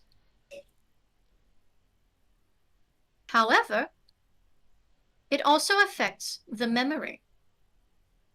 Now, under most circumstances, if a creature has strong enough memory underneath, then there is nothing to fear from such a concoction so long as it is prepared correctly by the appropriate party. They are freed of these spells, they resume their old identity, they return to normal. And if they've lost memories in the past? Depends on how much is left. What if they... But what if you had those missing memories? Perhaps you could try and assist in the recovery process, but if one is ill-prepared and has one in just the tea, and they do not have enough memory or identity to fall back on, then it is no better than making them drink from the river Lethe. They may as well forget they are attuned, or a real kind. They may as well forget to breathe, eat, or sleep.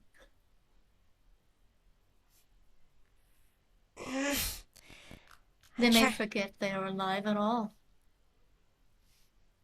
It depends on the state of the ingestant and the strength of the brew. I have some memories that is a Roguefort. What is Roguefort you're talking about? Oh, winces at that. She was trying not to say the name. Yeah. Madlad sort of shrinks a little bit.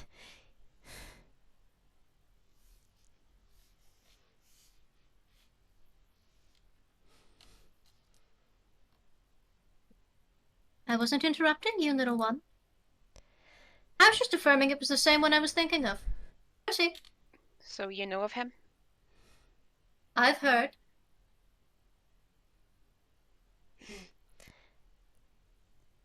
I have memories that he lost. And I don't know if that will help in this case. And You have them? You can return them? yes. It isn't so simple as that, but if you have something that could assist in the matter, I would like to see it. If you don't mind. Mad Lad. She holds out her hand. Mad Lad gives a little nod as he takes out, I think it was a fiddle, say, for Roguefort, if I have correctly. It was, in fact, a fiddle. Yeah! Great note taking, Kara. Just for flavor, I want you to know that while Stella's had a hand on Coco's shoulder, the more they talk about hags and how they change, that hand has slowly gotten colder. The thing is, Coco is so locked into the talk of tragedy and how this could go wrong, she doesn't even notice it's that bad, buddy. But I imagine the other nymphs start to see frost gather around Stella. Well, yeah, they're also nature spirits. This is not surprising to them either. It's just a matter of the fact that it's more moon frost than it is normal winter frost. You know how it is. Yeah.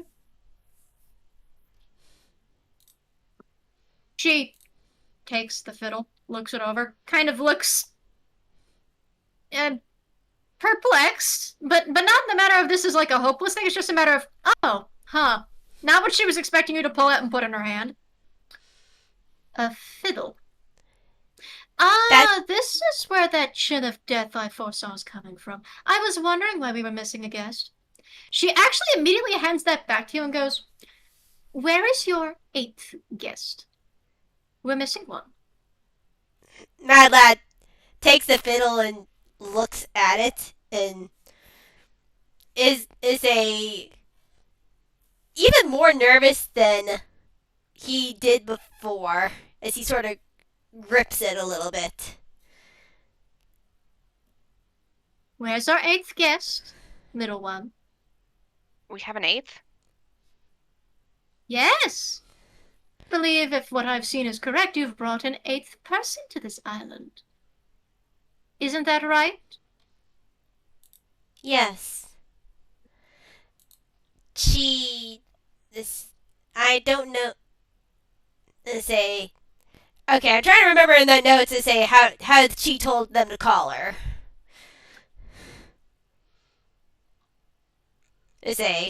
I'm talking a little bit out of character, Umberly. No, you're fine. You are a little bit in trouble because the words out of her mouth are not Umberly's name. It's, you don't know how to call the Raven Queen.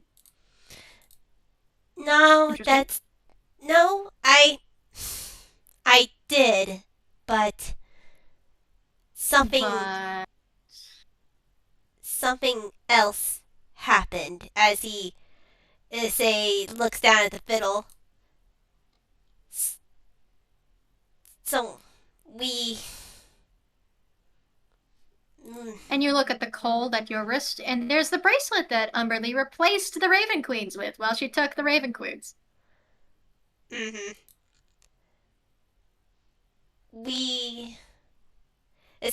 Lad sort of looks at the others and sort of looks at the thing. We had again, he's extremely nervous about this because he's just like, again, I agree. She did not call Umberly by name.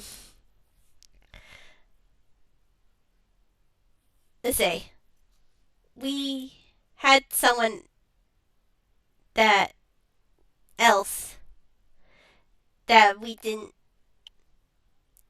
entirely expect come to be summoned for the help for the Holy Moly.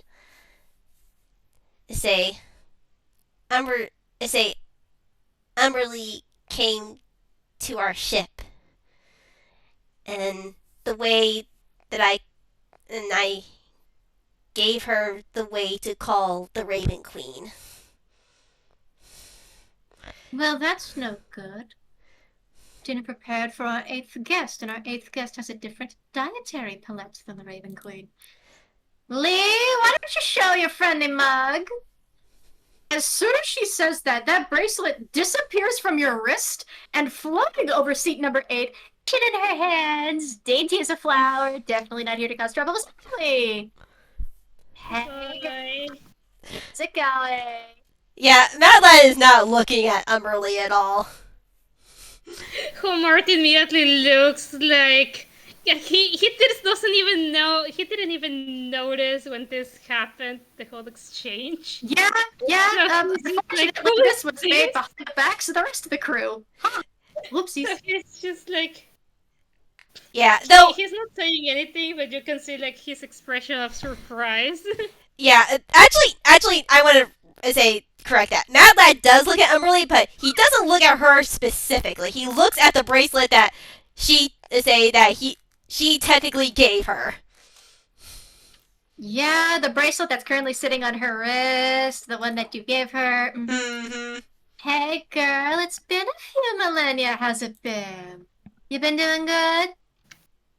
Lee. Girl. You know, if you wanted to hang out, you could have scheduled something. You didn't have to happen to intrude on a party with guests. But you don't let me schedule anything anymore. You've got me blocked, remember? If you won't even let me get in touch. I have most gods and goddesses barred from my island, for the reason being I cultivate a very delicate ecosystem here. The rest of you maintain a particular atmosphere. Disrupting the atmosphere of my garden can lead to some of my most fragile and delicate plants dying. But you know I'm careful, babe. Come on. Why did you intrude on the Raven Queen? You didn't seriously want to see that old dust ball, did you? Come on. You don't even want to catch up with me? I used to bring you fish all the time. Before you flooded the beach and got rid of several dozen species of mollusk. You still remember that? You went 2012 times? And you're going to have to apologize 2012 more to be legally allowed back on that beach? Give me one good reason I shouldn't banish you on the spot? Look, and she does sweat a little, which is the first you have seen her sweat a bit. I owe these guys a favor, and I hate admitting that. Oh, you owe? It's interesting. Yeah, I know. Don't hold it over my head, girl. Listen, I need to pay them back. That way they don't have to hold it over my head like I know you want to. So I agreed to take the place of the old biddy so I could get that molly root for them and call it square. That's all this is, really. I just wanted to see you again, help them out, square some things up. You know? Yourself loose. Cut a rug. Tie up loose ends. Yeah, tie up ends. That's the phrase. That's what I'm looking for. Mm-hmm. And they agreed to this. Yep. Mm-hmm. Stella, who is slightly more present than she was before, makes a seesaw motion at Sir Kirky, like...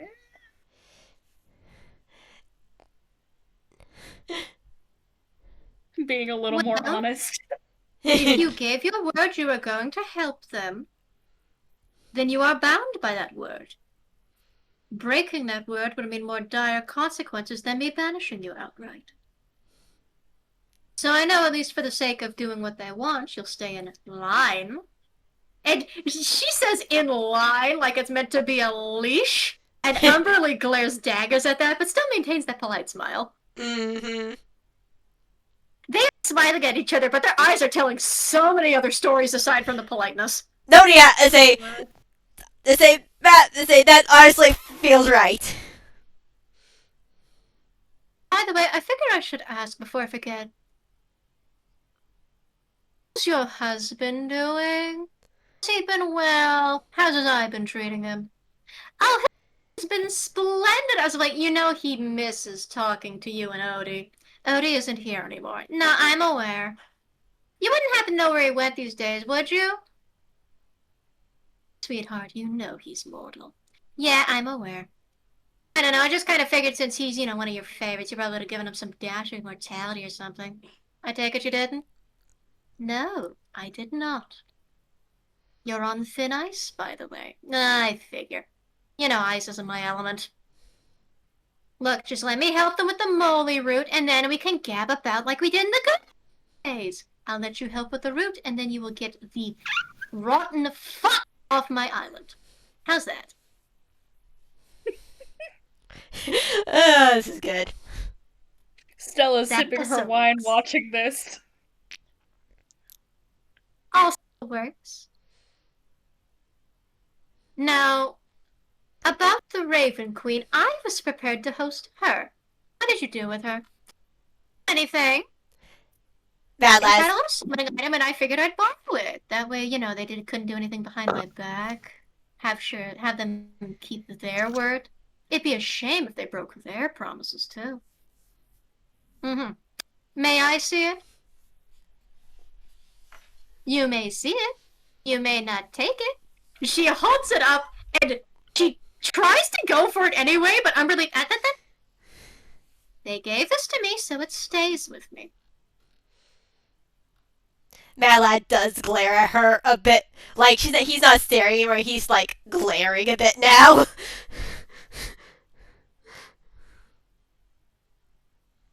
Umberly, I know you miss our chats. But I also know you have other reasons for butting your head into the affairs of other goddesses without explaining to mortals. What's the other reason you're here? I told you. Girl, I just miss talking to you. Who cares if I have to interrupt your tea party with some dusty old crone to get it done? I just miss our chats.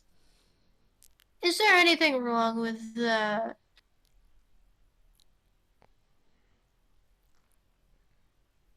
Normally the Nips would have looked like they were, like, ready to, like, treat the rest of you as a threat. They have shrunk back from Umberly and Kirky's talk. Rather than acting as guards, they are unfortunately in this situation, they are acting more like the scared maiden types that they are in heart, at least.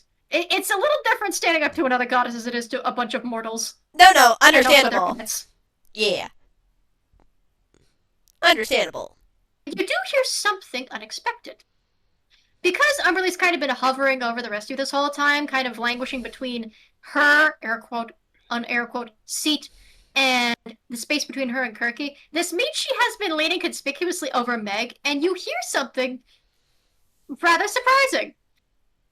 You hear the Drake speak common as it says, "Can you get your fucking arm off my head?" Umberly looks down. Excuse me? You heard me. Do I look like an armrest? Get your bony-ass arm off my head. Or I'll take it off.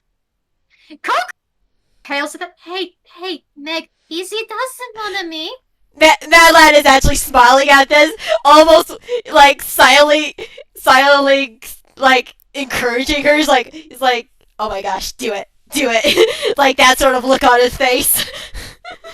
Oh god. Mad Lad is not gonna help with this. Here to say... If I don't, she says as if her elbow doesn't dig into his little snout a bit more. Drake smiles. This is over. Lady of the Island, I apologize for the false appearances. Apologies taken. What are you asking? If she keeps trespassing, do I have permission to try and mutilate? Excuse me? He glances between the two. Actually, looks like he considers this for a solid, you kind of count on your fingers 2 seconds? I don't see why not. She would be acting like quite a rude guest if she did. Excuse me? Oh my god. Jeff. Wait, where's that GIF? So, Lee, that's what she called you, right? You have 5 seconds to get your fucking elbow off my skull. And mentally, it's the count of 1, 2, 3. She actually does lift her elbow a bit. Drakes don't tend to speak in common. Hey! Noticed, did you? Thank you for moving it, by the way. Go back to your seat. She go float over the seat that's for the queen. And unfortunately, to further cement the situation, you do watch as Meg's tail sweeps the chair out from under her at the last second. She doesn't land on the ground, but where she goes to sit, you kind of see this split second. You know where you almost fall off of a piece of furniture and you catch yourself? She almost forgets to float as she expects to descend into the chair that is not hers. Almost catches herself, floats.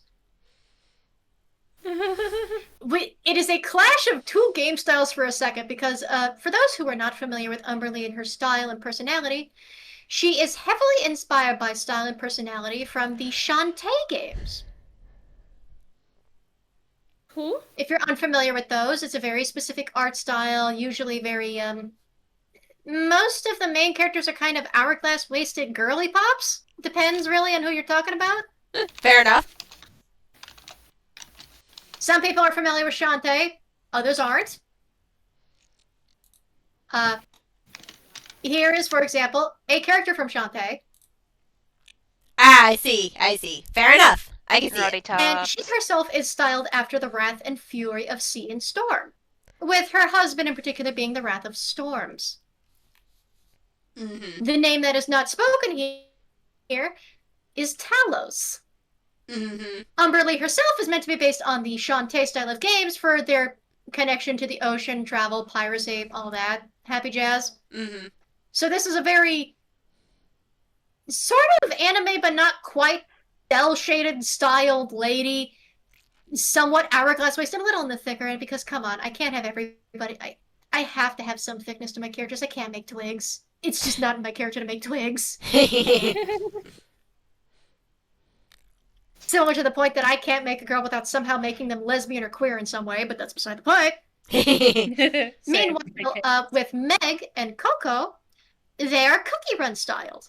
And in particular, they're not meant to be toons because cookies are a different species from Toonkind. It's a different, racial thing. Mm-hmm. So they are not toons. So this is a very real kind little Drake companion, which again, mind you, is still not very big. Again, not the level where they increase a level, not too big. Mm-hmm. That is threatening a goddess that you currently have in favor at the moment. On one hand, it's entertaining to watch. On the other hand, 50-50 on whether you should maybe stop it from escalating or not. But she floats there and just goes, apologies, I do forget my table manners when it comes to eating with animals. My mistake. Mistake notified. Don't put your elbow in my face again or I'll take it. Hey, you don't have to. I know, let me eat my fucking goose. It goes and it just goes back to gnawing on the gooseneck, absolutely unfazed by this, while Umberly is politely glaring daggers. So to make your agreement clear, now that you've stopped harassing my guests, I wasn't harassing, you said you're here to help with the root problem? And you're absolutely certain you're not sharing anything else you're here to do? I'm only here to hang out with you, girl. She smiles so sweetly, like her voice isn't laced with arsenic.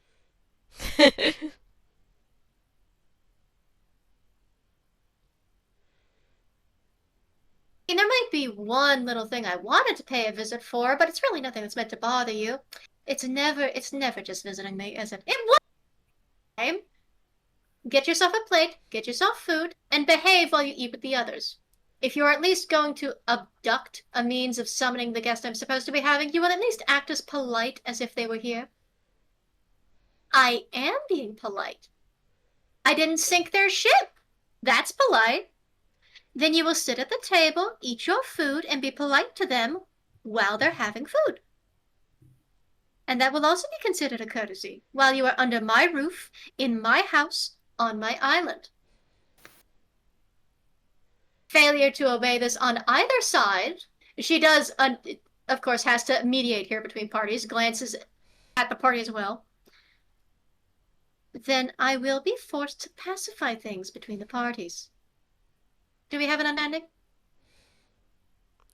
Yes, milady. Yeah. As Yes. clear as water. With you, the water is never clear. Oh, I know, girl.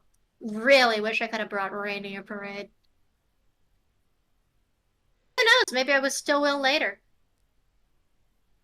But yeah, no, she lines up to behave for the moment.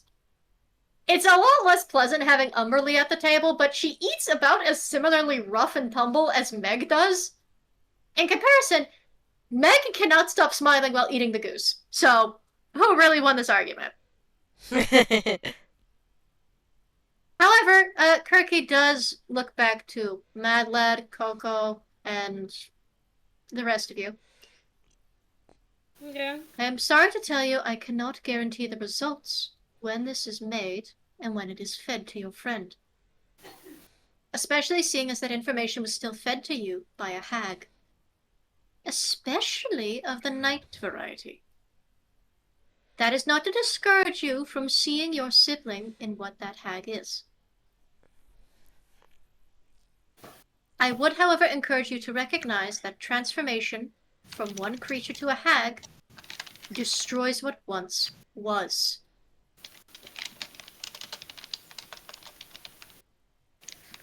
A lot has been Perhaps sacrificed for Roguefort's sake, and you want to see it through. I recognize this. I am not shooting down your efforts or saying they will not bear fruit. I am simply saying there will be more to pay before it is done. there always is, isn't there? No, shockingly, some things in life do come free. Just not here.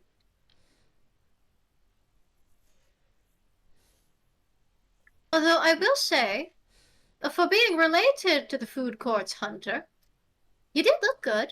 She says that to Coco, who...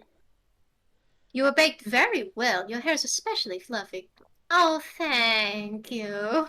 And she kind of twirls her fluffy coconut frosting hair. Pretty Thank cute. you.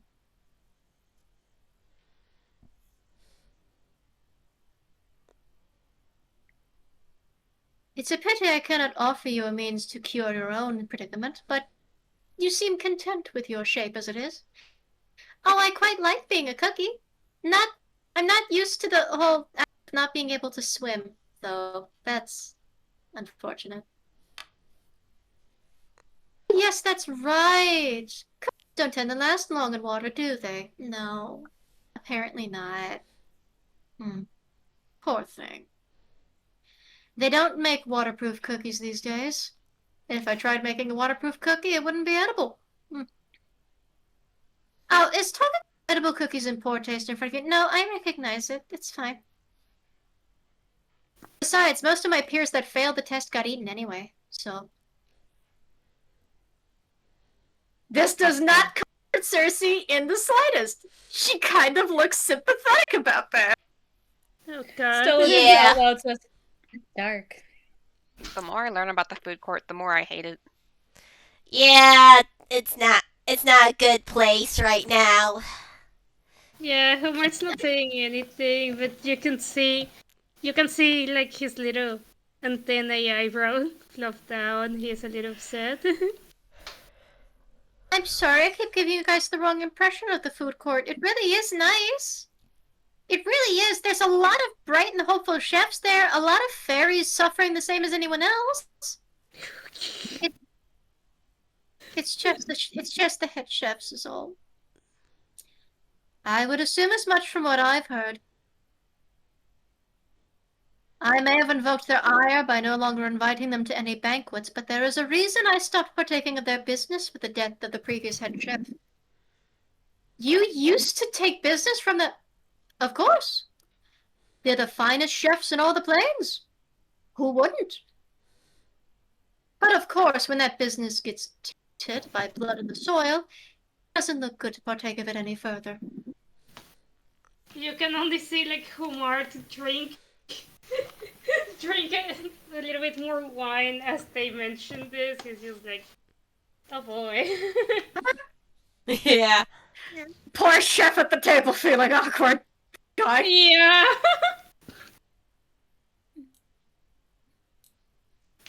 Is Roguefort? I must ask. I've not met him personally. Oh, he's been alright. He's preparing to pick up his things and leave, but he's been doing alright. Kind of forgot how to disguise his appearance properly, but that's a little here nor there.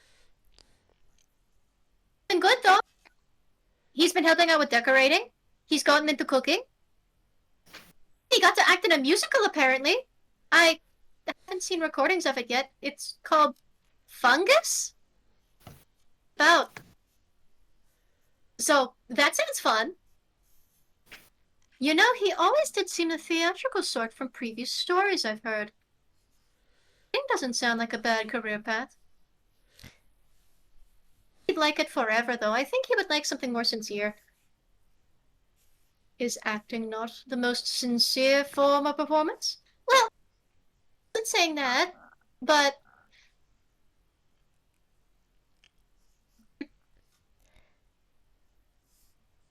I mean, looks at the fiddle. Music is sincere. Music is sincere. That is correct.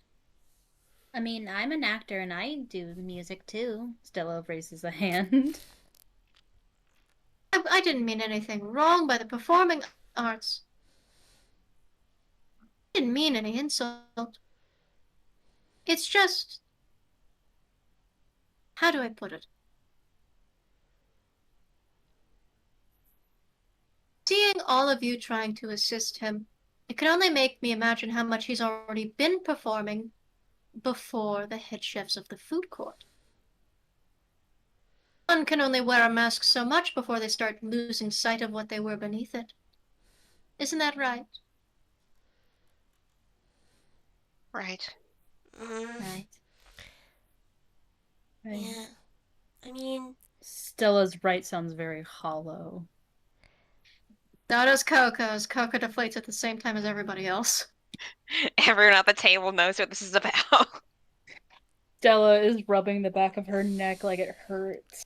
Yeah, now that is like looking down at the fiddle, but also trying to say, but also his mind is like thinking. But say, do you have any advice?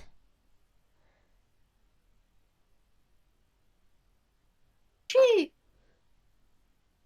takes a bite out of a haunch of meat that she has, finishes chewing it, sets her fingers to her chin. That would depend entirely on what you would want advice for. I mean, it's hard to say. It's hard to narrow in on one thing when it feels like the whole world is against you. Just, I don't know. I know the way to a happy ending isn't always straight, nor isn't always easy. I know that from personal experience. Death has walked with me almost pretty much since I've been created. But I also want to find a path that he can find his happy ending, whether, say, whatever form it may be, if that makes sense. I think I understand your concern. But I don't know that you need advice on that currently. It seems to me like you're well on that path already. After all, here we have a gang of mismatched folks from all walks of life coming together to try and help out this other mismatched fellow.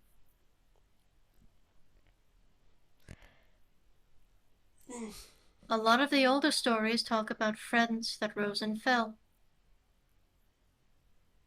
A lot of the times, he hunts alone, only with his swarm. He has refused apprentices and students, for reasons nobody can really parse, and even set forth an impossible test, which I hear through the grapevine somebody succeeded. Roko rubs her hair a little bit sheepishly. Might have.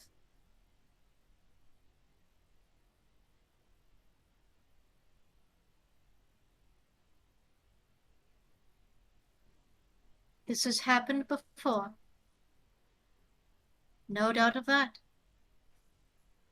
Roguefort seems to be the sort that doesn't realize how naturally he makes friends wherever he goes, or how naturally he inspires others to care for him.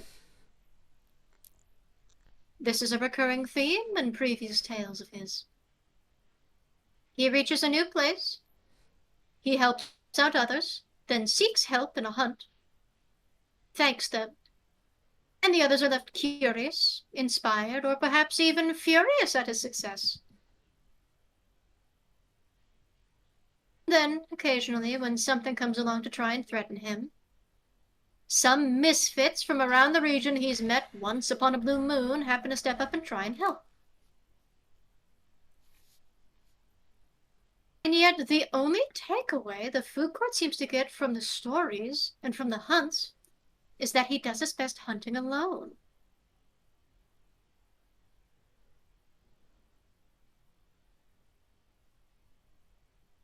How many times has this happened?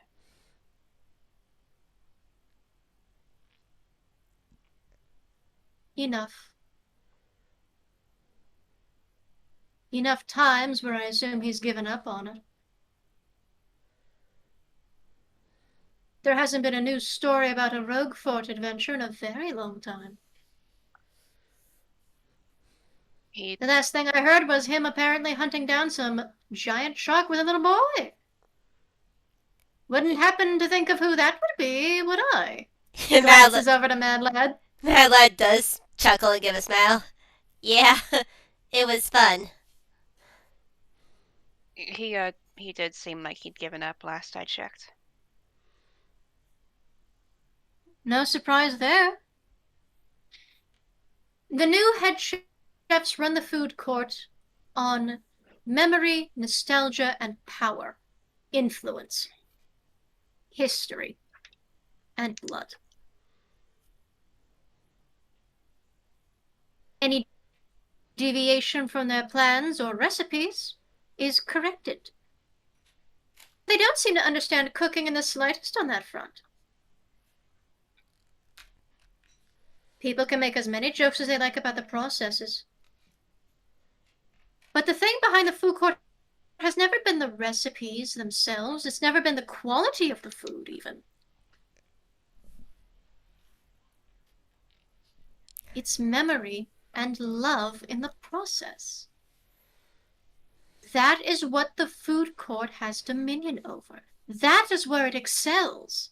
Memory.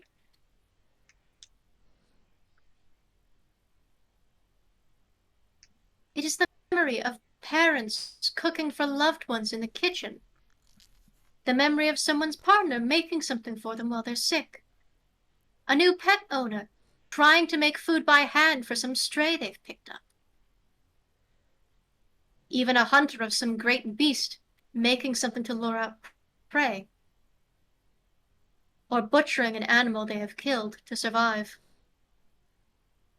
Bone, meat, sinew.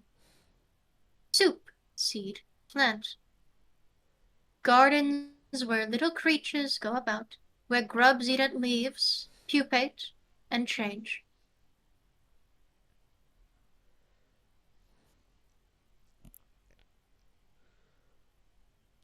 Yeah. This is a quality that has been absent in the leadership of the head chefs that have taken over.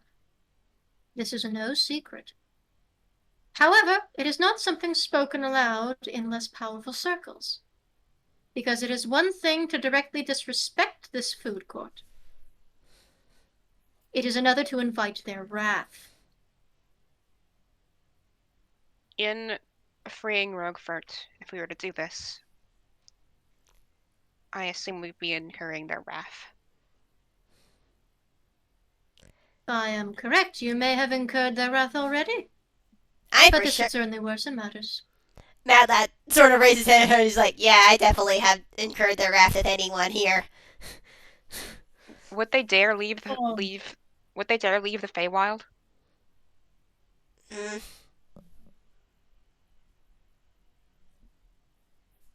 She thinks further.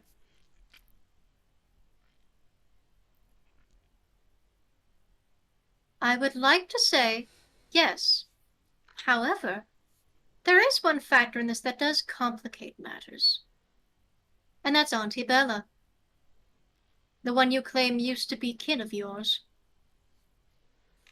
If it is as you say, and she is not the original, but a replacement made from another, then her motivation may be more difficult to scrutinize and scry upon than the other two.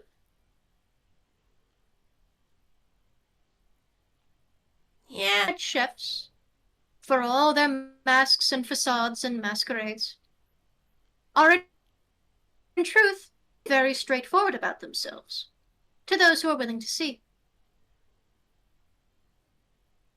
Granny Bunny, of course, maintains her position of power over her sisters in the kitchen, maintains the image of the pleasant, benevolent chef, maintains a brand rather than a beating heart. She has always coveted beauty, and now that she has it, she will not see it recognized in anyone else. Otherwise, they could serve as competition. And the last thing Bunny wants is competition. Then we have Auntie Punchy. Auntie Punchy seems rather antisocial sort, very good with children. Sometimes those who are the best with children have the worst things to hide, but there may yet be a layer of tragic truth to that tale. Perhaps she is in truth a manipulator who leads them to their slaughter, or someone who understands the love of family better than even her sisters. Who's to say? And then Auntie Bella. The tea of this equation, so to speak. The estranged ingredient. Auntie Bella was known in the past to be a calculating sort, intelligent and well-spoken, but subservient to her sisters. She was also known to be the weakest of the three, so it's no wonder that she was slain. Replacing her with someone still well-thought and cunning means she has all the easier time to hide her true feelings and plans. But what those plans could be is unknown. A coven of hags find their greatest power in each other. Defeating any of the others weakens them significantly. This is how hags work. They have very little power on their own, though they are still threats to be recognized. But in groups, they cannot afford to betray each other. One missing link could destabilize the triad. And then they'll fall. The problem is, with recognizing where Auntie Bella comes from, it becomes difficult to discern her true motivation. What is it that they want? What is it that they need? Do they really care about their family? Or, of course they care! Why wouldn't they? They're my brother!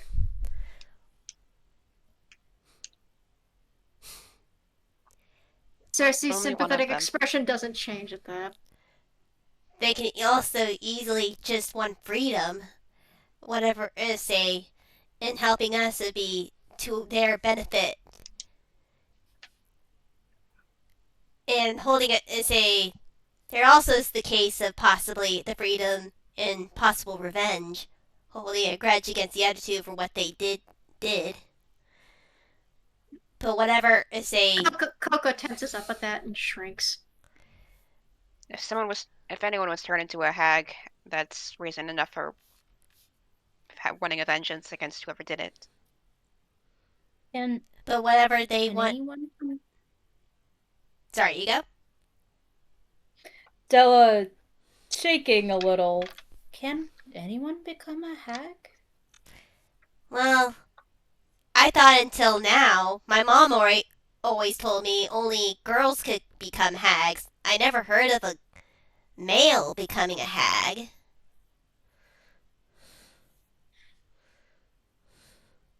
That Stops kind looking of magic sympathetic is and discriminate. actually just looks heartbroken. Nymphs, excuse us, please. The nymphs bow their heads and leave the banquet room, leaving the team of you alone with Cersei, while Umberly, not caring the slightest bit for your emotional talk, is still eating.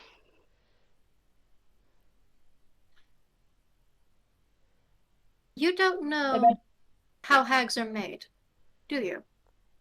I don't know Well- anything about hags. Only from stories that my mom's told me. There are several different ways that hags are made, but regardless of the method, one thing is known. There is no reversing the transformation of a creature into a hag. None. Whatever existed before, whatever lived before, doesn't anymore. What exists instead is magic at its most raw and evil.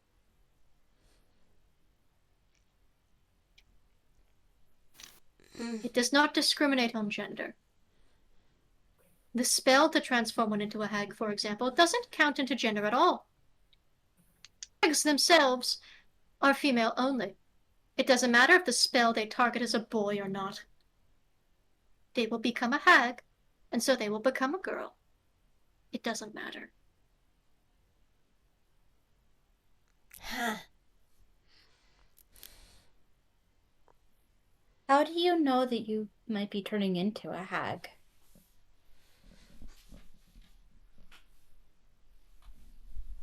You don't get time for it. In a proper procedure, it happens immediately.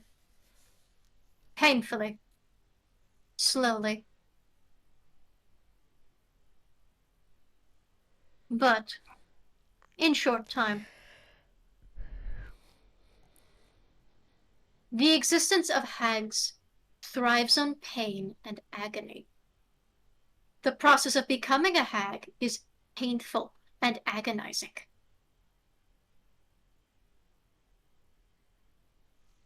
I cannot even begin to describe the feelings one would experience.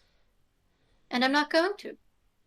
What I will tell you, however, is that you're not turning into one, so you should relax. Holy shit! I need you to know that Stella, that was the genuine fear behind her question. That was the genuine fucking fear.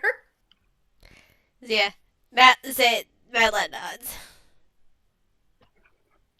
She literally collapses into her chair like that is a relief. She was so terrified. It's not a fun process. Roko's the one that actually continues explaining. You'd know if you were turning into one.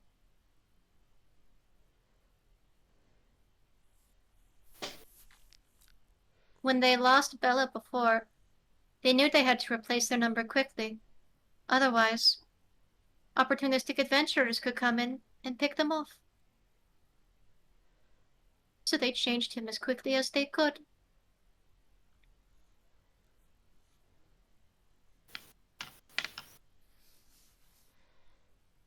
I think I'd know if you were turning into one. So I think you're fine too. Yeah, that helps a lot. Still makes my head spin though. Hags are wicked at their core. However, not every hag can be blamed for it. Huh? as you have even demonstrated with the story of your sibling. Hags are not naturally born, they are made. Most come from somewhere, and most of them didn't want to be what they were, but were distorted by hate and wicked magic. Isolated, neglected, and weaponized. Hags in stories and hags in encounters are cautionary tales. Tragedies that only find comfort in bringing others to their level and inflicting that pain on others. But it always starts somewhere. No hag is born. No hag knows loving family, parents, a home. They come into the world immediately. Fully grown, fully trained. The instances of a hag knowing anything as kind as a childhood, as kind as a family, is rare.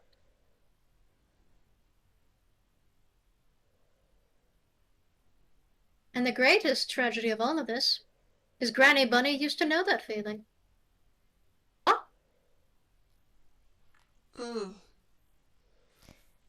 Which means she has no excuse for her behavior.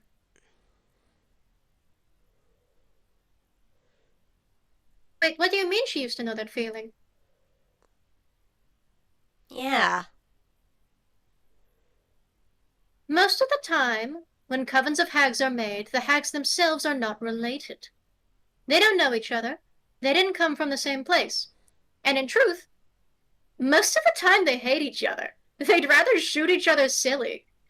But to stay strong and stay above the rest of the game, they work together. They're solitary predators, normally. Normally. And she holds up a finger at that. Bunny, however,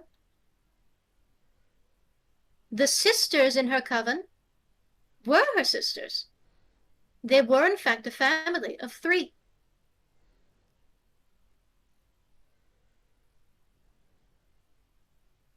It's one of the few times I can understand what motivated her to do what she did.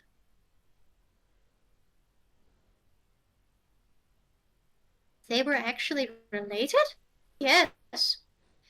You can't find a coven of hags closer than them. It's the only strength they have over their competition. Or had.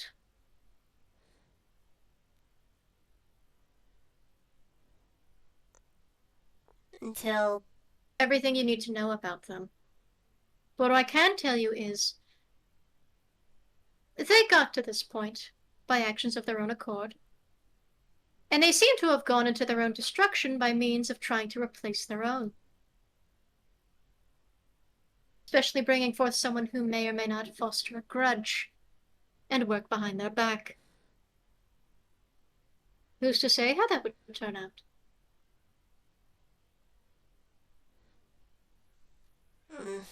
Cock actually looks very thoughtful of that and doesn't continue eating.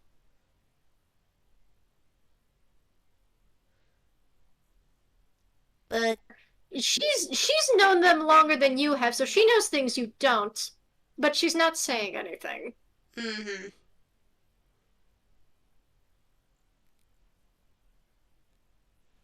But you also warned us to take, say, Wabella's, say, wisdom with a grain of salt. We don't know what she'll do once the other 2 have been deposed. They'll be deposed at all. Again, you don't know her machinations or designs. Do you?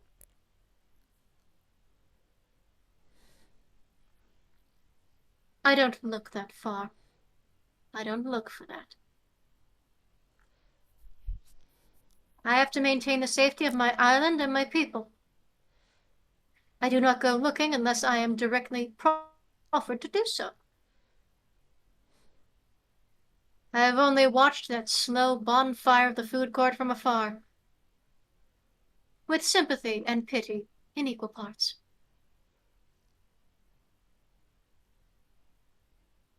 Coco frowns at that. Sometimes it's all you can do. Yeah. I say, they have. I had no reason to directly interfere. It wasn't in my territory. But are you willing to help us? I suppose that is the big question, isn't it? Am I willing to help you? Am I willing to risk my crop of holy moly being utterly devastated by the inexperienced bony hands of the beautiful saltwater bitch sitting at the end of the table? Umberly smiles at the compliment. Well, I say compliment with a slightly backhanded compliment, you know. Oh yeah, we know. You know. Has it borne any fruit that you might be able to cultivate seed-wise, so you wouldn't have to lose the only one? Oh, honey. Moly doesn't work that way. Think of what's the closest thing I can compare a moly root to? Yes. A potato. A Oh. potato. Right, it's a root, not a flower. It makes flowers, but the flower itself is not the core of the moly. It's not where the most potency is. It is in the root. That is why it is the most dangerous to crop, harvest, touch, and prepare. That's why I mentioned this tea recipe is reasonable. It only deals with leaves and flowers up ahead. It doesn't have to deal with the root of itself, which is where the most potent and deadly of it is. It's doable. Again, the information you've gotten from your former sibling is usable. It's just a matter of who it's being used for, and the condition it will leave him in afterward. That's sort of the thing. I was planning, on giving holds up the fiddle a little bit, giving to this afterward. Because I thought after it breaking the thing, they can remember who they are, the memories. Having memories directly on hand would help a lot for the aftermath. It might. It wouldn't solve everything, but it would give a good backbone for trying to rebuild a sense of self. I would acknowledge.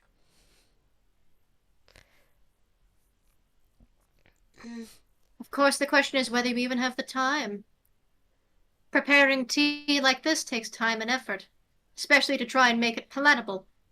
If I were making this for someone immortal, there would not be much of a question. But while fairies are very long-lived, they don't last forever. Although, considering their longer lifespan and more durable characters than most, and the fact this is a toon, perhaps I could be forgiven for making a more potent brew.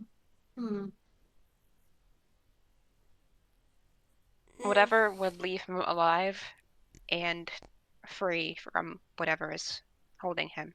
Yeah. He does have more than just the food court binding him at the moment. Yeah. That's the He second is part. riddled with parasites. Yeah, that was the sort of thing I didn't know what was going to happen. Parasites. Yes. I have to remember what they're called. Dinner critters. Yep, dinner critters. Fascinating little creatures. I've always been curious about them from afar. But I also know that curiosity is best satiated from afar. They're very cute in a weird Oh, they're way. adorable, aren't they? Them and their little googly eyes and the constant repetition of their names. They just seem so unnatural. Yes, of course. I've seen more unnatural things in other parts of the world, however. I've seen flowers in the shape of bugs. I've seen bugs in the shape of flowers. Birds that emulate fish and fish that emulate birds. But those are all Still living enough. things. I mean, dinner critters So are the dinner critters. Yeah, Yes. they just are. Living things emulating other living things. This is just... It's called mimicry.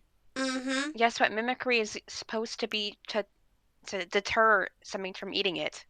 Not entirely. Not really. Not entirely. There's some species, especially parasites, that like to make each other look more pleasant. Exactly, they're parasites. Yes. But how would say? But we're not very sure how the tea would like do with that. Yes, now that you mentioned that, that does put a wrench into your operation, doesn't it? Yeah. Finish your food, then come with me. She Stella says looks at her empty she plate. tells you to. She tells you that and kind of waves the servants back in. Have the drinks on hand in case they want refills, dears. Yes, my lady. Stella's already finished her food a while ago.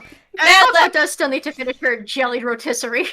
Mad Lad will fully finish his meal. Like he was sort of eating while he did start eating and then they started talking, but now he's fully finishing his meal. Stella didn't have a lot on her plate anyhow. She wasn't as hungry. Omar was waiting for the speech to finish because he didn't want to be rude. Of course. Hallmark is very polite. He is very polite. So polite. He's trying his best. Mm-hmm. Stella feels a weight off her chest, but still feels a lingering pain in the back of her neck that still just never goes away, no matter what she does, no matter how much she rolls her shoulders. The pain is just ever present. Mm-hmm.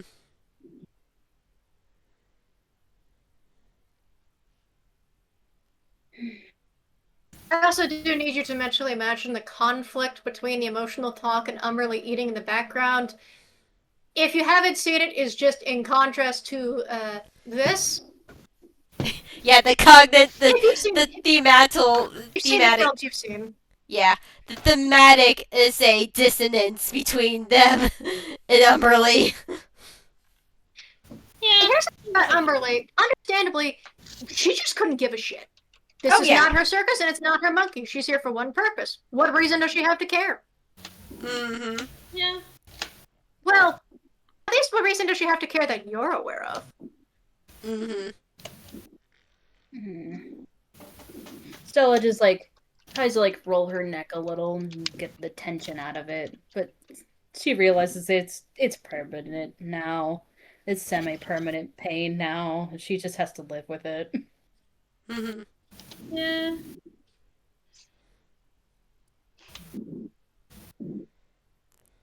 We following? Yep. Once we're finished, we follow. We all follow, I guess. Yep. Before we go, by the way, Magana Pitahaya, he reverts to Draconic for a second. You don't need to do that, dear. You're not acting for anyone here. Really? No shit? Dear, you heard me say fucking shit earlier. You can swear. Right. You don't need to keep up appearances here. You can change shape if you like. It's not like anybody you care about is going to witness it. Yeah, true. It's just annoying. As the Drake says this, the rest of you are in for the surprise when the Drake you're used to suddenly puffs in smoke and turns into a cookie. Wait, what? And Mad Lad is just pointing open with open mouth. He's like, what the hell? A cookie You person? with Wait. rather tawny, slightly burnt-looking skin, marks here and there that imply charring in an oven, long, fluffy, fruity frosted hair, dragon fruit seeds aplenty, yellow and green. Of course, those contracted slit pupils that are traditional with dragon cookies. Does it look familiar to Stella at all? Bit of. If anybody would like to try and recognize that, that would be a very difficult history or a con check. I mean, I'm only saying because poetry dressed up like a dragon, the Jiraiya cookie for. But you dress like a giant dragon cookie. It's not the same thing here. Does Mad Lad get No, advantage I mean- because he knows a lot about dragons, or would this not pertain? No. He's gonna definitely try, because he's like, what the heck is happening? Good luck. You got a high DC to be for anybody who wants to roll that shit. I mean, it's a dirty 20. I don't know if that will make it, but it's a dirty 20. I got a modified 18. Anybody else? No. Kumart is fascinated by this, but I wouldn't say that he would know much about it. Unfortunately, dirty 20 and below fails. You know, that's fair. Oh. I rolled the dice, and I was just curious. Here's the thing. This sort of baking magic is not unfamiliar. The whole cookie concept is not unfamiliar. It's the whole story, the whole gingerbread man and the chef, that kind of thing. It's in fairy tales. Actual humanoid creatures made into cookies is a lot less known, so you don't have as much on that, and it's usually restricted to witches, hags, things of that nature. Also, but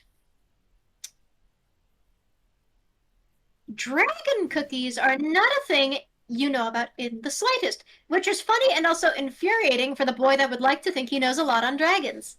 Yeah, Mad Lad is just like, wait, are you a dragon that can turn into a human, or are you a human that can turn into a dragon? Or a humanoid that can turn into a dragon? Technically, my grandfather is a dragon, but he can turn into a... Sorry. He lifts his clawed hand up and just kind of gestures it over your face as if squeezing your mouth shut. Stop it. Zip it. First and foremost, don't insult me. I'm not human. Get it right. I'm not humanoid either. Get that right. Second, I am a dragon. If you can't recognize me as such, you just don't know dragons. Simple as that. Anyway, we're ready when you are, my lady. He says as he's casually lifting the remainders of his entire fucking goose off of his plate into his hands, getting up from his chair. Coco takes the glass with her. You just look really cool. That's my thing. Stella says to him. I mean, I don't... Thank you. It's nice to see someone can recognize it. I mean, yeah, I feel like... Polishes off the chest, so let's just polish. I mean, who would think this is cool? This is awesome. I just don't know anything about this, and I grew up with this stuff. And you're not going gonna find to know anything about it if you're going to help it. The less you know about it, the better. Poetry is going to find this so weird when I tell her all about this. If you're smart, you won't tell her anything. I'm keeping this a well-kept secret. Oh, I won't say a word then. It narrows its eyes at you, but it proceeds with the goose eating and following cookie. Hey, she holds up her hand. I will pinky swear to you, and so you know I'm telling the truth. It's fine. If I hear it reaches the presses, then I'll burn down your village. I don't live in a village. The moon, apparently. Anymore. I live in Toontown. I don't think Sappho would appreciate you burning down our apartment. No, from what I hear, Toontown is already burning. I don't need to do anything to that place. What happened in Toontown? What doesn't happen in Toontown? The better question, yeah. Better question. Oh, yeah, that's Toontown. I can only imagine what the two goddesses react to the name Sappho, because maybe that's a name that they're familiar with. Ironically enough. She actually does bring her glass with her to try and continue drinking. You say Sappho and get a... has to swallow down the drink she was taking, panic just a bit. Umberly is doing her best not to laugh at that. No, she can't. She just kind of barks at her. Ha! Is something the matter? Of course you know someone named after Sappho of Lesbos. Of course. Of course. That's Umberly trying not to cackle. Oh, I know 100%, man. I know, it's funny. I tease her all the time about it, and she just gets so huffy about it. That means you should tease her more. Oh, 100%. I even have a stupid nickname for her in my head. Not every nickname is stupid. What is it? Sappy. Okay, that might be a little stupid, but I appreciate you for trying. Reaches down, ruffles your feathers, picks up her plate and takes it with her. I mean, the other one was even dumber. I can call her Darling Poem. That's so much worse. It's so cheesy. Kirky actually stops Umberly from leaving the banquet and goes, what do you mean, Not until you're done eating, and until you've cleaned your hands. Seriously? Seriously. I told you before, it is one of, if not the most delicate flower in my entire garden. And if that crop happens to get withered by your salty ass will be paying for it. Get it? That's why my hands are in my pockets. I am not to touch this. I will probably kill it. It'll kill you. Right. Umberly stays seated, and Kirky actually gestures for some of the nymphs to stay and keep an eye on Umberly. Most of them go with you guys, though, as you start following her along. Mm-hmm.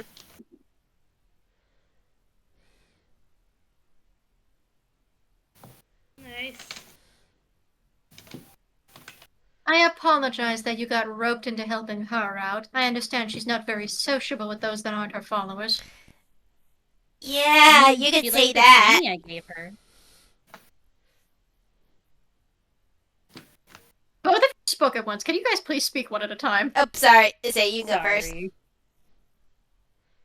Sorry. Stella then said, well, I gave her a shiny shell to pacify her, I think. She does like shiny shells, although she's normally very picky about them, so you had to give her a very pretty one. But if it's anything like the ones in the basket, I can see her being bribed. Yeah, it was one of those. I have a bunch of them, actually. She goes into her hammer space. I will roll for hammer space for this bit. Not again! Not again! We're never getting out of here! Oh god, no. That is actually not good. I just wanted to tell you that when we rolled hammer space earlier with Kumar, that was the funniest option of my inventory. No, that was incredible. Just like, I know we're at a banquet, but you don't need a spoon that big. Stella does not pull out the thing that she meant to pull out. That's the unfortunate thing. She pulls out the Spaceball TM. Wrong thing. Ooh, I do. Okay, so context. She has a little thing that is a star map. The star map is based on the little star map from Trigger Planet. They have nicknamed it the Spaceball. Yay! Yeah, I have named it the Spaceball TM. I believe it's actually a proper item with its own description and use, but for the most part, Stella just uses it as Constellation Ball. Honestly, Yeah. it's fair. It has a proper use, but she doesn't use it properly. Such a Yeah. character logic. She tucks it back away, and she actually pulls up what she's supposed to be pulling at, which is the moon seashells. And they are iridescently beautiful. They're all, like, different shades of, like, blue or pink. Pearlescent. And they pearlescent, very pretty. And they have vary in size from, like, quarter size to dollar coin size. They are very large in some cases. Admittedly, this does sound like other pretty shells I have seen, but I'm imagining more with, like, sort of a moon dust / moony beach kind of pattern to them, or different patterns like swirls to them, and that's helping the otherworldly factor rather than just imagining pearlescent shells. Yeah, they kind of have like a warping kind of look to them. They have like, they both physically and they kind of resemble like watercolor almost. Like their cartooniness is almost like not quite there and almost like dreamlike in fashion. Yeah, Mad Lad's like, ooh. They both have form and yet they have form and yet seem completely absent of form, weirdly enough.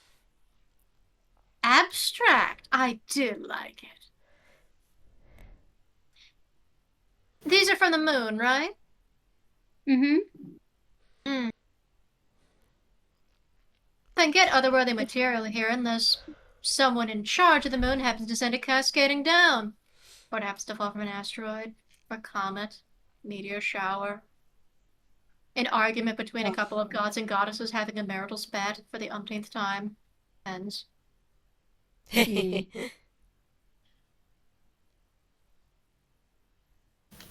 I can certainly see why she'd be delighted by them.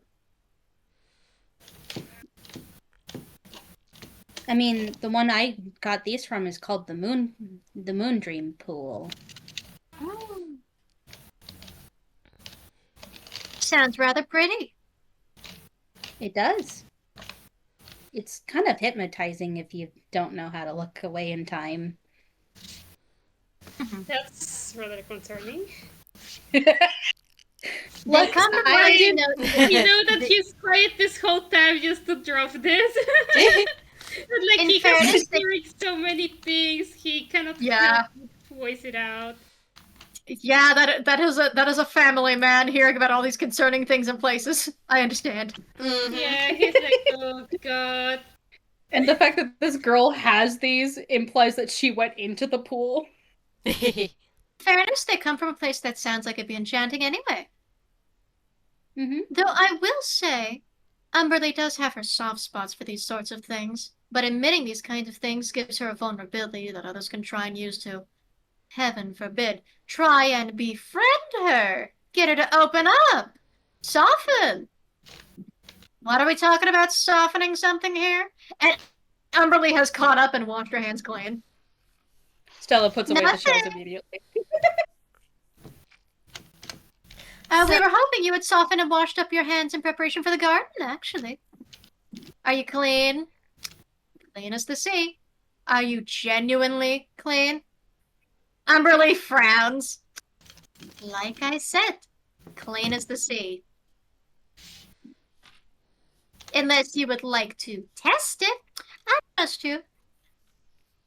And like I said, if you happen to destroy that crop in the slightest, you would be paying for it in manners you would be regretting for several hundred years. So, you know what you're getting into. Mm-hmm. I'm going to need that bracelet, though. Excuse me? The bracelet. You know. The token of the Raven Queen? Ugh, this thing. Why do you need it? I would like to assure that it goes back to them and that I'm able to talk to her. I was prepared to host her as a guest. I'm not a shining enough countenance for you. Not even close, dear. Nice of you to try, though. Hand it over. She rolls her eyes, carelessly kind of yanks the bracelet off her wrist. It almost looks like she threatens to break it and just kind of plops it in her hand, walks past her. Let's just get this over with. I've got places to be.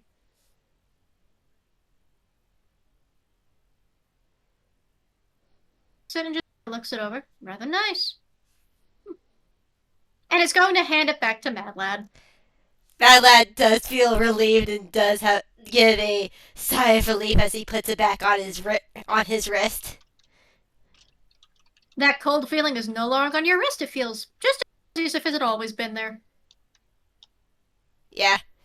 He knows he'll probably get in some trouble. He's not very sure if he's going to get in some trouble not just bringing it back to her, but it feels better that he's in control of it.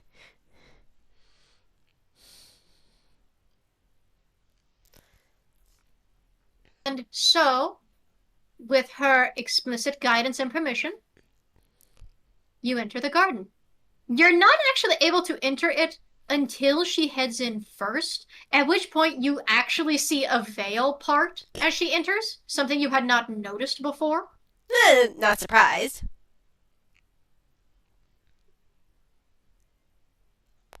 There is one secret to this garden of many, and it's the only one I am content to share, knowing that this cannot be exploited by you in any way. Only gods and goddesses may enter this garden. Oh, so we have to, like, wait out here? No, you're able to follow in after me. It's just a matter of not touching anything, otherwise it may have dire, irreversible consequences. Noted! Mad Lad holds up, Of course. he does a thumbs up. Stella In starts her hands in her pockets. Yeah, Mad Lad does the same thing, hands in This may pockets. be why your friend has the most advantage with it. No need to breathe or taste anything in the garden means that they won't likely be able to inhale any of the pollen. They don't have to deal with any allergic reactions to the leaves, flora, fauna, stems, even the grass. I guess that's one thing I have going for me. Yeah, Mad But Lad it looks... doesn't look like you enjoy it much, does it? And No. Cersei actually kind of, she doesn't necessarily like kneel down, but she kind of leans down to where her head is closer to your height, because that is a very tall woman. I'm going to be so for real with you. If I didn't make Cersei tall as fuck, I feel like I'd be doing her disservice. She's tall. And Vern tall is like is 6'5", so she's really tall. That's only 5 foot, but still, tall. Stella's like 3 feet. She is looking up at this woman. Her head is being craned back. All I can imagine with Stella is that meme of like the very tiny little thing with the big eyes staring up with the cute face. Yes, It's got the absolutely, funny big 100%. head, wide eyes, and that's just Stella the penguin. I'm Looking so up sad at that's not an Kurt. so sad that's not an emote. I'm so sad. But she goes, you know, I must ask, before we continue any further, are you certain the only reason you came was to help out Roguefort? I'm certain. Mad Lad looks a Is little that bit confused. persuasion or deception roll? It's persuasion. Roll persuasion then. Yeah, Like, Mad this is Lad. not something he would lie. He's not lying here. Yeah, Mad Lad looks a little bit confused. Like, yeah, we came to help Roguefort. No, she's only looking at Word asking that. I see. Persuasion. So, roll is- persuasion. I'm a little surprised that I wasn't asked this question. 21. Scans you over for a moment, and although you've left that sunny view, it still looks like the sun is in her eyes when they reflect correctly. And when you actually look at her face close enough, again as a toon, it is kind of difficult to tell just the thread between mortal looking and divine, and by that I mean you can't tell whether humanoid, animatronic looking, what have you. This is a Hausen. This is a Hausen to you. It's meant to kind of, it's similar to the rotoscoping thing of it kind of capturing an essence of humanity and animating in a cartoon. It's not meant to be saying like, oh, robots are godly in any way. That's not the point. You get what I mean, right? Mhm. Please tell me I don't have like... Right. Yeah. Okay. Yeah. Yeah. But So you can't tell if it's like fully natural sunlight or if it's even like just like light she is just generating from within her, which is still natural to her, but like, you know, house them. But looks you over for a second, and on a 21, she sighs and smiles. He's gone Perhaps through in more this than I moment. have, and he has more to lose than I do, or more to gain, I suppose. And even if I did want to take it, I wouldn't have any means of drinking. So That's not the only means one can absorb the power of the Molly root. again, it's better used on him than me. No, I understand. I was just clarifying. He's more She sits up deserving. and she does pass a glance to Stella, but she doesn't ask outright. She just turns and continues further into the garden. Now, I would ask, for your sake, please don't touch anything. Yeah, man. Keep your steps to the cobblestones and to the dirt. If anything looks like it has suddenly reached out in front of you, such as a branch or a bush, bend under it or step over it. Do not interact with it in any way, shape, or form. I can't promise anything based on your reactions.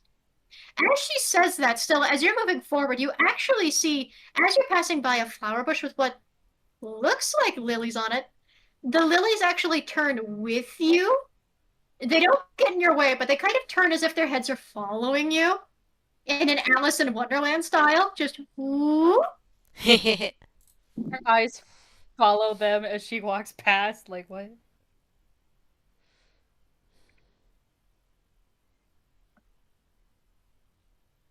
And this garden is... You can't tell if it's meant to be a vegetable garden, a display garden, a farm, some patio area, what have you. It's the conglomerate of every plant you can think of organized in this geometrically perfect fashion, so to speak. It's very aesthetically pleasing, not just to the Greek mind, but to any modern eye that would look at it. This is a girl that knows how to garden. Everything has its place. Nothing is contaminating or crossbreeding with each other that isn't supposed to be. Roots are not struggling to breathe. Nothing is smothering another plant. I look at the wisterias that were smothering my grapevines some years ago. I'm still upset. Everything is in its place. I gotta ask, is there a Datura stramonium here, the Jimson weed or Devil's Trumpet? Repeat that a little slower. You said that a bit quickly. Sorry, I talk really fast. The Devil's Trumpet, is that in here, I'm guessing? No, actually. You do not see the Devil's Trumpet. Okay, cool. Because those plants are scary. They are scary. You don't see them. You do, however, see other plants here that a few of them you do recognize as magically potent and also so fucking poisonous it's insane. Mhm. Word is So, thinking his lucky stars that Nox isn't here. Yeah. Yeah, from Britain. Yeah, that bitch would have already touched something. I'm so sorry. Nox would be dead. Yeah. That's would be dead. Nox would have wished they were dead. I'm gonna be so for real. I'm gonna be honest with you. If Poetry was here instead of Stella, she would absolutely be with like, with Burley, like just like both being sassy bitches. Yes. I'm just thinking about Kumar looking at the garden and nodding in happiness because he is also used to having a garden because he likes to cook a lot. And it's like, yes, this is quite beautiful. He nods This in agreement. is, yeah, it's beautiful. Not in like again, this is not meant to be like, oh, this is a display purely for aesthetic in someone's mansion garden way. This is very clearly a very well loved, well trimmed, well kept. You can actually see, instead of like purely magical means, there are physical tools on little shelves nearby, just resting out of reach of the vines. Nice. Yeah. I specify out of reach of the vines because some of the plants move in a way similar to limbs, and you maybe don't want them getting a hold of tools. Yeah. But I like imagine he the earth- notices that it's a garden that is well taken care of. And he nods in agreement because he is the same.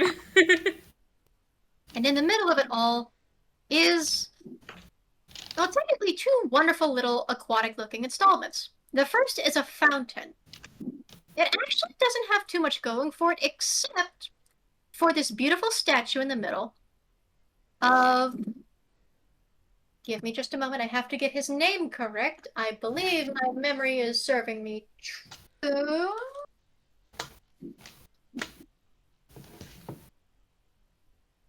If I could please just have my internet. I know it's snowing. I know we have a winter weather advisory. Be niceies to me. Be niceies to me here. A statue of Helios. Nice. Ooh. Now, statues you see of Helios normally depict him with his chariot driving it about by horses. This is because Helios is the personification of the sun itself, preceding Apollo, god of the sun. Mm-hmm. Mm-hmm. However, this sculpture is different from most other statues of Helios you've seen, in that while there is the chariot on display and the horses are here, it is not made to be a statue that is like gallantly riding about through the sky. This is a statue of the horses and Helios actually at rest, where Helios is letting the horses visually drink from the fountain. And the fountain itself is made to look like it's actually a water formation that they're drinking from, like a stream, a river. Ooh, It's pretty. a really relaxed depiction of this figure, which makes sense considering she's his daughter. So that's a statue of her daddy. Fair. Aw.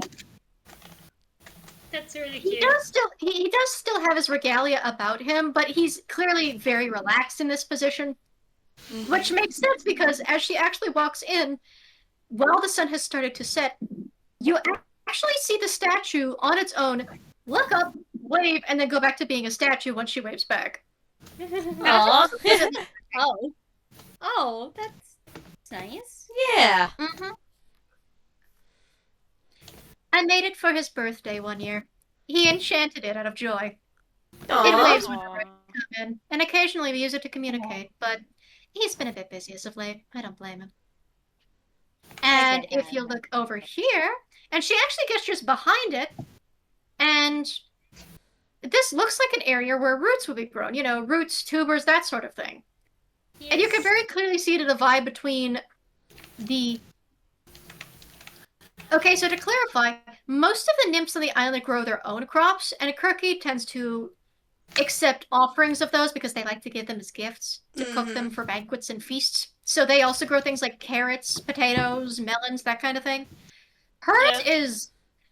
In that regard, she doesn't grow them herself most of the time, but there is like a small area that has like little naming posts. Like they have little names you don't recognize sitting by them, and they looks like little sprouts here and there. And in the midst of all these rows, there is a single row of these, give me a moment, of these grassy green shoots.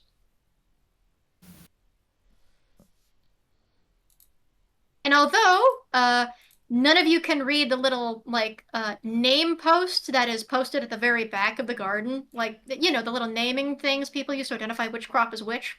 Yeah. It is very distinctly the Greek for moly root. Nice. Nice. She stops there and she holds a hand out so everyone else, you know, stops. Yep. Immediately stop.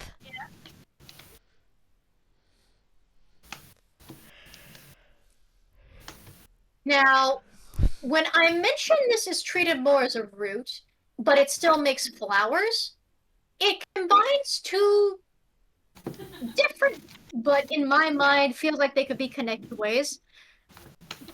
So I'm going to mention something here that's going to sucker punch a few of you. Do you know allium? Yeah. Helium? Yeah, I know allium. Yeah, I know that.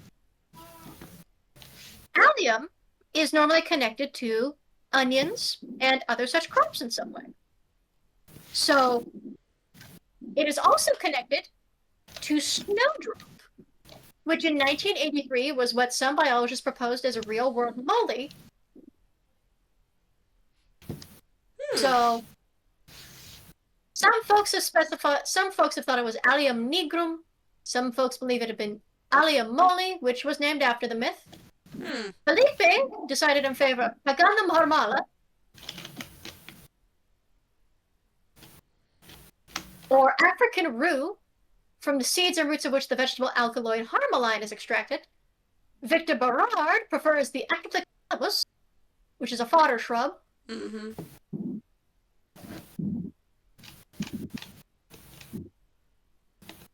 And there's even an account noticed by R.M. Henry of 1906, who illustrates Homeric account by passages in Paris and Leiden magical papyri, arguing that moly is probably a magical name derived perhaps from Phoenician or Egyptian sources for a plant that cannot be certainly identified.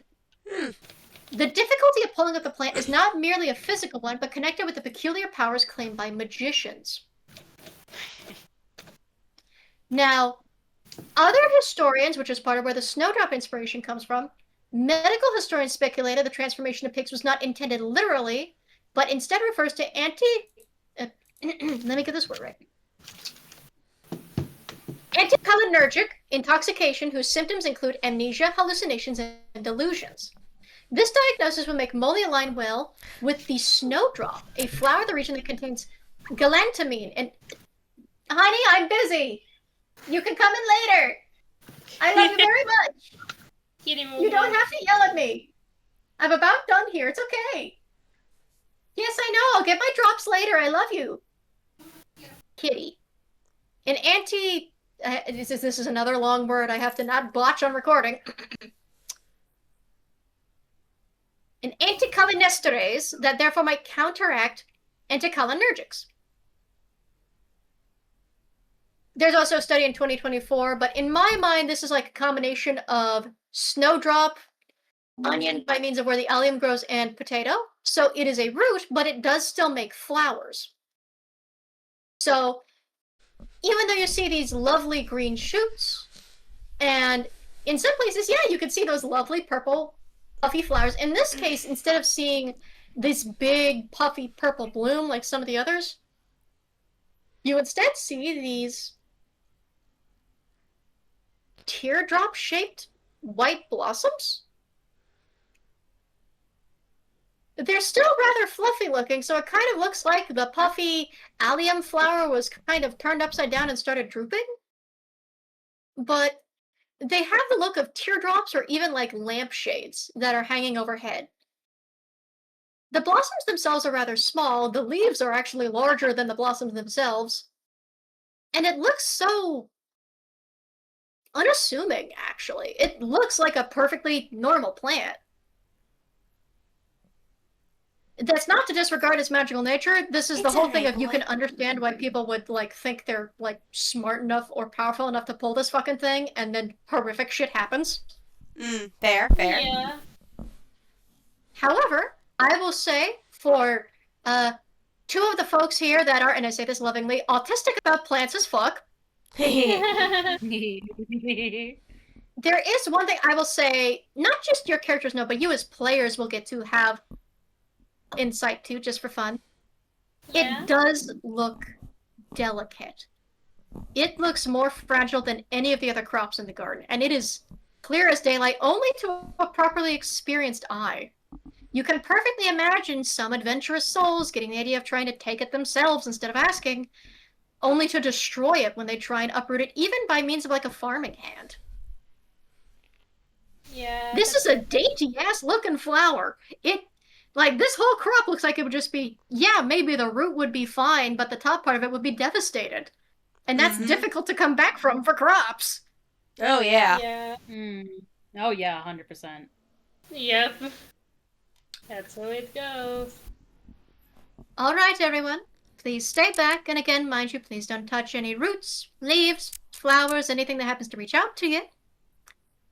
Lee! Girly, if you don't mind. Umberlee steps forward. Already on it, girl.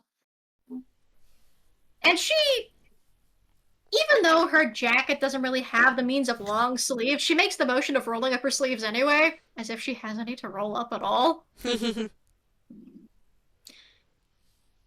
And she stands there for a moment before the row of molly root. And I go to actually roll her a nature check. Oh, boy. I am immediately scared. Yeah. Well, if things go wrong, this is not our fault, gang. It's not your fault. If things go wrong, you're not the ones punished. She gets two attempts at this. Because here's the thing, she, again, as a goddess, she does know her magical plants. It's just a matter of, does she remember how to harvest it without destroying it? It's the problem. Yeah. Umbrella actually stands there for a moment and goes, hang on, I realize you've let me do this too easily. There's a riddle. I don't know what you're talking about. There's a riddle to this and you haven't told me. I don't have the slightest clue what you mean by that, dear, she says with a smile. Stella chuckles in the background, just behind Turkey. Mad Lad looks She like. is. Sorry, you go. No, you can keep going. She's just standing there thinking for a moment. She's trying to calculate. Mad Lad is starting to sweat again. Like, he know it won't be his fault, but at the same time, he's just like, gosh. For the recipe, it only uses the flower and leaves, particularly the buds. So, if we're going to harvest from the molly, then we only need flowers and leaves. Let me see the note. And he almost gives it over, but as she goes to reach for it, she holds it back and goes, "Say please." "You're sawing off my leg here, girl. Say please. I'll give you the note." "Please magic word. give me the note." And she hands it over, acting as if she has been scalded on a hot oven. And we're going to make her roll.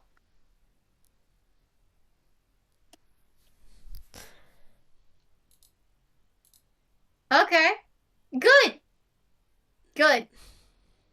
The check would be more difficult, if not nigh impossible, for any mere mortal to in a real kind. For gods, the DC is in fact lower. It's not abysmal. It's just lower than it would be for, like, if you guys tried it. Fair. So she looks it over. Need this many. Now, if I recall land crops correctly, leaves and flowers absorb a certain amount of sunlight, which is meant to be processed through the rest of the plant, bring it nutrients. Which means you can't just take all the flowers off of the plant. Just the same, you can't pull off all its leaves because that's how it synthesizes. Now, if we're going to make this brew, then we don't want to just make it with dead leaves or dead flowers or anything that's shriveled and weak. You still need to pick healthy ones. And you actually see her carefully step into the soil, which does actually seem to soften and moisten very carefully at her feet. She has to be careful not to do too much of that. She watches that. But then she squats down, and you don't actually see what she does. You know there's some magic at play because although the humidity in the air is different around her, she does tone it back to normal as they approach the garden. She does put it under control. She pulls back the divinity for a moment, the divine presence, to humble herself, we'll say. For the moment. But of course has to do that with where she's standing, how much she generates, has to be certain not to devastate what she's touching, and the other part is, of course, the magical secret to it, because it's not just, plucked, it's not pulled, it's not ripped by hand, there has to be a process to it, by finger, by magic, by spell. Which you don't see, but what little you see of her hands moving is she actually shows a shocking amount of gentleness when handling the crop. More gentleness than you think she has shown most of you, but if you were around for the adventure of the Red Ribbon, you know she can be gentle, and there are moments she can be warm and kind. These are normally just overshadowed as well by her wrath, fury, and usually greed for treasure. But gentleness is not impossible with her.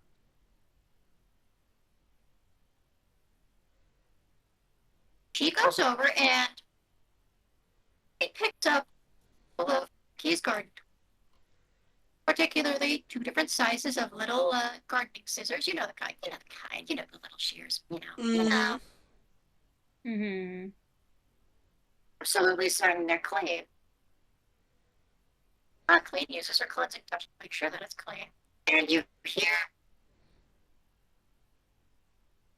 In some areas, it's sort of almost because it's so quiet here, it's the gentle plucking noise you would get if you, like, say, gently snapped off a bud from a bush you were trying to prune. You've heard the noise before. It's such a delicate little sound. You know, just a.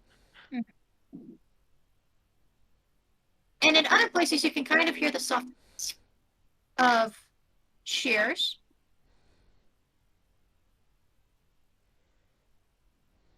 Just carefully. Meg actually remains outside of the garden because she's still finishing off her big ass goose, and it doesn't want to make a mess of the garden, so it's staying there. It's content watching. It's fine. It doesn't need to be there. Actually, you can actually see it kind of moving her hand as if weighing something.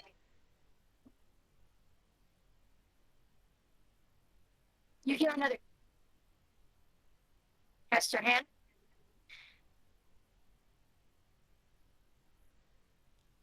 Gardener, we're ready for review. She says as she picks up her tools and carefully shields her hands and stands up. Kirky approaches, as if a chef creating someone's cooking.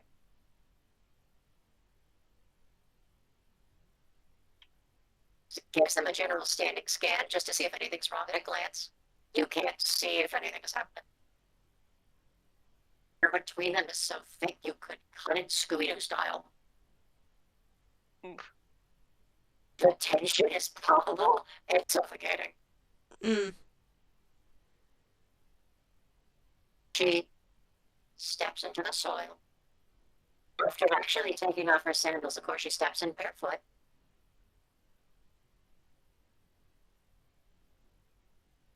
Hear the rustling of fingers over leaves as she feels over.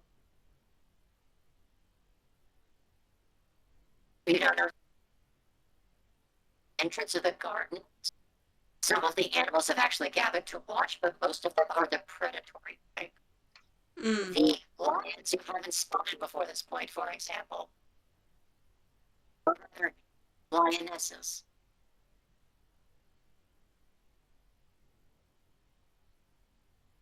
Entrance next to me is actually a tiger, which doesn't have the ghost that they have, so they just don't, you know, they're just going to enjoy their food. This tense comes and goes.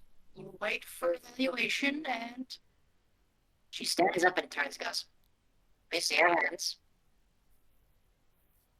You see her unfurl her hands. You don't see what's in them, though. You can see a step from one of the flower buds.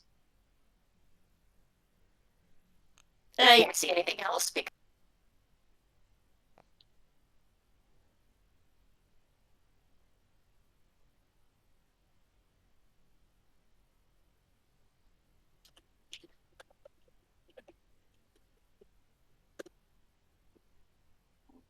I'm gonna kill something. I'm gonna kill something. There we go. Am I good? Am I audible now? When did it start cutting me off? It's not cutting you off. It was just very distorted. And it said, Good. Love that. Am I normal now? yes. Yes. Yeah. Okay. So, she looks over what is in Umberly's hands.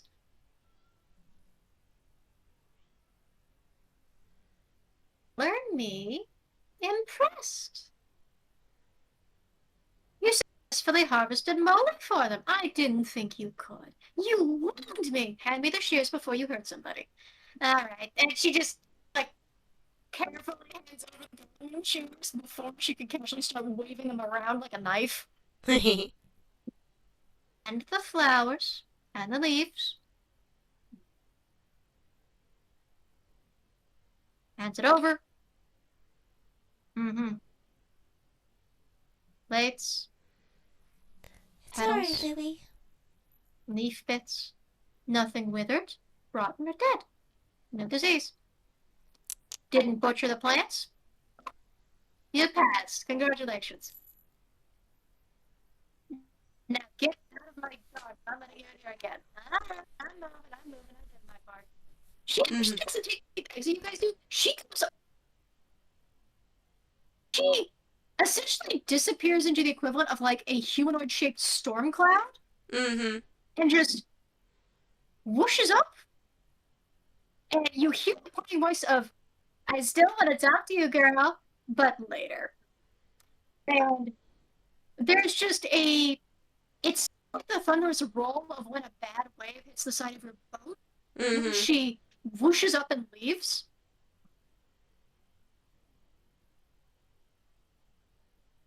Watches her, and then, suppose you're even now.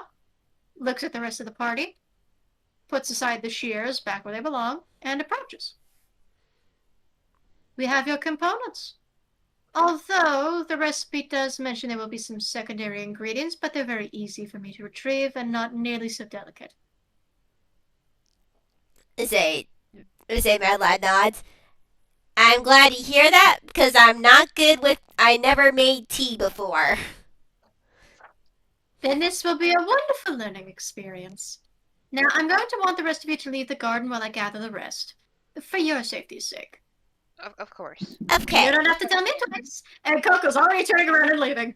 Yeah, Mad Lad's turning around, leaving also. Yeah, so is word he has to duck under a vine while he leaves. Stella follows after them after giving Kirky a little curtsy as she goes. The rest of you head out, and oh, there's a tiger. There's just a tiger standing there. Stella doesn't pay any attention to it, she just keeps going. Keeps going, just keeps going. This is normal. Don't consider them a threat until you're being threatening. It's fine. It's fine. Disregard. Mm-hmm. Shut. That's Meg. Already done with the majority of the goose skeleton. Just finishing off polishing off the legs. Nice day, Shut isn't up. it? Going to be evening soon. We'll need to spend the night here. Oh boy. I'm It's certain gonna it'll be be fine. Even if we have to leave during the early hours of the morning, I don't think the crew will mind. Yeah. Oh boy, you guys are gonna have to see me in the morning. I'm a grumpy Gus in the morning. Well, you can't be grumpy with the goddess, otherwise you're not going to be coming back home with us. And Meg is following Coco, who's just like, Oh, no. Coco kind of gives them a look, just as like waiting for Kirky. Oh to... no, I got trapped on an island with pretty women. What a curse. You know what? Now that you phrase it like that, maybe we should leave you here as an offering. I'm certain Shut you'd up. appreciate that. Shut up. She throws a rotten tomato at him. What happened? I went out for a second. Stella throws a tomato, misses on purpose. Stella was being antagonized by Meg. Meg got a rotten tomato. Also, I love how you say missed on purpose, and I was imagining Meg just catching and eating the tomato. Yeah, basically. That's what I thought too. Yeah. Stella legitimately does have rotten tomatoes for this exact gag. Oh my god. Well, you're a performer, you gotta be able to boo somebody. Come on! I know what I like, okay? Literally every woman I have ever met are taller than me. I am cursed. to be Tall and short. normally following into the red or pink color palette, I notice. Shut your face. Mm-hmm. Make me, why don't you? That's right, you can't come in from a few feet down. Meg, that is She enough. holds up her ukulele. I can cast shatter. Please your don't. Don't do that in face. here. Yeah, let's not. I mean, I don't get love, but let's tone it down a bit. Is that what they say? I'm just, what's the term, Coco? Is it raspberry or... No, it's just razzing. I'm just razzing her, don't worry about it. I'm Anyway? fine. Let's go I'm wait just- in the banquet hall. I'm just egging them on at this point. Stella puts the ukulele over her back, which is the first time that she's actually has it out in the open. Mm-hmm. as you start making your way towards some area to wait for, this mixture to be made, you actually spot the familiar face. The little penguin, Mr. Gwyn. Yay! Hi, Mr. Gwyn. Hello. Are we turning in for the evening? I guess so, since it looks like it's going to be dark. Yeah. The lady did tell me to escort you to your chambers for the evening if I was to run into you. Otherwise, I was to leave it to the nymphs. So I suppose you'll be following me. Come along. Alright. Alright. And he just turns it. Even though he doesn't have the baton, he still moves like he's leading a little parade, but you're not magically inclined to follow. Stella does it anyway because she likes him. That's fair. The two penguins doing a little parade. It's adorable. Mm-hmm. The amount of which you are unknowingly wounding him is going to be delightful later. You mean? You'll see. So, you're eventually guided over to what is essentially guest chambers. They feature beds, they feature seating, cabinets for clothes, but largely beds. It's very good housing. And I say good in that, well, I would describe it as luxuriant. It's not luxuriant in the needlessly rich fashion. It's luxuriant in the, it's very clear a goddess and her nymphs helped trim this place up to be as nice as they wanted it to be, so this looks like a place you could sleep forever. Fair enough. Mm-hmm. Comfiest room in existence. Mm-hmm. One of the comfiest, not the comfiest, she's not a goddess of sleep. Fair enough. Yeah. So, you guys get settled in for the evening. Now, I was also told to ask if you needed anything else. So before you retire for the evening, what would you like? Glass of water, please. Ah, yes, refreshments. Would anyone else like water before bed? I wouldn't mind that either. I'm good, As a obviously. cookie, am I able to drink water? An excellent question. I'll bring you a glass and you'll find out. I tried. This is a science experiment now. You drank wine earlier. I did drink wine earlier, that's true. Yeah, I can drink water. And for your companion? Huh? Oh. And there's just Meg already. Meg has already claimed one of the beds. This is the biggest and the softest, therefore we're taking it. That's fair. Guess I'm taking the smallest bed. I am literally the smallest one out of all of us. I take It's up small. the least amount of space. Mm-hmm.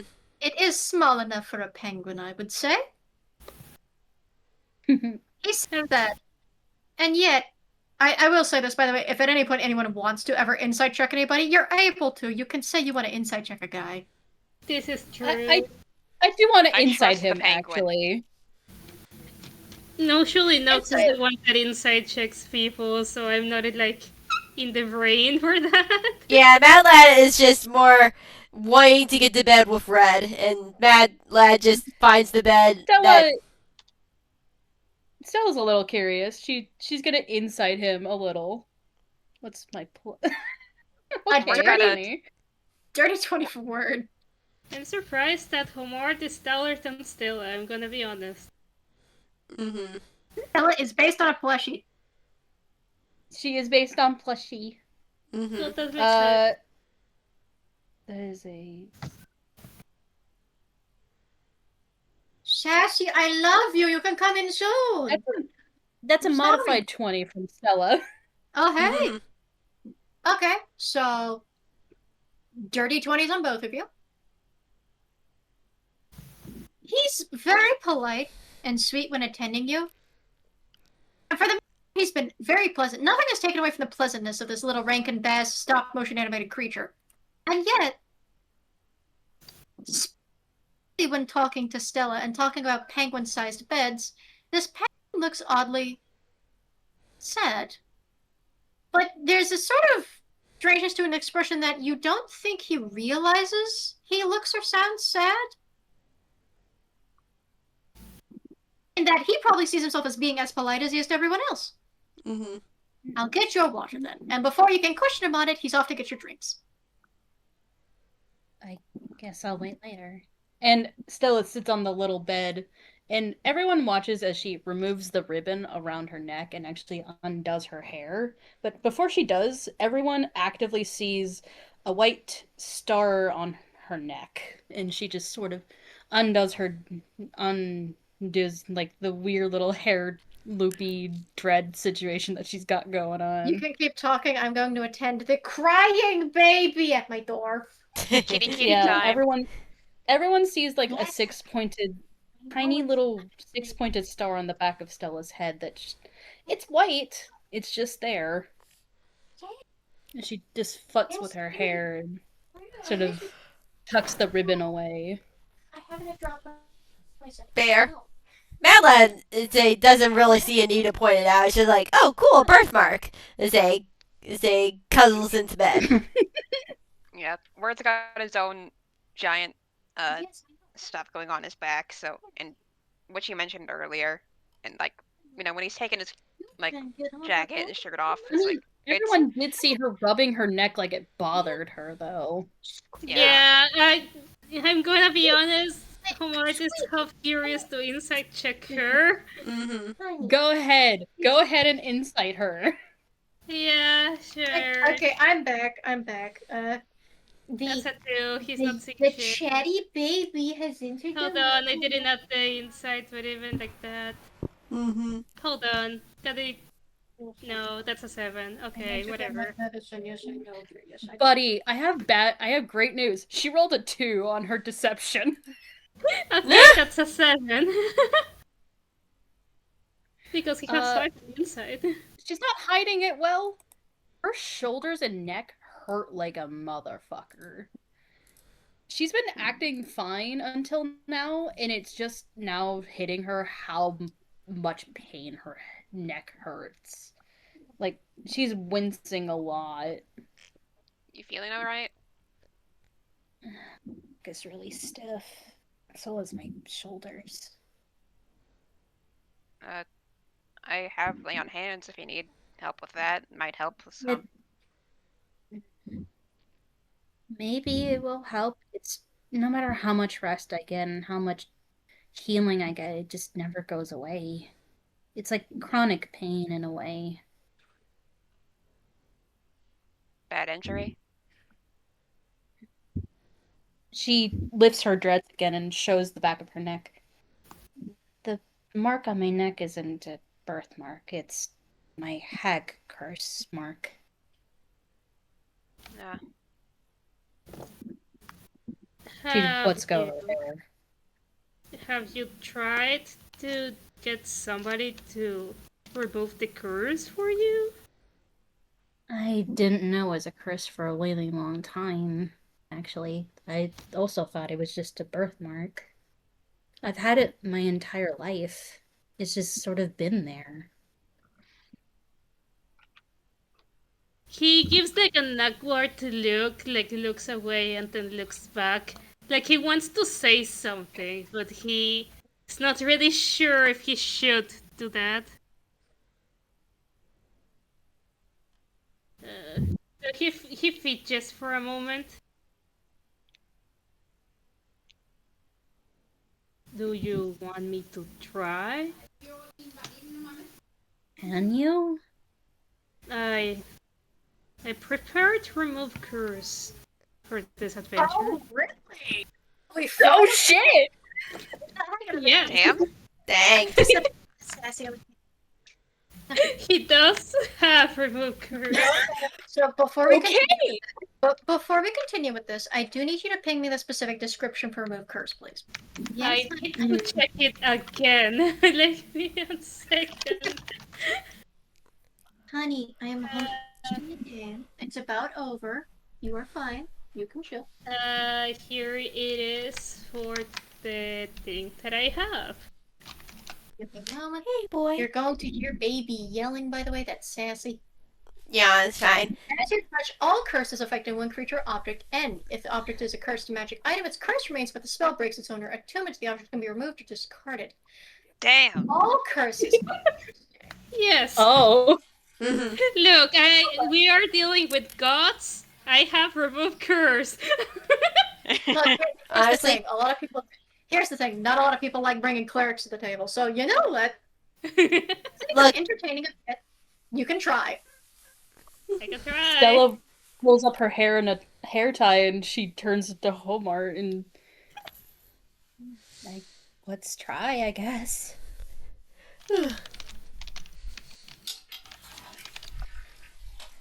Now, how do you cast Remove Curse? Flavor-wise. Describe how it happens for us. Yes, honey. Yes, I know. Meow. He will put like his hands around where the sigil is, not directly like touching her skin, but like pointing at it, like encasing it inside like of a circle in his hands. Mm-hmm. And he will close his eyes, as you can see like his hands glow a little. He starts to like chant the spell, and you can somehow smell a little bit of like a warm comfort food as he does this. Oh, no, that's cute, actually. I like the including of comfort food. No, that's cute. This Aw. is important. This is important, believe This is so for real. I thought like buttery. He's doing this with I will lavender Hey, air. Louie. I will say, as you're doing this, when you close your eyes, you hear the clinking and clattering of chains. Almost metaphysically in your head as you're trying to heal this curse. The cold, the bitter cold that bites into your bones, that tethers deep Here, into her Louie. being. You know what? I know we've discussed it, but since you're describing it so nicely, Marshall, Mm-hmm. would you say that this successfully breaks the curse? I would say yes, it would successfully break the curse. It does mention all curses affecting one creature object ends, so I will, following along on your description, I as DM will describe this conflict between warmth and cold. Yes, she's a creature that comes from a cold place, but that doesn't mean this is the kind of cold she belongs with. This is the killing kind of cold. The bite of winter's end. The grim grasp of death. Chains that bind to a terrible fate. And yet, by the comfort of companionship, the magic of good food, and a family man's love, the chains grow more. You're roboting again, Mikey. Yeah. No! Now! No.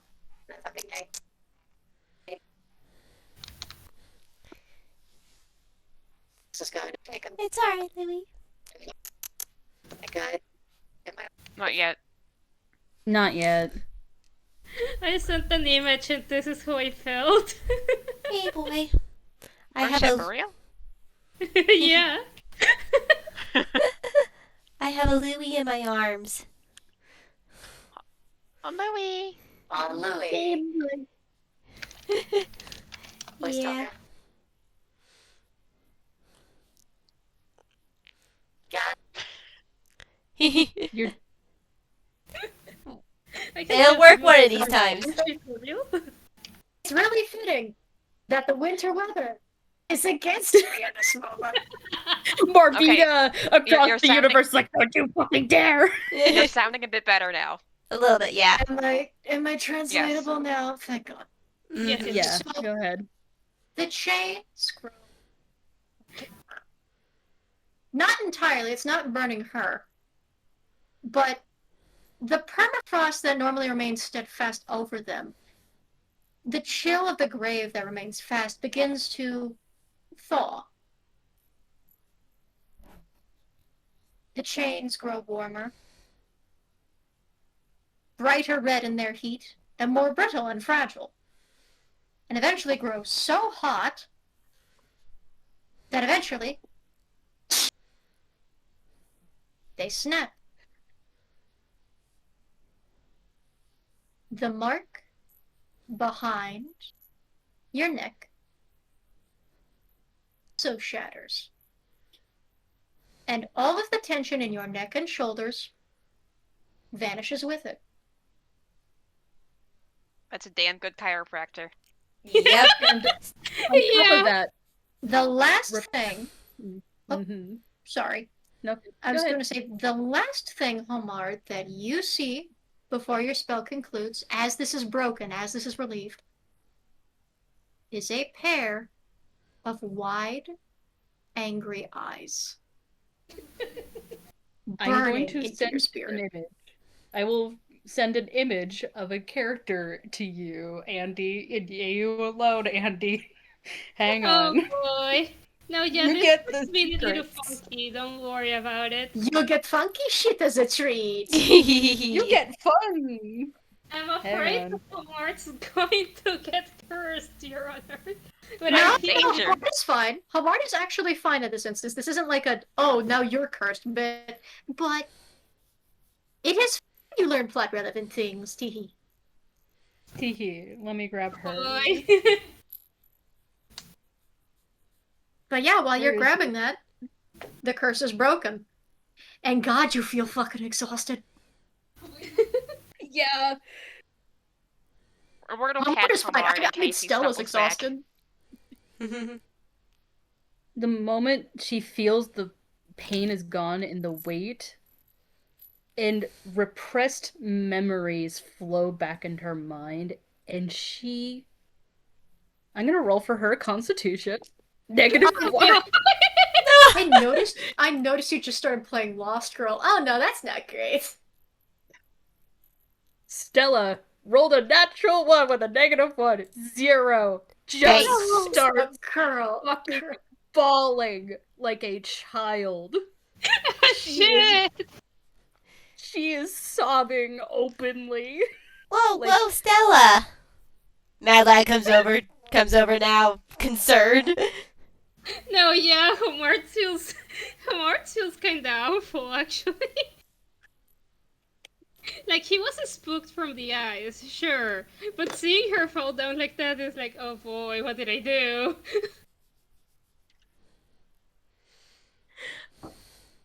Tired. So tired. My shoulders were in so much pain. Oh. Much to your surprise, you hear a distant shattering of glass. And very quick, again, you think it sounds like tap shoes or just nice shoes, footsteps. No, that's the penguin, and there's the little guy at the doorway. And for a Stella moment, has what like happens? anime tears. Big anime tears in Stella's eyes.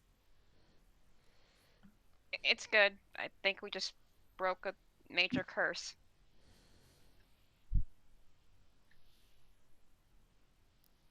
He looks a little relieved by that, but he still waddles over, and his steps still sound like a normal human's footsteps as he steps over and just sort of lifts a flipper up to her arm.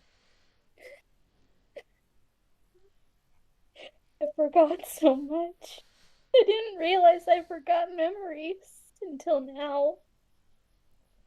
Oh. She took my memories. Oh. Stella. And Mad Lad's hugging Stella. Yeah, Homart's going to also hug her. Stella hugs them both. Actually I'm gonna roll something for Coco. Nobody pay attention to me. She's fine, I promise. I doubt She's so fine. much. Extra doubt. That way. Don't worry about the Lost Girl theme playing in the background. It's fine. She's fine. Oh no, no, no. I mean, Girl. Girl, you can do better than a 10. Come on, girl. Thank you That's so too bad. much. Thank you. Thank you. Of course. You know, it must be a lot for you right now. So, if you need No, help with anything, please do say. Yeah.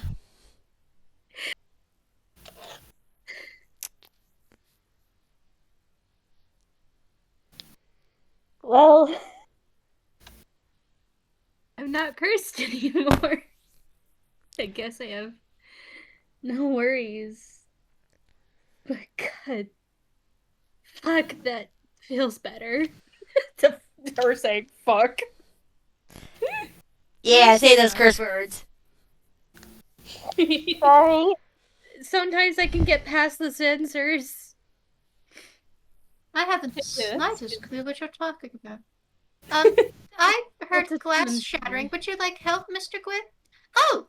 Well, you don't have to. I am a servant to the house. I can clean it on my own. I help. Really. And Coco actually just kind of, if we would like to. Oh! If you insist. And Coco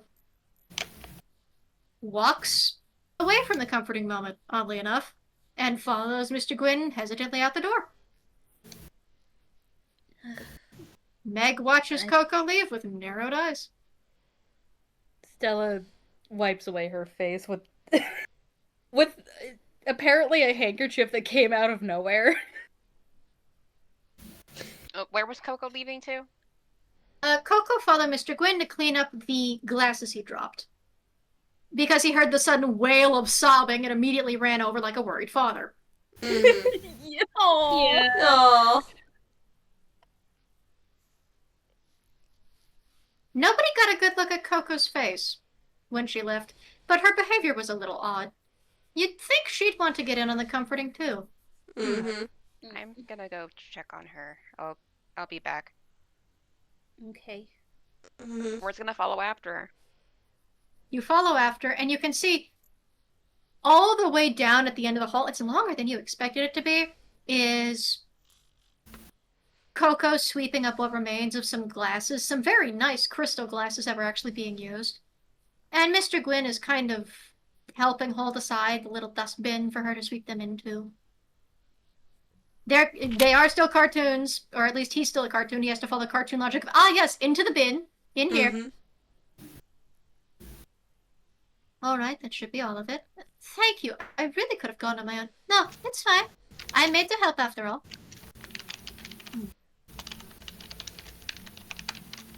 You certain everything is alright in there? That was a lot of crying. Oh, I'm sure she's fine. You know, I had a major curse broken. Happens. People are allowed to be overjoyed. And now, do you have a disposal for glass, or... I believe so, though we don't often use it. If you want, I can lead you over to the kiln. The kiln? Yes, of course. And before you can get close enough to check, she is hurrying off after Mr. Gwyn without even looking back. And we're still hurrying after her. So you follow, ignoring the fact that you feel watchful eyes on you at every single hallway you walk. Yeah, and he has his shirt off at this point because he took it off in the room, so he's kind of like feeling extra uncomfortable. You follow along, and eventually you get to... Now, I mentioned the kiln. Calling this a forge would be dishonest, because again, they don't make weapons here. It appears to be... You're not entirely certain if this is where they bake, or if this is where they make pottery? I mean, you can clearly see there is pottery abundant here that is painted, unpainted, half-finished, things that are still setting, and kilns. Very large, very hot kilns. Not unlike that which a cookie might be baked in. Mm. Now we do have glass keep it disposal over distance. here if you would like to. It's over here. You just have to pour it in, and she walks over and pours it in. Huh, good girl. We'll dispose of that with time. Is this a frequent thing that happens? Not regularly. We normally use ceramics. Metal is the least of our concerns here. Glass as well is a commodity, something she normally only likes to employ for guests to feel fancy. She doesn't get guests much these days. Does she want guests? Well, no. I don't know if it's my place to say. I mean, I don't think you're saying any insult. You can say. Well, she doesn't want intruders on the island. But it can be lonely here. She has a lot of attendants. There are all the nymphs. And there are those of us that have worked our time and have worked up to the rank of servant rather than livestock.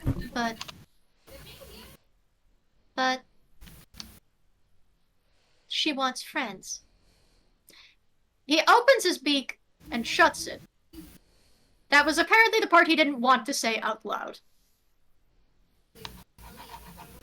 No, I understand. She just wants to protect everyone here, but it means keeping everything that could be a threat at arm's length. Papa's like that. I think that's one of the only things that didn't change before he disappeared. Your father. The hunter? If I remember the banquet discussion where I was dealing with trash.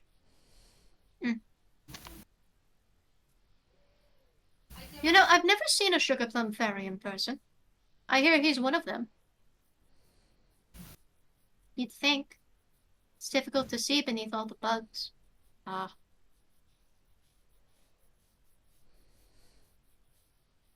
The swarm has kept them safe this whole time. It's difficult to hate them. They've done a better job than I have.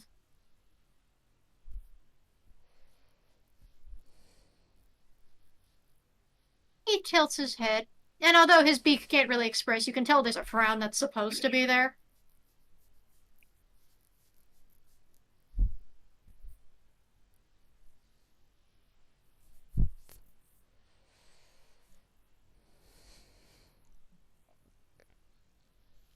Are you certain you're all right, young lady?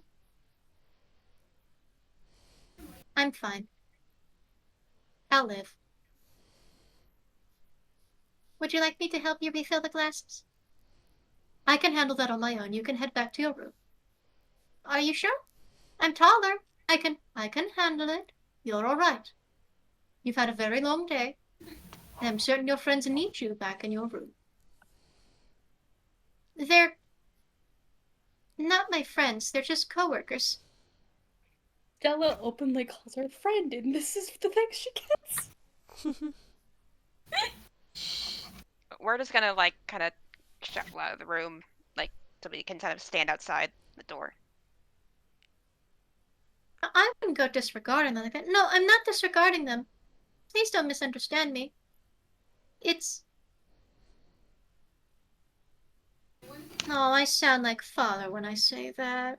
She immediately looks sad as soon as she said coworkers. She immediately looks like, oh no, that's not the right word. It's...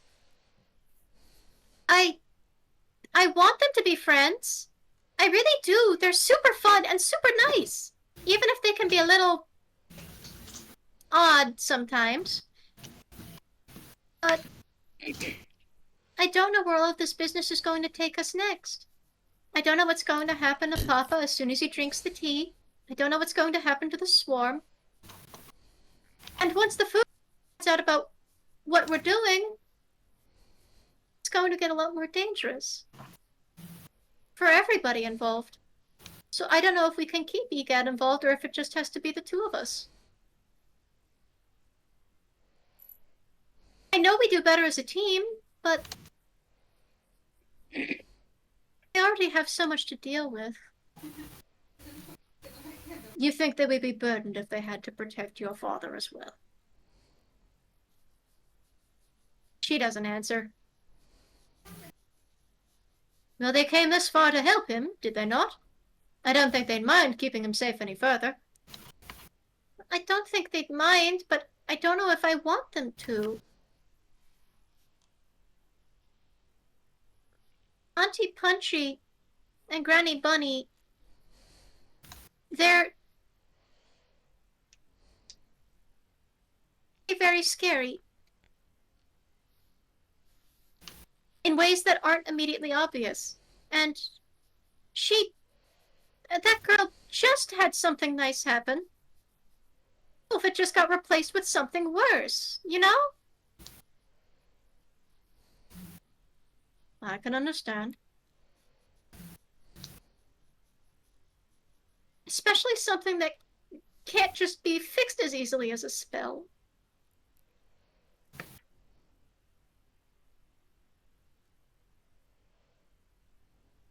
I don't know if we're going to stay once the effect is lifted or not.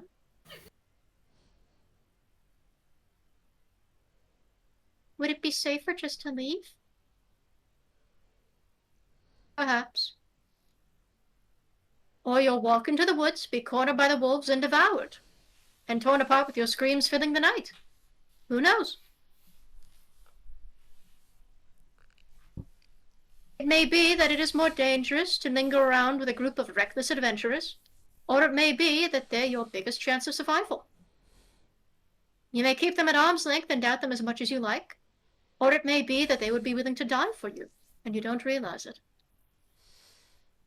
Just as well, it may be that those you keep close to you may sooner betray you, given the opportunity. And the places you think are safe may turn out to be the most dangerous yet. If only because you went there alone and unprepared. Word in the hall hearing all this is like... He's not making any sound, but he's running a hand through his hair. Like, he's feeling this now, too. Because now this is feeling personal. Mm-hmm. I haven't run with adventurers in a very long time. But from what little I've seen of them, they're very fond of you. And the thing I know about toon adventurers that are fond of each other is they can do some rather wild things given the odds. Endanger one of their own, and they may well turn into a pack of piranhas.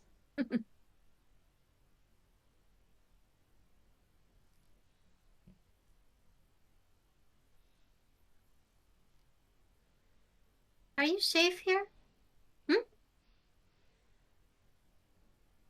that's an odd question to ask me out of nowhere. Are you safe here? The others are different animals, right?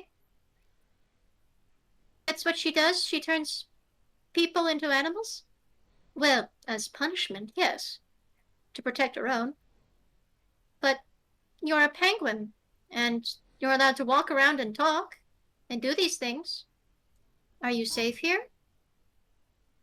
I would like to believe so, yes. I've been quite devoted to this place for a long time. Are you happy here?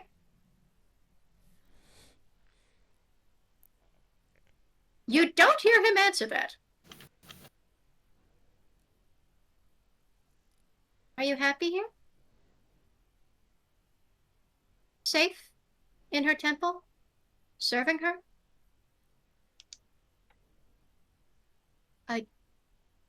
I'm afraid I don't understand your question, young lady.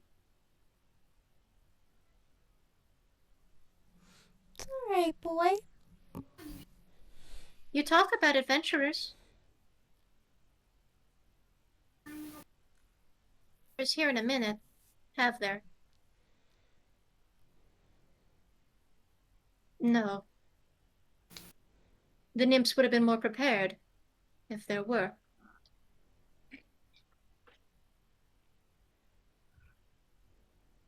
And they would have been less scared, too, right? Right.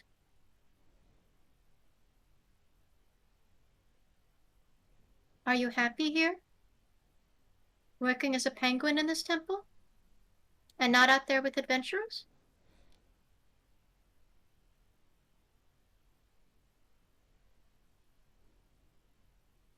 I am content with my work here. Content is not the same as happy. I know it's not. That is my answer. I am content with my work here, in my place.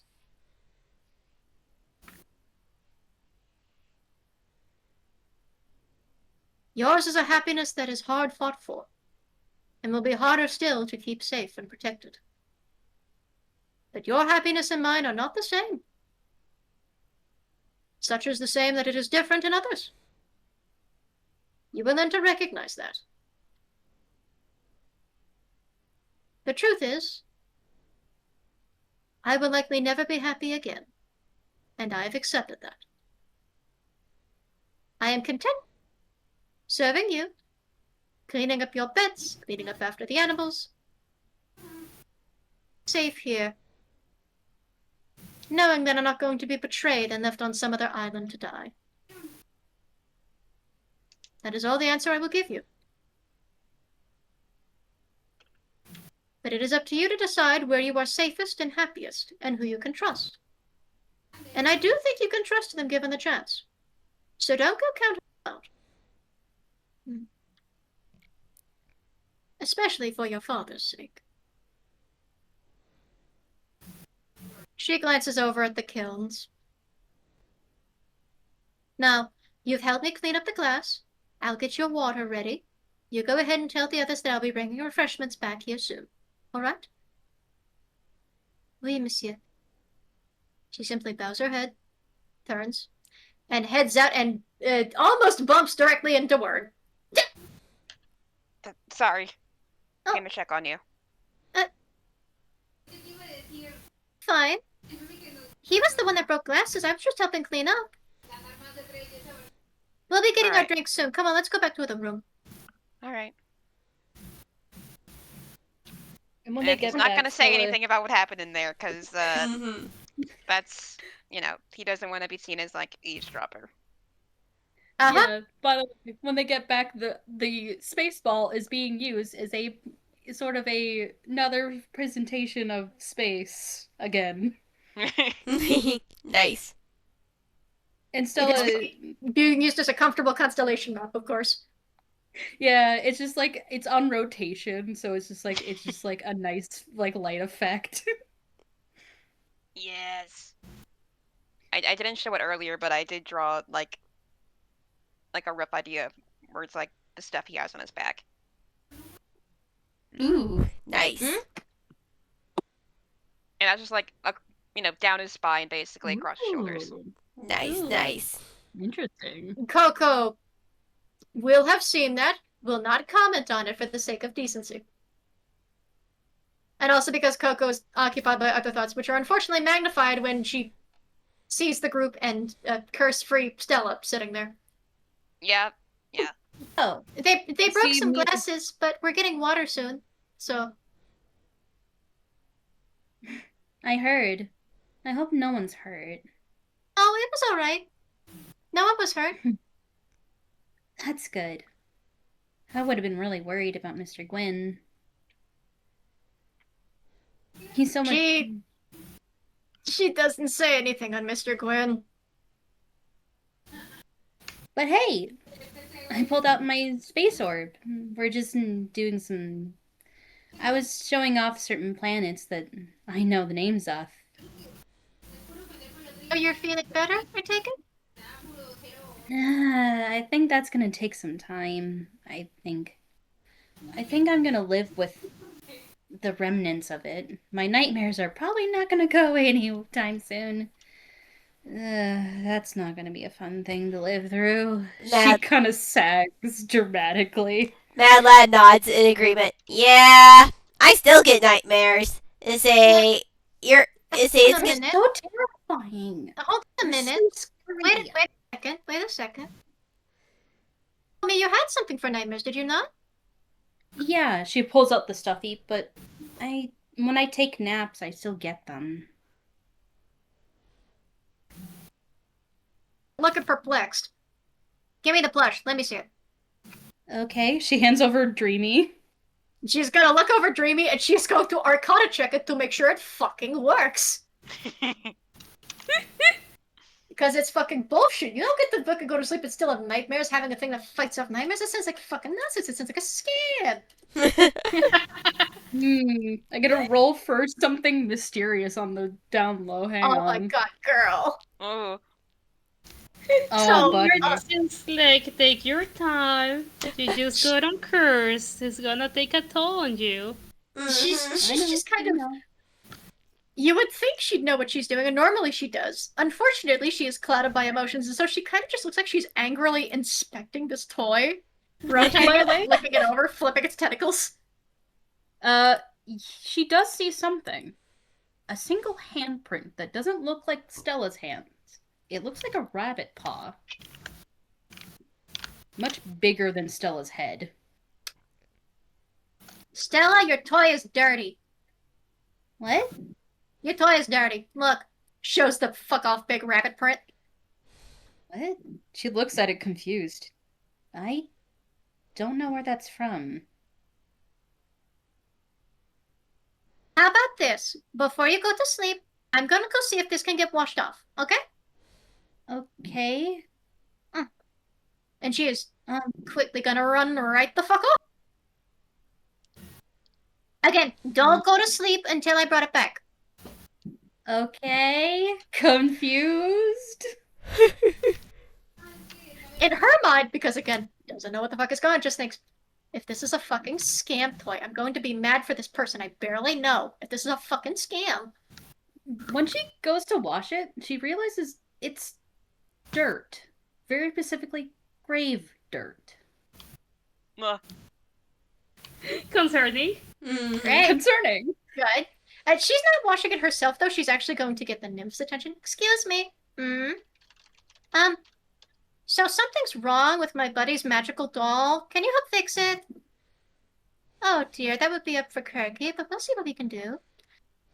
Gets a look at it. Oh, ew. That's necromantic as hell. That handprint is necromantic as hell. Yeah. How about I take this to the lady herself? You don't have to handle it. Is it that bad? Does she work on toys? Oh, excuse me, and she actually holds it at arm's length like it's radioactive. Again, raw nature spirit does not like necromancy.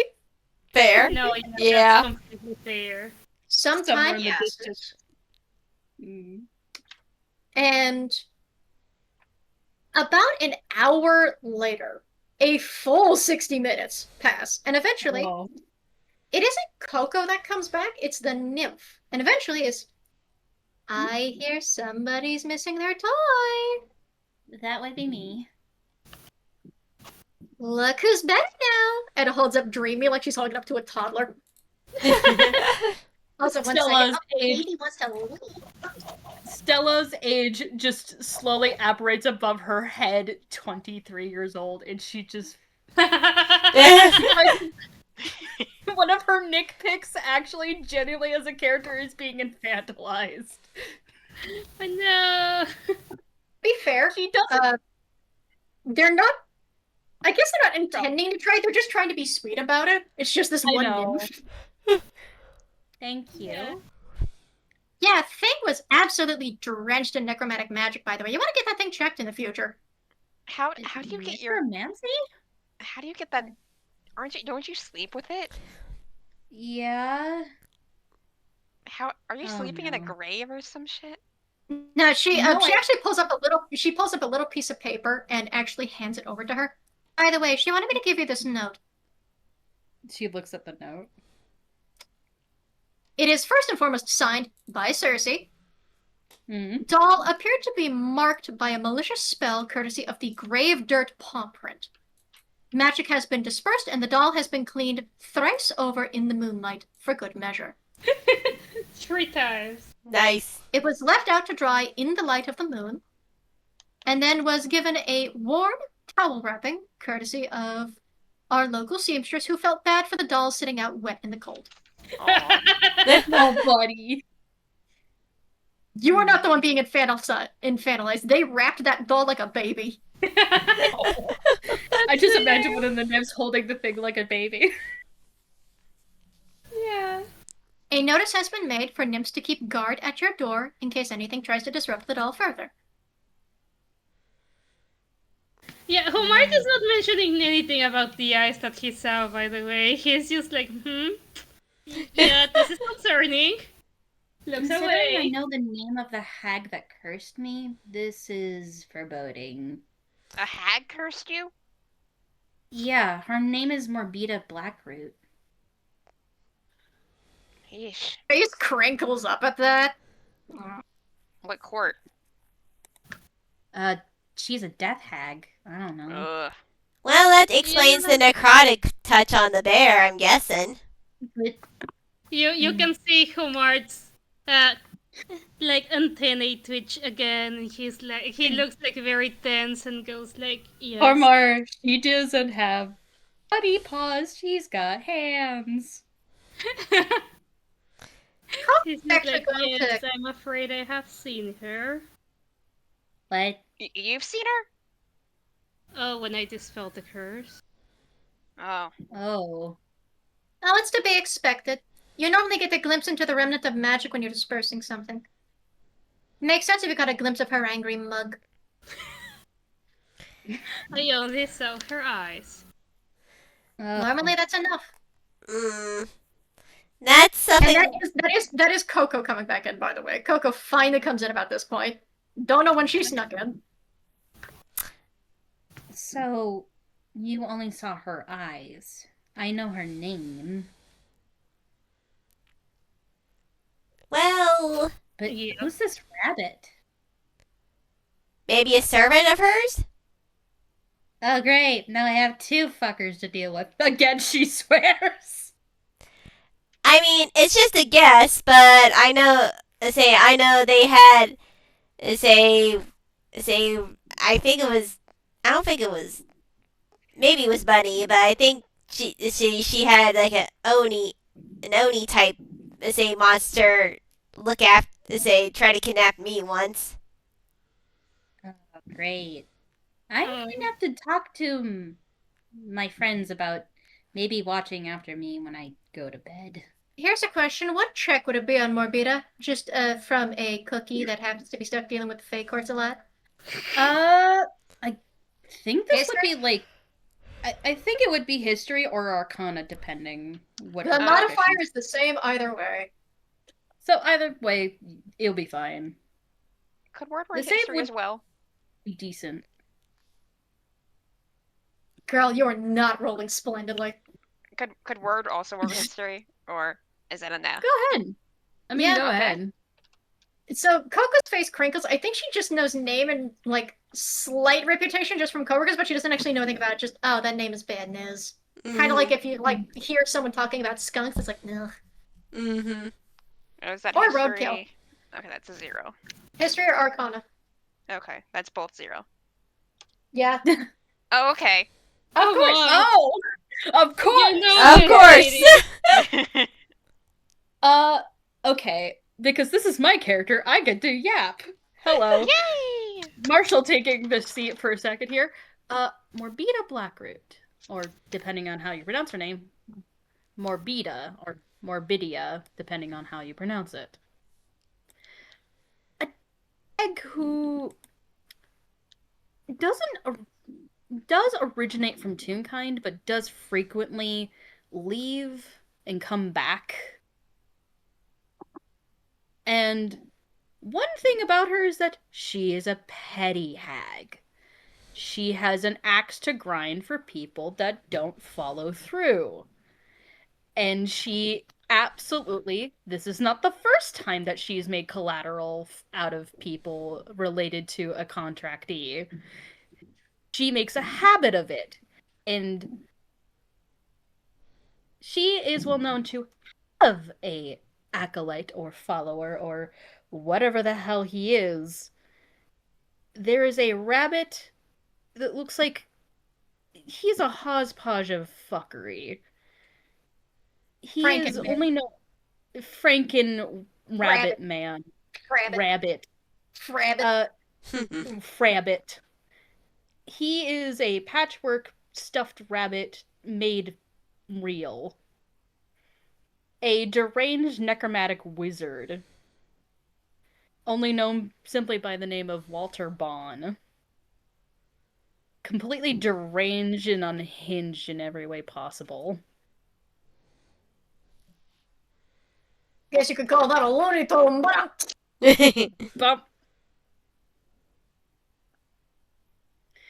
And Morbida is definitely not going to forgive this slight.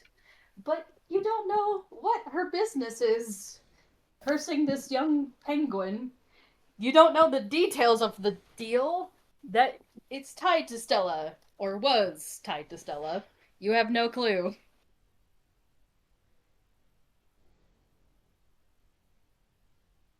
So, I would think that, like, after a minute of sort of, like, rolling the name around in his head, he sits, like, straight up from where he was laying down in the bed. It's like, I know that one. The crazy one with the rabbit necromantic wizard guy. She's a nutcase. I thought most tunes were nutcases. That's Coco as she's getting ready for bed. You're not entirely wrong, but there's some that are more nutcases than others. Well, I guess maybe she's not the worst nutcase, but she's still a nutcase. At least from what I've A heard. nutcase hag would be bad news. Normal tunes being nutcases is par for the course. Well, true. I just know the name is bad because I've heard people talk bad about it before. Normally with a face that talks about roadkill. The rabbit. Maybe. I heard she has a rabbit guy. Maybe that's the roadkill. I'm sorry, I didn't mean to make that joke. I don't know why she said that. It's late. To be fair, she's also upset. But not for reasons anybody can parse. I mean, I'll keep an eye out for a rabbit that looks dead, I guess.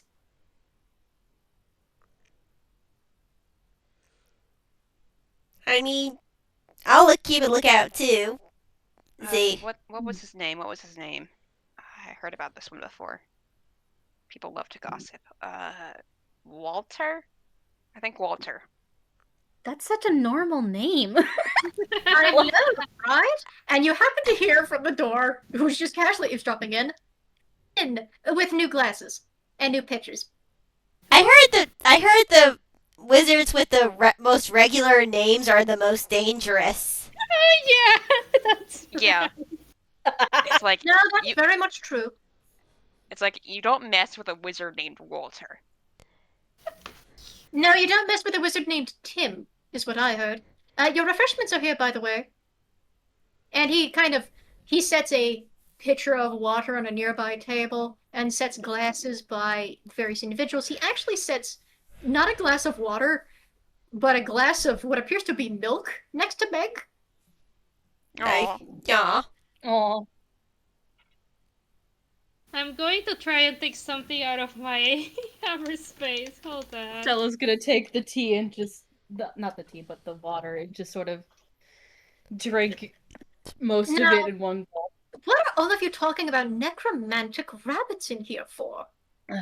There's not any trespassers like that on Kirky's Island. He is tied to my curse, apparently. Or was Oh, the thing that was just broken, then you should be fine. He might be still want to come after me. But that, But if he comes here, it's a death wish. yeah, I say we're all safe at least for right now, and we can worry about that another day. Yeah, let's deal with one hag at a time. Yeah, one hag at a time. We'll deal with my problems later. I mean, by the Just sound met of with it, one big one. To be fair, I do feel like one of your problems was solved by the sound of it. It's simply the fallout you have to prepare for. Yeah, I'm certain you'll be fine. You have friends to help. I do. They're great. She puts the space ball away. And anyway, I can talk to them about my feelings anyway. I'm good at that. He smiles. And it was fun marching along with you, actually. Oh, And I enjoyed it. I'm used to conducting parades. I used to conduct marches for my penguins all the time. I just haven't done it since I was a really small hatchling, actually. So it was nice reliving those childhood memories again. So thank you.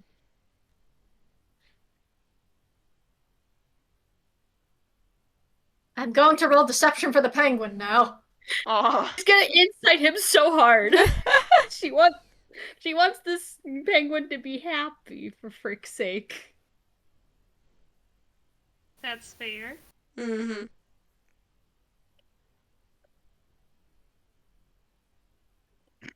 Oh my god, Stella. Chill out, girly. That's a 22 deception. What's my +2 insight? I have a +3. I have a 23.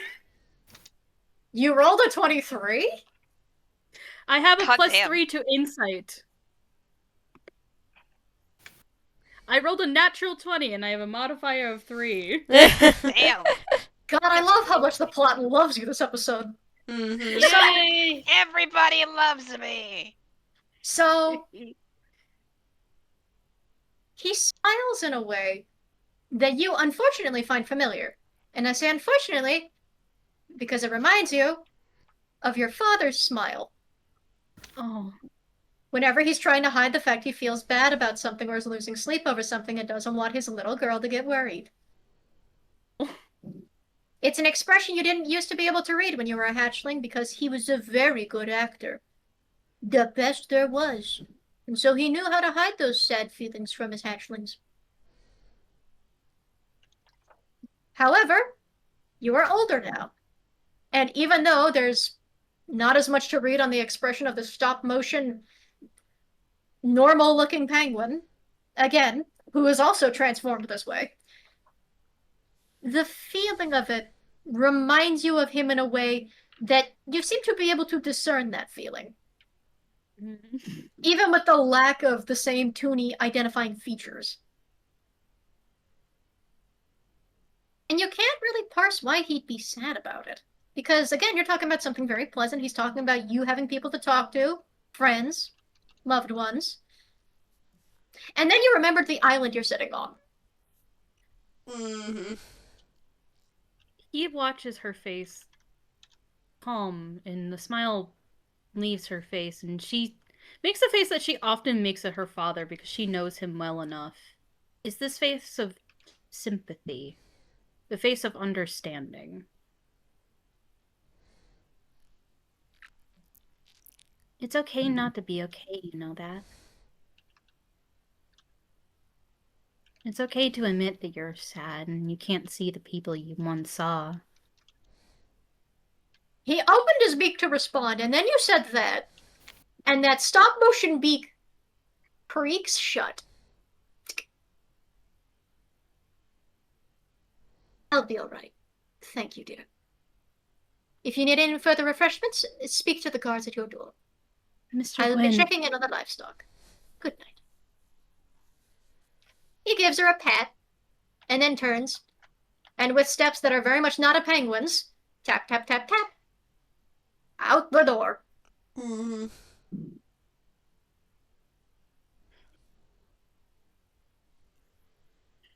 And you hear Coke kind of just turn to Meg and go, please just don't drink that in bed. I want to actually be able to sleep. Whatever you say. Stella just says, sitting in her bed, it's like looking at my dad. God, it hurts.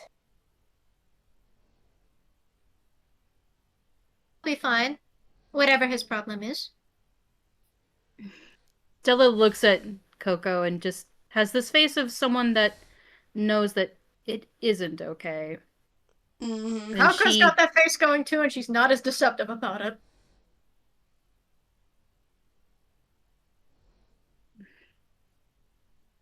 My dad gets that way when he misses my mom. And when he misses things from home. He's such a good actor. I didn't read it before when I was younger, but I know him better now. And Mr. Gwyn is almost exactly like him in that way. Well, we can still sympathize with him in that regard. But there is something we have to remember being here. What's that? They can't leave. Mm-hmm. They're here for a reason. More like it. Two things can both be true. Not everyone who came to this island was turned into an animal. Is that? I'm not saying he's deserving of any punishment. But he is here for a reason, and he seems to have accepted it. That's why his feet sound wrong. Mm-hmm. I mean, I'm shocked you didn't comment on the entirety of the animal chorus we kept on listening to as we were trying to wait. I mean, toon animals also can talk. I do forget that. We just sort of let things go because we're so used to it, and then we forgot, and then we remembered Yeah. that where they are. It's weird. Sometimes toon animals are just animals, or sometimes they're people. It's confusing. It's confusing and we don't need to think on it. Have your Yeah. drinks, we are going to roll over and we will be leaving tomorrow. Again, don't you drink that milk in bed or we're going to have issues. And Coco, without focusing on her issues in the slightest, is going to roll over and try to sleep. Stella just holds her stuffy and just sort of lays back looking at the ceiling. Yeah. They say Mad Lad is gonna take his glass of water and head to bed and fall asleep. I did text it earlier, but I made Humort take out something from his inventory. It's just a carbonated container for anybody who wants sparkling water? yeah. Oh, yeah, Coco would take that, I think. Yeah, Coco, I think, would take that before bed. Just... Stella Carbonated milk. also. Carbonated milk. No, not the carbonated milk for bed. Don't mentally imagine. No. He knows. He's not doing that. Thank you. That's an axe against God. You can't do that. Yeah. The spell to instantly spoil milk. No, he's not doing that. Your milk become curdled. You woe be upon you. I drew him also. Oh, little guy. Hey. So, Coco will have carbonated water before bed because that's nice. And sparkly water. Sparkly water is good for Cookie. Tasty. Yummy. Well, Like the everybody's soda falling water asleep. they'd be used to. Well, everyone else is falling asleep, where it's gonna be like, half laying down, and then half like sitting by the window all night because, he can't sleep. Yeah. Where do you Well, go? You're not alone in that regard because there's, aside from the guards, the nymphs that are standing there, you hear a familiar sound at the window. Beautiful. And like What's a that? tinkling little bell, there's a little perch on the window.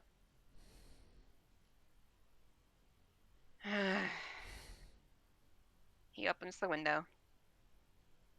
In floats the little fairy friend.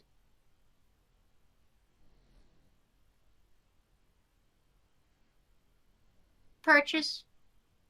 Not on your shoulder, you notice. Actually, just on your, lap, thigh, knee. Just a lower area. Probably the knee. He has to kind of curl up in the windowsill.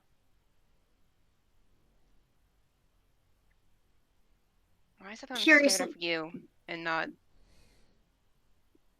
the most dangerous animals out here? The little thing tilts its head. You hear a ringing bell noise, but no words. I mean, it's not what I'm supposed to be, right? I'm supposed to... He looks at his hands.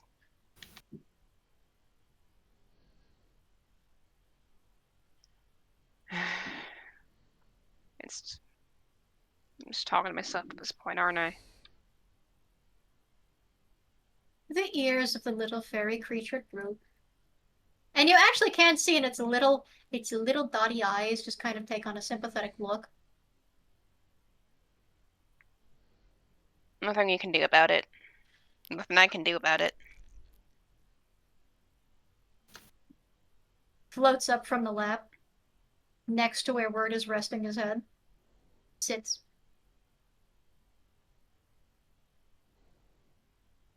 I can do something for someone else, though. At least that'll get some kind of guilt off my shoulders. Right? The expression doesn't change much. It still remains sympathetic. Yeah. Maybe not.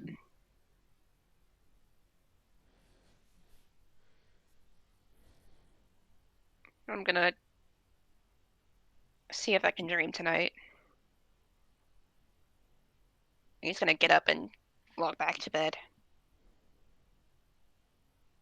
And the little figure stays there, seated at the window, watching him go to bed.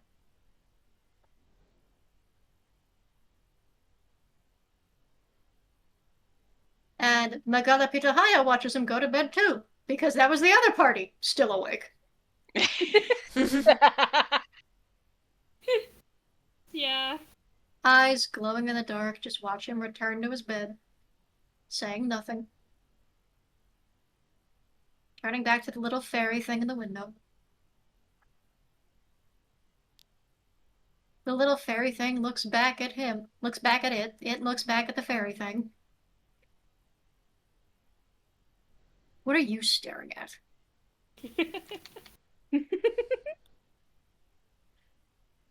It starts to float over to it. No, I do not consent to you being in my space. You can go back to the window. Floats closer. You listen wonderfully to instructions. I will swat you. Floats closer. I will. Don't think you won't make a lovely smear on the wall. Floats up, and it just perches on its hand. Clenches the hand into a fist, which it is still perched on top of. Try me, bitch. I'll do it. Don't think that I won't. We don't get along, you and I, you know. I feel like Komar wouldn't waken up at this point. He's being real quiet about it, don't worry. Okay. Do it. You're being the mosquito. You are beefing with the equivalent of a little baby. And the little fairy thing smiles. Actually smiles, and he goes, "You think I won't?" And he actually, I'm gonna make him a morality check. Oh I'm gonna make god. him a morality It's gonna, check. Will he if kill this the ends up fucking fairy? killing it, I'm gonna scream. I'm gonna model this dragon in the morning. Actually, it actually almost rears its arm back, gets ready to punch, and stays there in that pose while the little fairy thing is still in its fist, ready to get crushed. He tries gearing up to punch like a wall, a surface, something, getting ready to crush it, and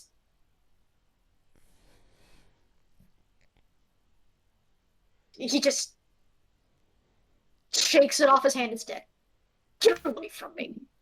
It stays floating. And the little fairy thing watches as it tries to curl up next to Coco, who is sleeping very soundly. Aw. Aw. The last thing we need is any more fairies complicating this. You can leave. Yoruru. What was that? Yoruru. You want to fucking say that again? Yoruru. It is speaking gibberish for the record. This is not translatable. It is just making a little sound effect, and he has acted like he understands it. No, why are you beefing with a fairy? That's a baby. You're beefing with a baby. Yeah. You are beefing with the equivalent of a little itty bitty Pokemon. You're beefing with the equivalent of a little guy. I'm It's his sorry, birthday. but now I'm thinking about this. Oh, Yeah. only a spoonful. Only a spoonful. Also, take this thing. Because I cannot stop thinking about it. Homer, beloved. So He's so nice. he frowns at it. The little fairy thing doesn't make an expression back, but eventually, the dragon thing remains awake. He doesn't actually fall asleep. He kind of seems to lull into a strange sense where one eye remains open, the other rests shut. Mhm. Just watching Coco and keeping an eye for anything like a necromantic fucking rabbit. And yeah, no, you're far enough out at sea. Yeah, no, that fucking rabbit ain't following you out here. Are you insane? Somewhere in the distance, Walter's just doing the breaststroke trying, but drowns halfway. Look. If he has a death wish trespassing on Cersei's fucking island, be his fucking guest. He can't die. He's made of non-blood and flesh. Good luck killing him. No, but he'll wish. Yeah. Yeah, fair enough. He's not that stupid. He's just at the beach, just like, I can't even do anything! He will fucking wish. Meanwhile, Stella is just curled up in a ball. And, unknowingly to everyone that's sleeping, little frost spirals grow around her and where she sleeps. That hasn't happened before. That's naturally happening. Apparently, the curse also stopped her primordial powers. Fair. Yay!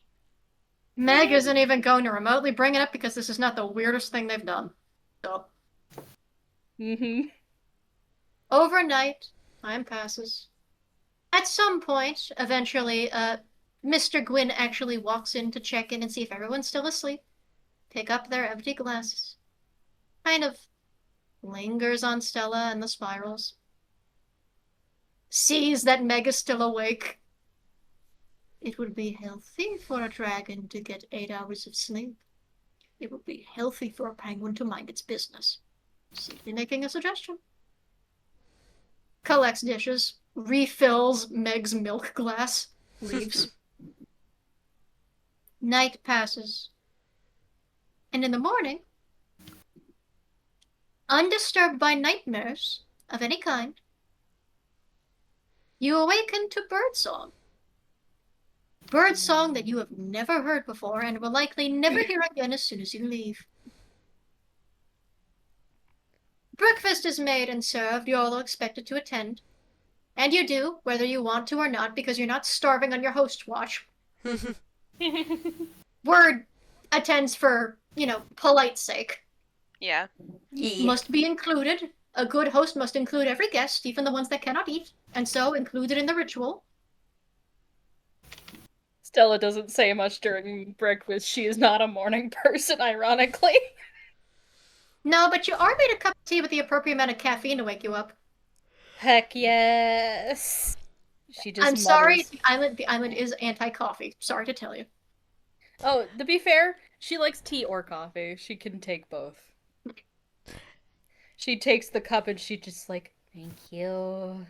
And just almost inhales the cup. Yeah. Malda is definitely eating his hearty share of breakfast. He loves breakfast. Coco's having more of the sparkling water and more of the weirdly candied jellied food. Which she is scarfing down for the record. Does it actually taste good? She says the cocoa. It tastes delicious. Can I try some? Sure. I don't know if I'd recommend it, but it offers up a piece of what appears to be jellied bacon. Stella eats it. You take one bite. Foremost. The flavor is there. The second thing is this is the sweetest mouthful of what seems to be jellied animal fat you have ever had in your mouth.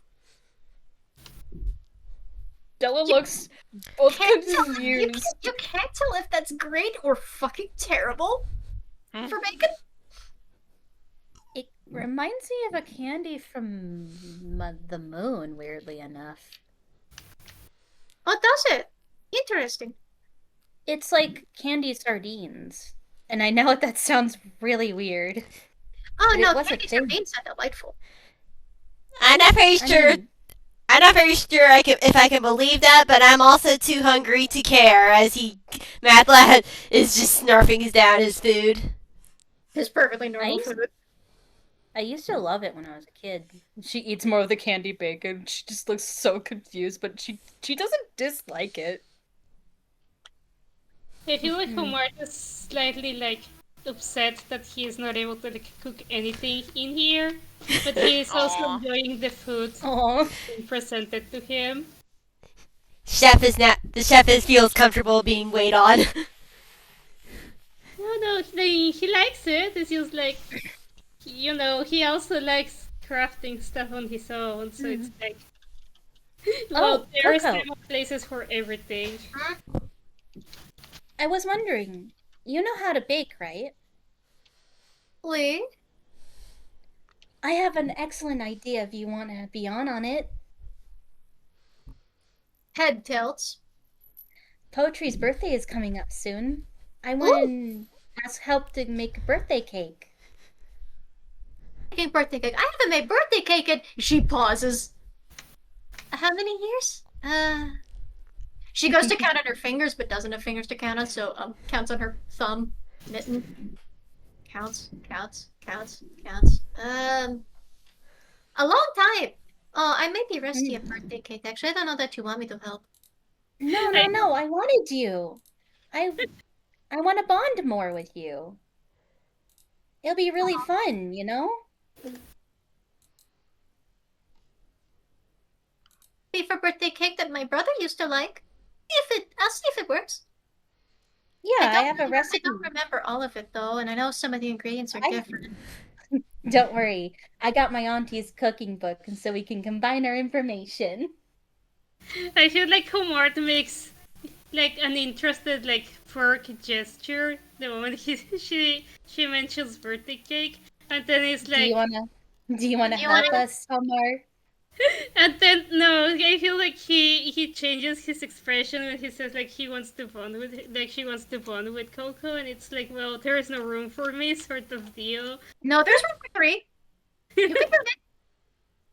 No, I want to bond with you too. I mean, like, he's not saying anything. It's just like his face, but he's like, No, very it's in the face. I'm sure they can tell. I'm sure he's not deceiving anything. Yeah, no. the both of them read him. No, that'll be fun too. The more the merrier. Okay. As you were negotiating this, by the way, you hear a pair of doors slam open. Where are the fucking goats? The what? The what? Where are the fucking goats? Goats? Where the goats Maybe? go? Stella strikes. This burly-looking nymph turns to the others. You were supposed to watch the pen last night, right? Right? They kind of looked at each other. And you didn't tell me the goats were out? The goats have been in there all day? Oh, the goats have been in the pen all day, you say? Yeah, we just went to check on them earlier. Really? You went to check on them earlier. So you fell for a bunch of pillows sewn in the shape of goats, is what I'm hearing? What? And they hold up. For a moment, it actually looks like a normal living goat to you, so you're confused. As soon as she rips it up, you see the stuffing fall out of it, and the illusion disappears. Oh no. At least Doll is tossed on the ground. Was anybody watching Umberly? Oh, Jesus. Oh. Who's Jesus? I mean, I'm really Don't worry about it. supposedly left, but I could see her doing this. But why Wouldn't would she? Why are you shouting in my hall? And there's just Turkey standing there looking like she just came out of a spa day. The goats are gone. Oh. How many? 42 goats are gone. How do you lose 42? Yeah, that's a lot of goats. Wait, that's an oddly specific number of goats. That is a very specific number. That's also enough to... She pauses and glances back. Did any of you happen to see Umberly leave her room? We didn't even know She never came back to her room, one of the guards mentions. She said she was simply going to take a walk outside. And you had people keeping an eye on her, right? Right? She took a walk outside. Then she said she was heading back into the temple to sleep. And you didn't see her come back to her room? No? She raises her hand and goes, wonderful. Give me a moment. And she's going to reach into her, she's going to reach into the cloth that is draped around her form because, again, it looks like she just came out of a spa day, so she's she's almost naked. So, reaching into what is essentially the towel wrapped around her, she pulls out of hammer space. We're going to roll for hammer space. Oh boy. Stella double takes when she realizes that Cersei is naked and immediately looks back at her plate. Okay, listen. She's not actually naked. She's almost. She has a towel. It's fine. I know. It's a bit, Mikey. Fair. And she pulls out what appears to be a bottle of something. Heads over to the nearest bowl of... It's supposed to be a soup, and she pours the elixir in. Sorry. And the surface of it distorts. And in the pen, not all of them are actually stuffed ghosts. You see some of them are very familiar Muppet born, dressed up and tied up to look like ghosts. Oh no. Oh my god. Oh no. Looking back, the vision changes and shows a ship conspicuously missing a figurehead, sailing off into the distance, with a crew that is no longer goatified, and someone with a very shaggy head of hair laughing at the wheel. Come on. How the hell are we going to get home? Yeah. Getting home. Yeah.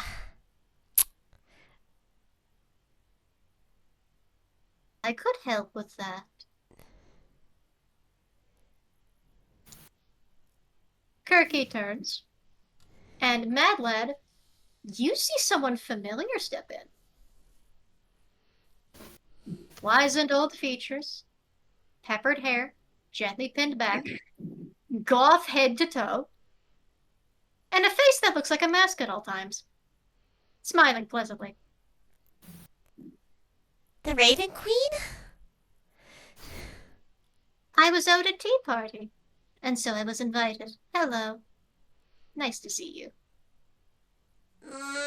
I'm sorry. Mad Lad immediately goes over to her. Oh, sweetheart, you were swindled. It's all right. Happens to the best of all. Reaches down, pats, like a granny. Wouldn't do to have an innocent crew not be able to return. Would have been wise to expect Umberly had ulterior motives for visiting the island. But she did square away your debt. She said you were even. Yeah, we're even. She stole an entire ship and its crew. Well, she tends to do whatever she can for her most faithful and loyal. It's safe to assume she came to rescue them because they got in trouble. Am I correct, Lady of the Sun? Cersei nods. Unfortunately, the crew was sailing underneath Umberly's carriage. They were trying to rob us, so I turned them into goats for their hard-headed nature and misunderstanding of the term no when it comes to bringing girls home. God damn it, you guys. Umberly. In the distance, you could hear a laugh on the wind. But Not when you can catch, of course. yeah. I thought those freaking pirates were cool. Why they always have to just Stella Some looks pirates- angry. Some pirates are cool. You just didn't meet the goats. It's all right. Yeah. Speaking of which, lady, I believe you do have a favor you can call on from some mortals you're familiar with. Or rather, an immortal on your island that still owes you a favor. Oh, don't make me wake him up, please. He's a terrible driver. Either you're waking him up or I'm waking him up. I don't want to wake him up. I know you like talking. Don't make me. She gives her that grandmother's look to the grandkid of you're doing this or I am. Pick one. You know the look. It's just... Let me get dressed. You know how it gets when I'm scantily clad. And she hurries off. The Raven Queen just watches. Who are we talking about? She has a friend that she saved at a particular point Después Aeaea. that stays on her island. Hace rato. Raton? What? Sorry, my sister was talking to me. Ah.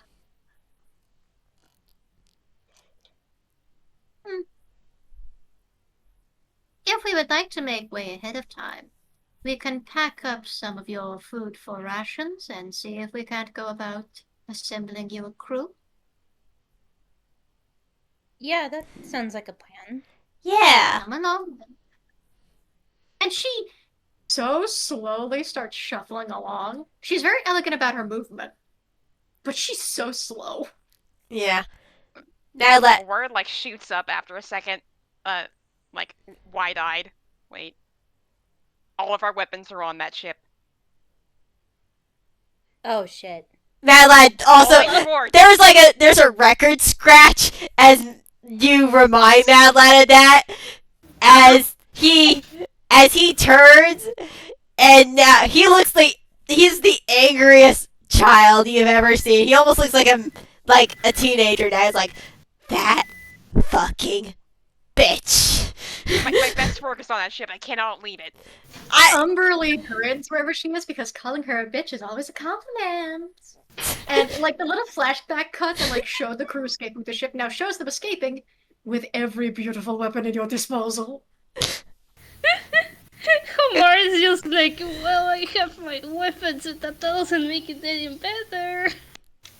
I know. Well, here's the thing. That was a birthday gift. She starts crying. Madeline made 2 of his guns. One of them was a gift from one of their siblings, and now he's fully pissed off.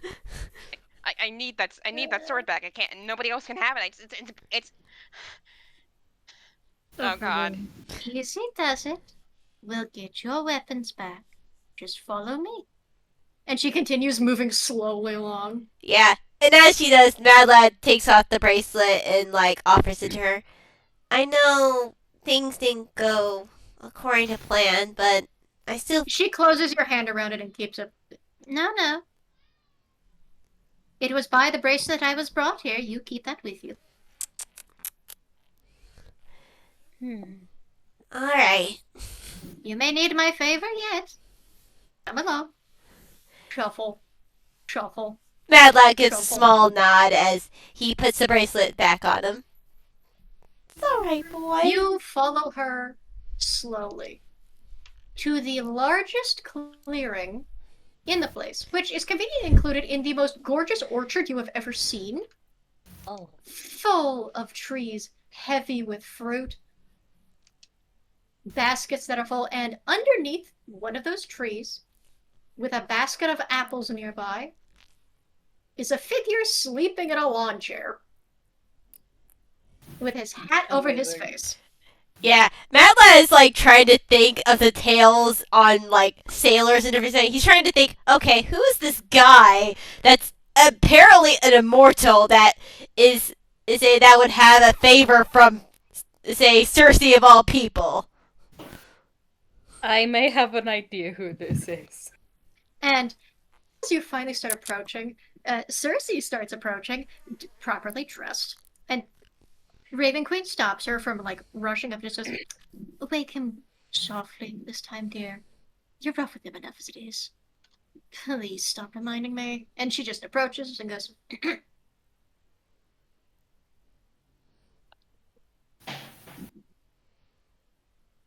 "Jacques, Jacques. She starts snapping her fingers over his head. Jacques, out of your midday nap. Come on. A hand comes up, covered in old rings, and just sort of waves it away and goes back to sitting on the chest. 5 more alright, minutes, Louis. love. She looks down and sees the tall bottle of apple cider sitting nearby. Jacques, if you don't get up, I'm making you get up. Reaches down, grabs the apple cider bottle, holds her hand under it, and lights it. The bottle starts to bubble. And before she can pour scalding hot apple cider over him, the Raven Queen has actually shuffled up next to her and simply brings her cane down on his face. Back! Yes, old grandma move. And the hat Get a flies Mima. off, and underneath is a heavily suntanned, handsome and very tired-looking fellow with a beaded goatee and dreadlocks that appear to have grown very long with age. Oh, holds his nose. Stella in the I background just laughs. Rise and shine, Mr. Piero.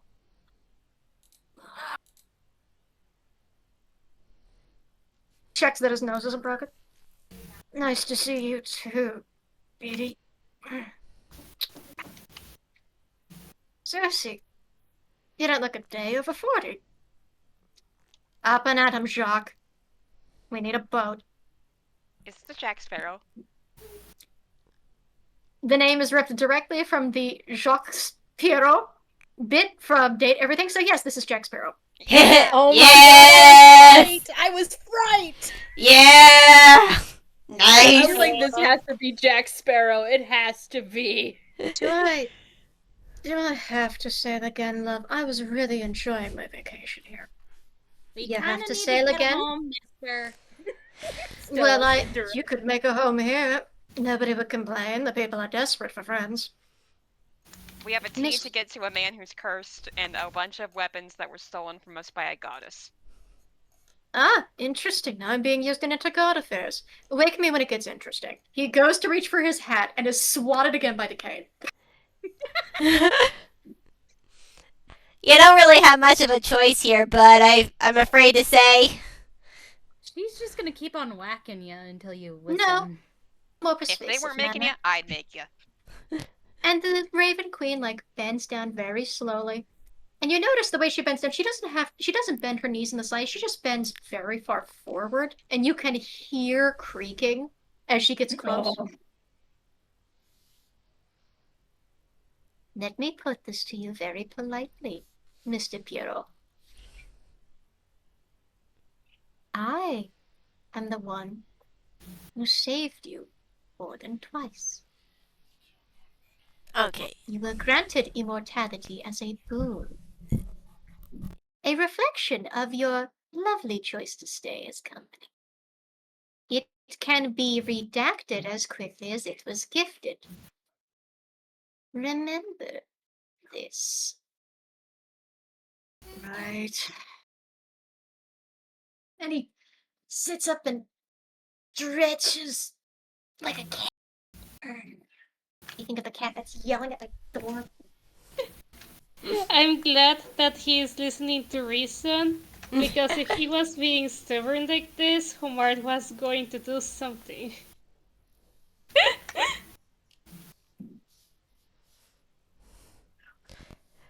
Oh, Now, boy. I trust that if you take your boat and you help these people, you're not going to take it to escape with your immortality and flee the island to more rambunctious adventures? Wouldn't dream of it, love. Especially not after you hit me so many times. I can hit you again. Please don't.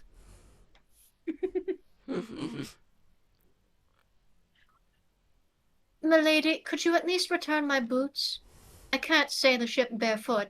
And he holds up his legs, which are conveniently wearing flip-flops instead.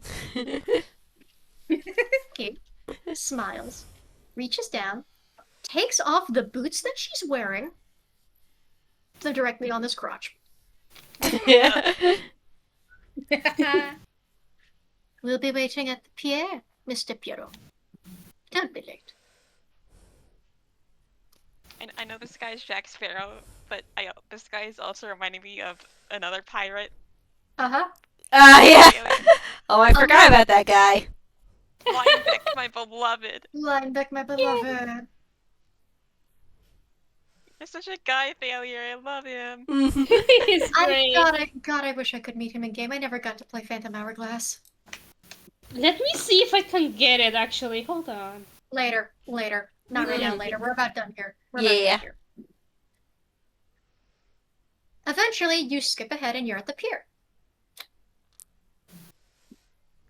And eventually, after enough lollygagging, up behind you swaggers. Okay, he does look a little more like a pirate when he walks up behind you fully dressed, instead of like in an open-chested shirt, loose pants, and flip-flops. Mm-hmm. Here, he actually has well, I'd say a proper shirt. It looks washed, but it looks old. One of those old sailing blouses. A weathered vest that actually has had his buttons fixed. It looks like his clothes have been cleaned up. He's not wearing a coat this time. But he does have his boots on, and he kind of taps them on the... The girl is yelling at my door at one moment. Okay, love you, I'm about done. We are about done here. Stop it. I love you, we're almost done. We're about done. Stop it. You're not with the yet. So profusely. I heard that last yell. Yeah. Silly. It's so beautiful. music too. Silly. Purr.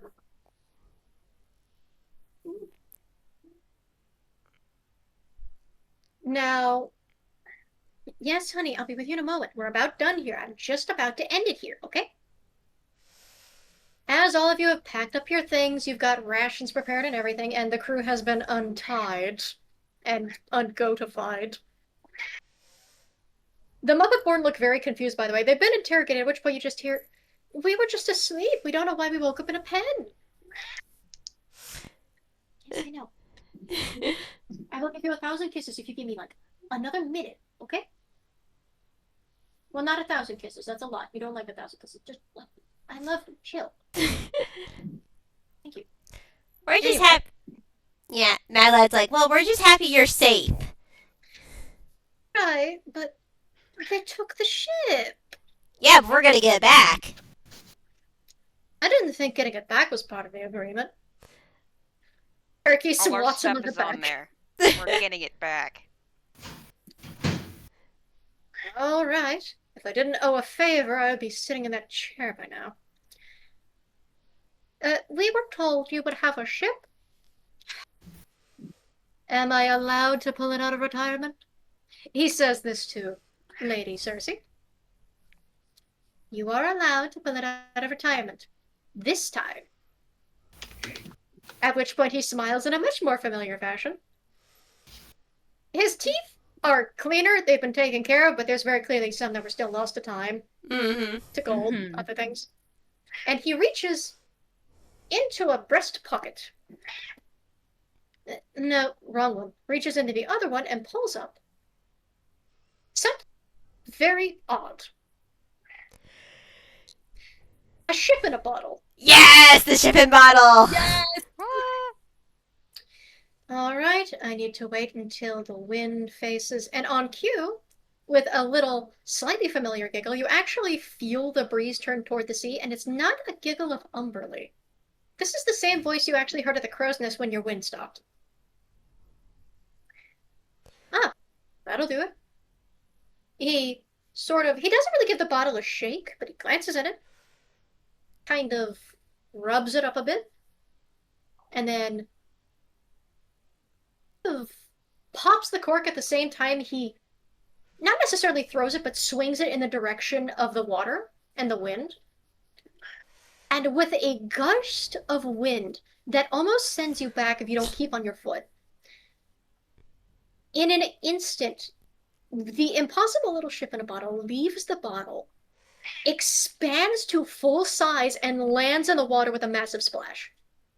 Awesome. That is Sails awesome. unfurled, blackened wood shining in the sun.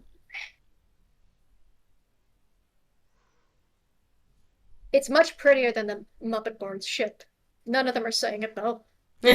Of course. Before Stella leaves, she waddles over to Cersei or Kirky. She hands Cersei a tiny blue feather. Could you give this Mr. Gwyn for me? And why would I do that, dear? It's just a gift. A thank you. She tilts her head, but smiles. It's not often our individuals are thanked. Are you certain there's not anything else this is about? Nope. This is just thank you. All right. She can insight her if she wants. I mean, she's going to. You're not beating her insight, but sure. I mean, I rolled like garbage from deception. Stella's not great at deception. That would be a 28. Let me do my quick math here. That's a 19 from Stella modified. Tell that there's more to it. She's not lying that it is about thank you, but it's also there's a connection and sympathy there that Stella has for him. She's a very kind-hearted soul. Kirky can probably tell. This is a very sweet girl. She can tell. She'll take the little blue feather. I'll see that he gets it. Thank you. Now, Mr. Pierrot, I expect you to return with your vessel upon helping them on board theirs. You expect me to return in timely fashion, I take it? Timely fashion. If you are late, I will bring you home. Well, that's not exactly going to deter me from going sailing, is it, love? Knowing you'd bring me back on a collar and leash. Oh, shut up! And swats him. Get on your fucking boat. And she turns and quickly huffs back over to the Raven Queen's side, and the Raven Queen just smiles.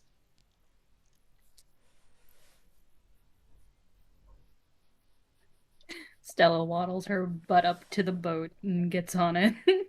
Yeah, Mad Lad gets on the boat. They say also. Meg, by the way, turned back into the Drake-looking spirit and has despawned at this point, essentially.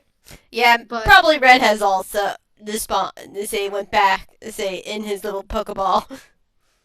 as everyone boards the ship and a favorable wind sends you off, Stella, since you were the one to commune with that wind first, you do actually glimpse something. It's out of the corner of your eye.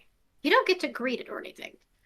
It's a head of short black hair, little tawny wings, and a flash of a smile. As a favorable wind carries you and Mr. Pierrot's new crew, for the time being, along with a very disgruntled Muppet-born captain, out over the blue. And after your ship. We will pursue it and lead to the conclusion of this time. Yay! Hey! So that concludes part 2, Red Sun Rising. Next time, we will catch up to the ship and retrieve it, make our way back to Aeaea, and free Roguefort's mind. Indeed. Yeah. I hope And we everybody follow. had fun. We did get the tea, right? You actually did, though you get it at the very last second because Kirky was this close to storming off thanks to Mr. Pierrot. Mm-hmm. At which point she goes, she actually kind of tosses it to you in a pouch with tied little instructions. Awesome. It smells shockingly pleasant. like a tea you actually would like to drink. Mm-hmm. Noted. Nice. There is a very specific instruction on the tag before we cut away from you properly. Mm-hmm. There is enough tea there for 2 cups. No more, no less. Gotcha. And it has the Gotcha. instructions for brewing, of course, as it's loose leaf tea, yada yada yada. Next time is the third and final part. Did everybody have fun? Yeah. I did cry a lot, though. I was about to say, I didn't want to say it out loud, but I do think it was noticeable to Coco and Meg and Mr. Gwyn how much cheerier Stella was without the curse. I could hear it in the voice. Mm-hmm. Baby. Yeah. Yay! Yay! Yeah. A lot of her emotions were locked away, to be honest with you. Her anxiety is actually a sign of her curse. That's fair. And this means the next time I play Stella, I'm bumping her up a couple levels because of this. Nice. Nice. Yay! I'm gonna stop the recording. Though.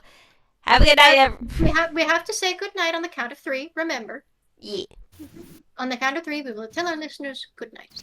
1, 2, 3. Good Good night.